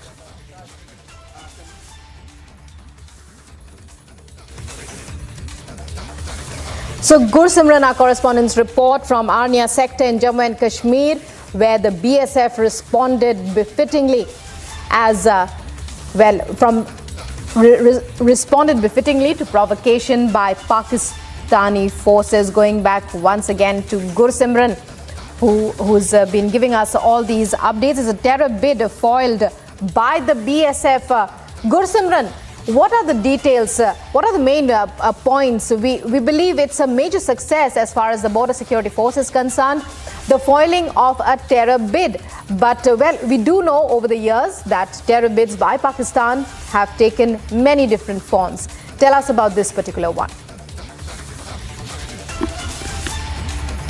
See, right now we are in the Chinaz area, which is on the Arnia international border, and right now I'll request Gaurav to show you that the BSF troops, they are moving into the forward area. These troops are going into the forward area where the incident has actually taken place. A major provocation by Pakistan right after 2 years. In 2020, India and Pakistan reached a ceasefire agreement that no one will fire upon each other and will maintain the sanctity of the border. But today morning, the BSF fired, the Pakistani Rangers fired upon the BSF working maintenance team that has gone in the forward area in the Arnia sector, and it was given a befitting reply by the Indian side.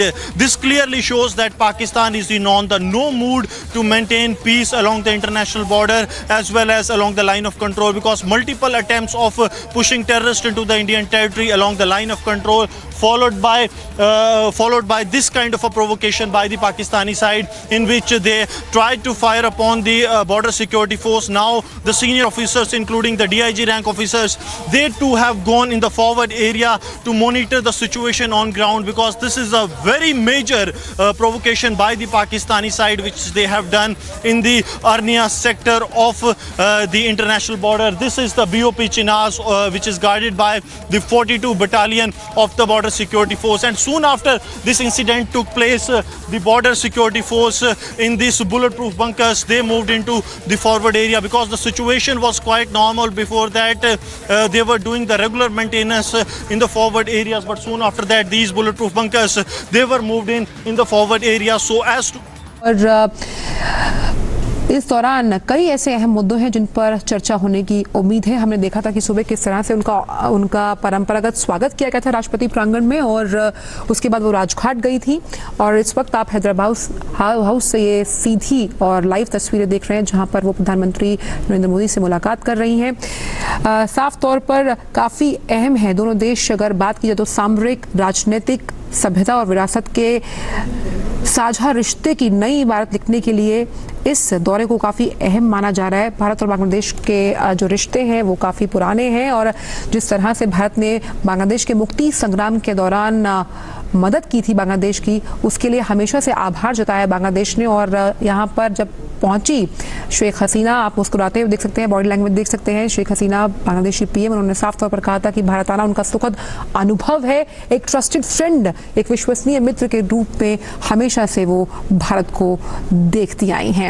Hyderabad house से सीधी तस्वीरें प्रधानमंत्री नरेंद्र मोदी और उनके साथ बांग्लादेश के प्रधानमंत्री शेख हसीना। तो बहुत से ऐसे मुद्दे हैं जो कि आपसी रिश्तों को मजबूत करने के साथ साथ आपसी हितों को सर्वोपरि रखकर आगे बढ़ने और नई इबारत लिखने के लिए ज़रूरी है। नवाचार की बात करें, पानी के बंटवारे को लेकर बात की जाए, ऊर्जा की बात करें, रक्षा क्षेत्र और आर्थिक लिहाज से जब हम दक्षिण एशिया की बात करते हैं तो सबसे विश्वसनीय साझेदार है बांग्लादेश। उस लिहाज से भी काफ़ी अहम माना जा रहा है बांग्लादेशी प्रधानमंत्री का ये दौरा, और इससे जुड़ी तमाम अपडेट्स हम लगातार आपको देते रहेंगे। तो रुक करते हैं खबरों को, और हम बात कर रहे थे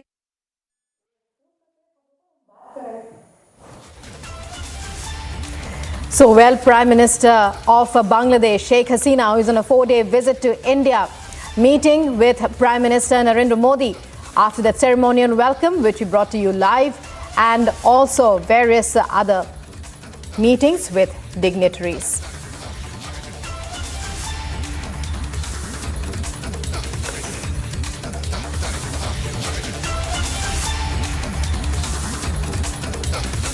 So, well, Sheikh Hasina's Prime Minister of Bangladesh likely to discuss matters of mutual interest in this bilateral meet that, well, there you see the two leaders, Prime Minister Narendra Modi and Prime Minister Sheikh Hasina of Bangladesh. They are set to discuss issues related to trade, connectivity and defense today.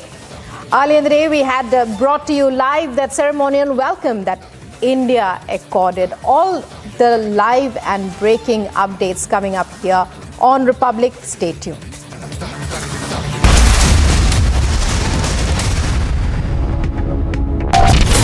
विचारों का लहराता समंदर, Republic Bharat पर जल्द राष्ट्र सर्वोपरि सम्मेलन।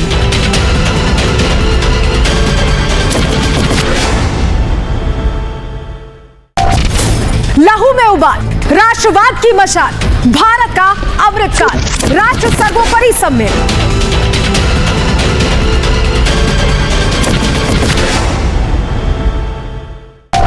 चुनौतियों से नहीं डरते हम, दुनिया ने देखा है हमारा दम, दुश्मनों को करके बेदम, राष्ट्रहित में बढ़ते कदम, राष्ट्र सर्वोपरि सम्मेलन।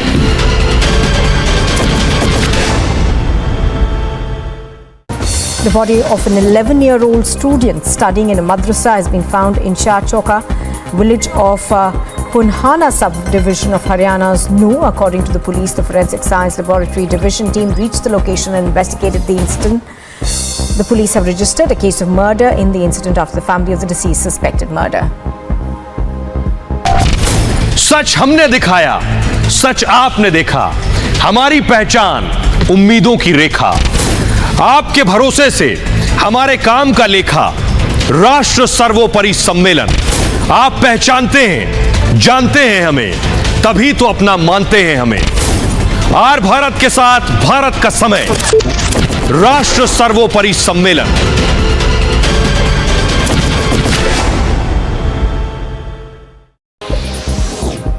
Amid the debate over freebies by political parties, Telangana's Chief Minister K. Chandrasekhar Rao has announced that free power will be supplied to all farmers of the country if a non-BJP government comes to power after the 2024 Lok Sabha elections. देश प्रेम का ज्वार, राष्ट्रवादी विचार, Republic Bharat तैयार, राष्ट्र सर्वोपरि सम्मेलन।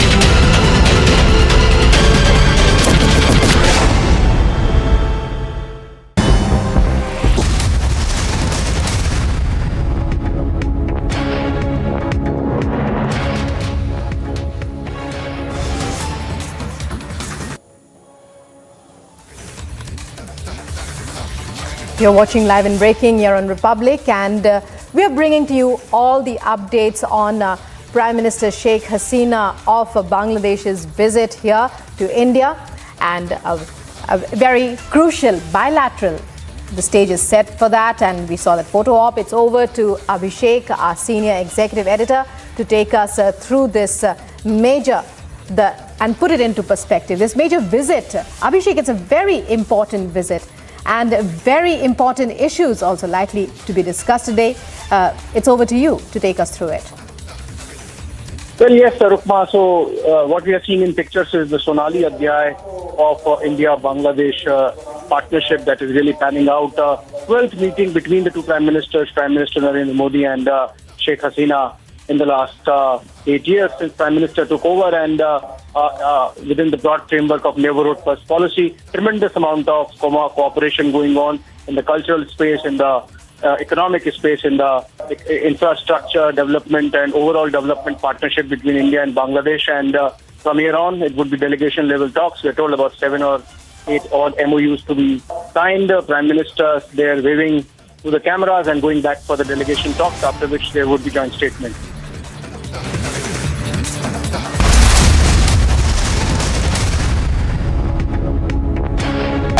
मुश्किलों को करते नाकाम, जनहित हमारा काम, देश का सम्मान, राष्ट्र सर्वोपरि सम्मेलन।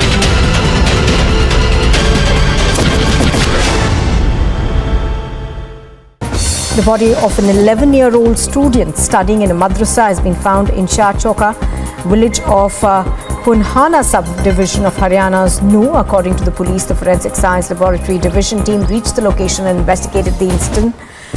The police have registered a case of murder in the incident after the family of the deceased suspected murder. सच हमने दिखाया, सच आपने देखा, हमारी पहचान उम्मीदों की रेखा, आपके भरोसे से हमारे काम का लेखा, राष्ट्र सर्वोपरि सम्मेलन। आप पहचानते हैं, जानते हैं हमें, तभी तो अपना मानते हैं हमें। आर भारत के साथ भारत का समय, राष्ट्र सर्वोपरि सम्मेलन।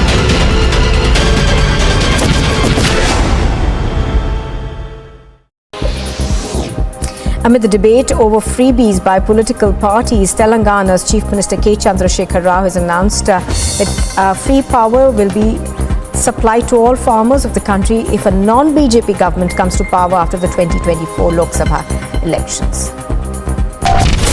देश प्रेम का ज्वार, राष्ट्रवादी विचार, रिपब्लिक भारत तैयार, राष्ट्र सर्वोपरि सम्मेलन।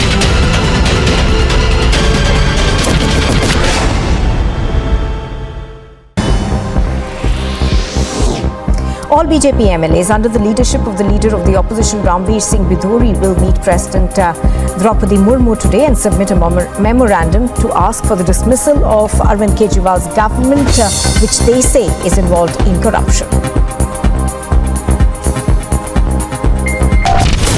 देश प्रेम का एहसास, नए भारत का इतिहास, जिसका हर पन्ना है खास, राष्ट्र सर्वोपरि सम्मेलन।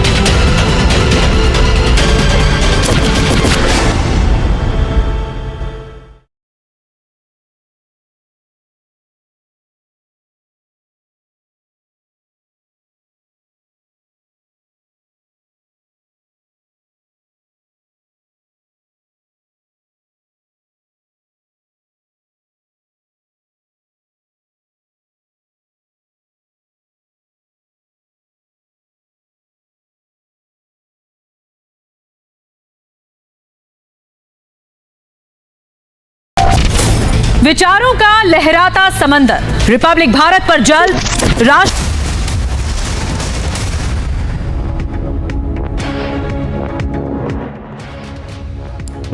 You're watching Live and Breaking and more international news now. Australian Prime Minister congratulated Liz Truss on her win as the new UK Conservative Party's leader.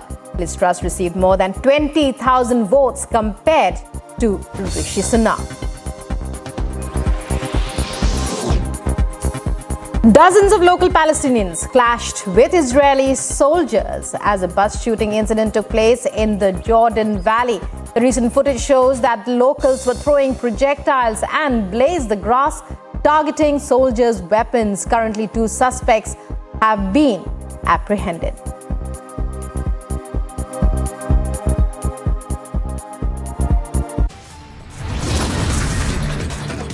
And coming up in a short while, a day after she is named as UK's new Prime Minister, Liz Truss to take over as the head of state, well, as the Prime Minister of UK today and leader of the Conservative Party.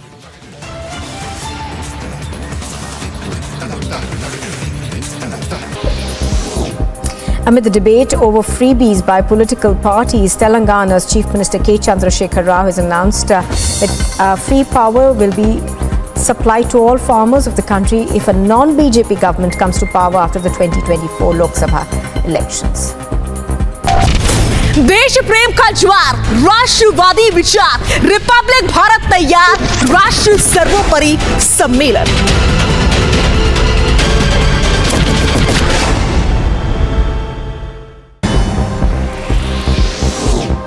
All BJP MLAs under the leadership of the leader of the opposition Ramveer Singh Bidhuri will meet President Draupadi Murmu today and submit a memorandum to ask for the dismissal of Arvind Kejriwal's government, which they say is involved in corruption. देश प्रेम का एहसास, नए भारत का इतिहास, जिसका हर पन्ना है खास, राष्ट्र सर्वोपरि सम्मेलन।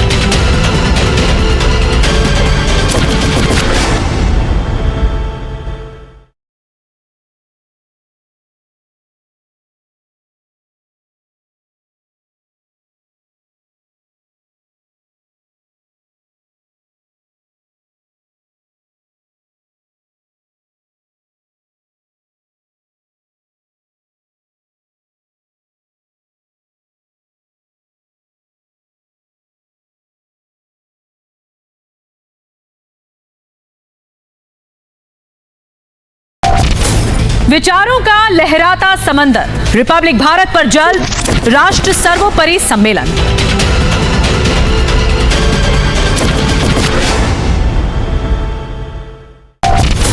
लहू में उबाल, राष्ट्रवाद की मशाल, भारत का अमृतकाल, राष्ट्र सर्वोपरि सम्मेलन।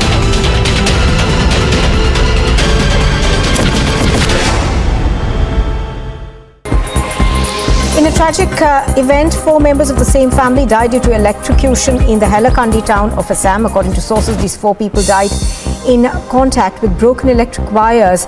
While lying on the ground, a 4-year-old child first came in contact with a live.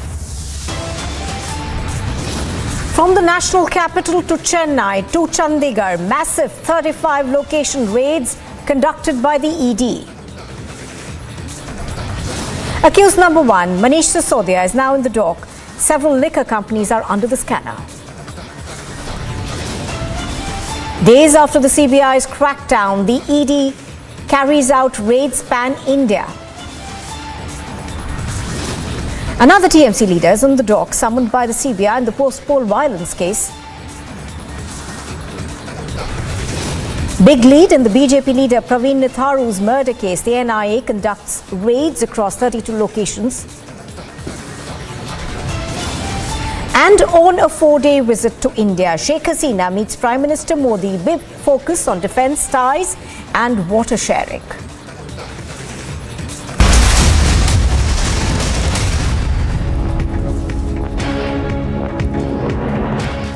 Good afternoon and welcome. You are watching Live and Breaking on Republic TV. I'm Nupur Talwar Suri. Straight across to the big story that we are tracking this afternoon.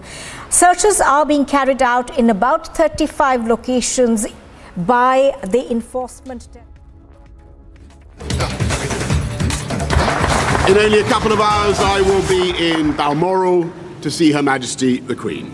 And the torch will finally be passed to a new Conservative leader. The baton will be handed over in what has unexpectedly turned out to be a relay race. They changed the rules halfway through, but never mind that now. And through that lacquered black door, a new Prime Minister will shortly go to meet a fantastic group of public servants. The people who got Brexit done.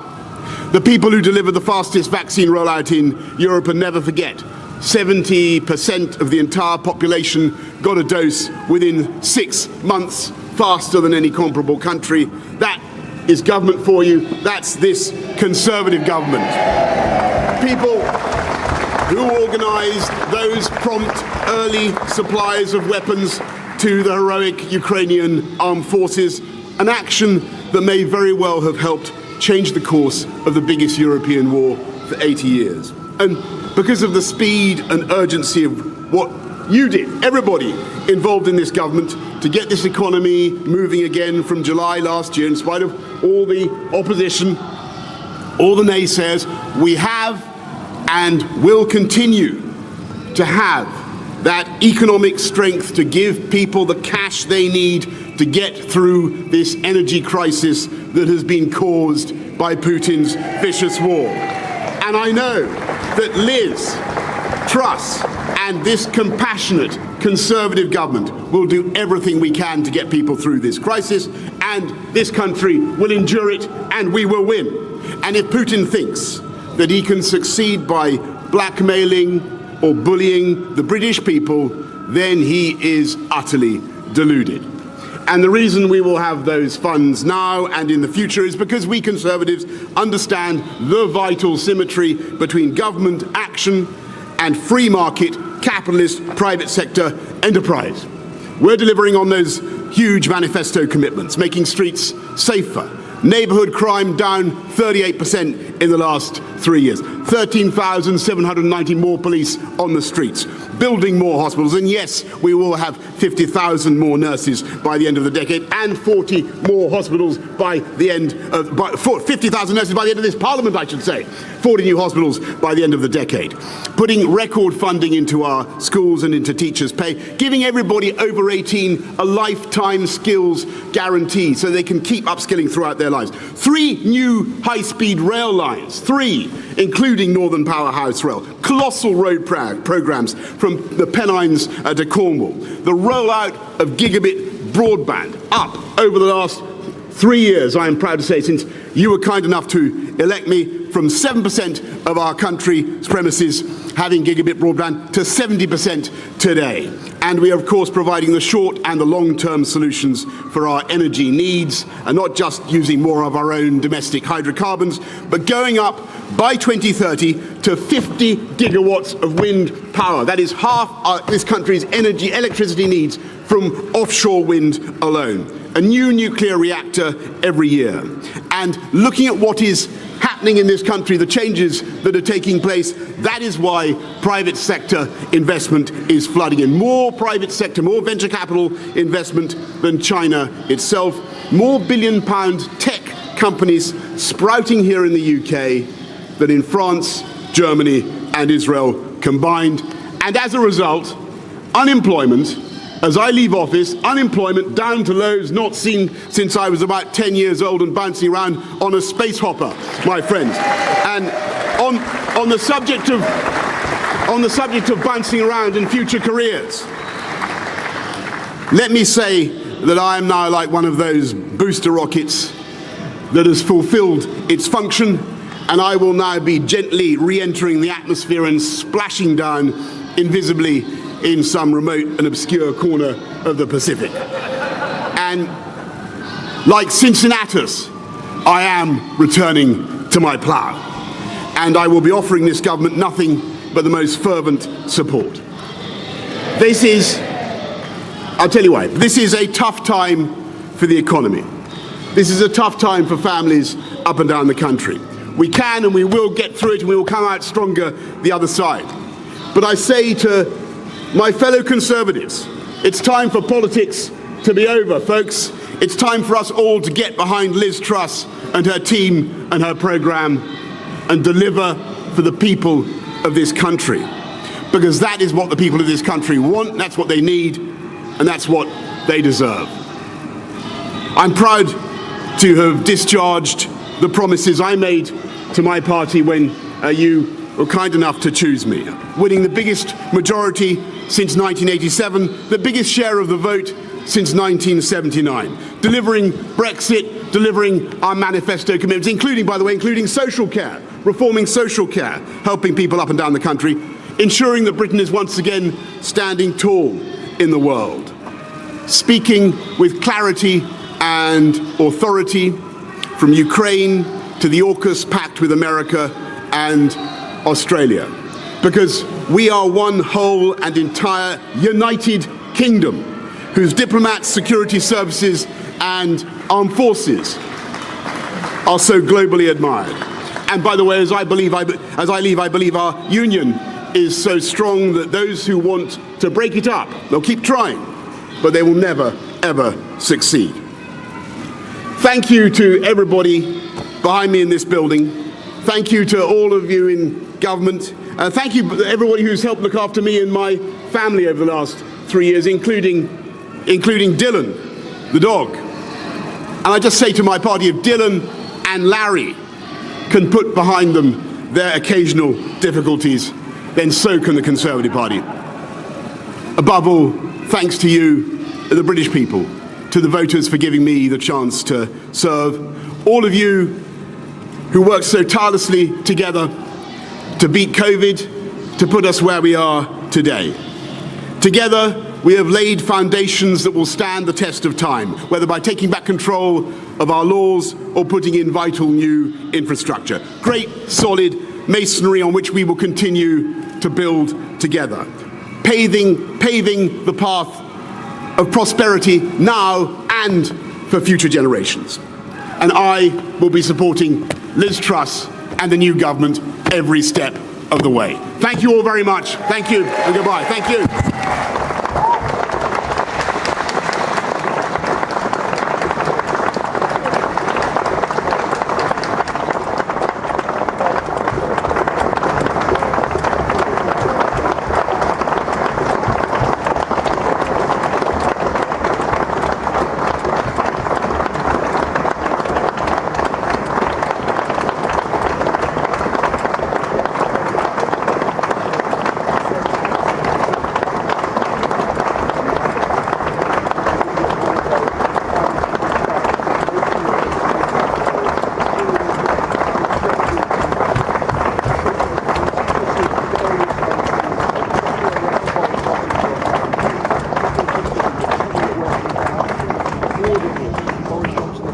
Minister turning to face them throughout.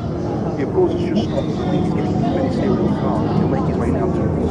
The aeroplane is taking to Balmoral at 500 miles. And you can hear that half round of applause entering that downward beat.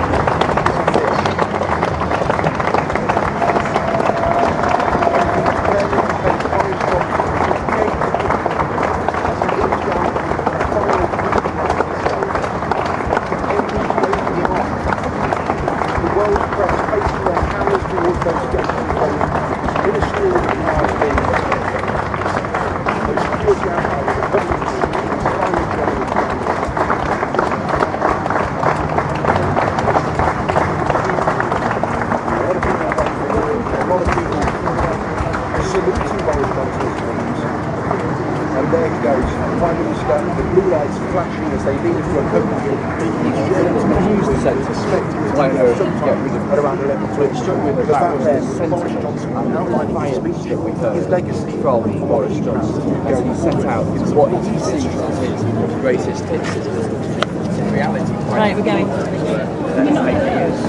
Can we get out there? Oh, we're going to go. Oh, at the back of this back. That's the back. Or I'll get. Right. You can't get through the gate there. At the side.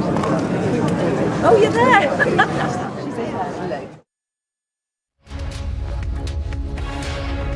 That, of course, was the outgoing British Prime Minister Boris Johnson speaking outside 10 Downing Street, of course, illuminating his government's achievements, but couldn't stop short of taking a parting shot over there. He began his speech by saying, "This is it, folks," and thereafter, of course, did not elaborate on the challenges that the United Kingdom faces, the cost of living crisis, of course, being the paramount one, which the new government of Liz Truss will have to address. Now, from here on, of course, he and Liz Truss both travel to the Balmoral, where he will hand over his resignation to the Queen, and thereafter, of course, Liz Truss will be sworn in as the new British Prime Minister. Then she will be expected also to begin naming her cabinet. We've already had the Home Secretary Preeti Patel as well as the Culture Secretary Nadine Dorries resigning. Just to tell our viewers, Liz Truss, of course, was announced as the Conservative Party's leader yesterday after winning nearly 57% of the members' votes against Rishi Sunak. She now takes over as the new Prime Minister, and her term, of course, will be fraught with challenges. The United Kingdom is facing unprecedented challenges in terms of inflation, which is at a 40-year high, hovering at about 10%. There's the energy crisis, which she will have to deal with. And in her speech yesterday, she, of course, did say that she will speak about and address the issue of the energy crisis as Britain, of course, looks at a severe winter. The cost of living crisis in the United Kingdom is, of course, bothering everybody over there, and the new Prime Minister is expected to speak upon it very, very soon and address it quickly. Boris Johnson, of course, not wanting to address it earlier, has said that he has full confidence in Liz Truss's government, and he is putting his full might behind the new pipeline है जो असम के सिलीगुड़ी को पर्वतीपुर बांग्लादेश को जोड़ेगी जाके, वो एक energy requirement पूरी करेगी बांग्लादेश की। तो एनर्जी, डिफेंस, वाटर शेयरिंग, ये तमाम इश्यूज हैं जिन पर बातचीत होनी है, और इससे जो दोनों देशों के बीच में जो बायलैटरल ट्रेड का जो डेटा है वो भी इम्प्रूव होगा।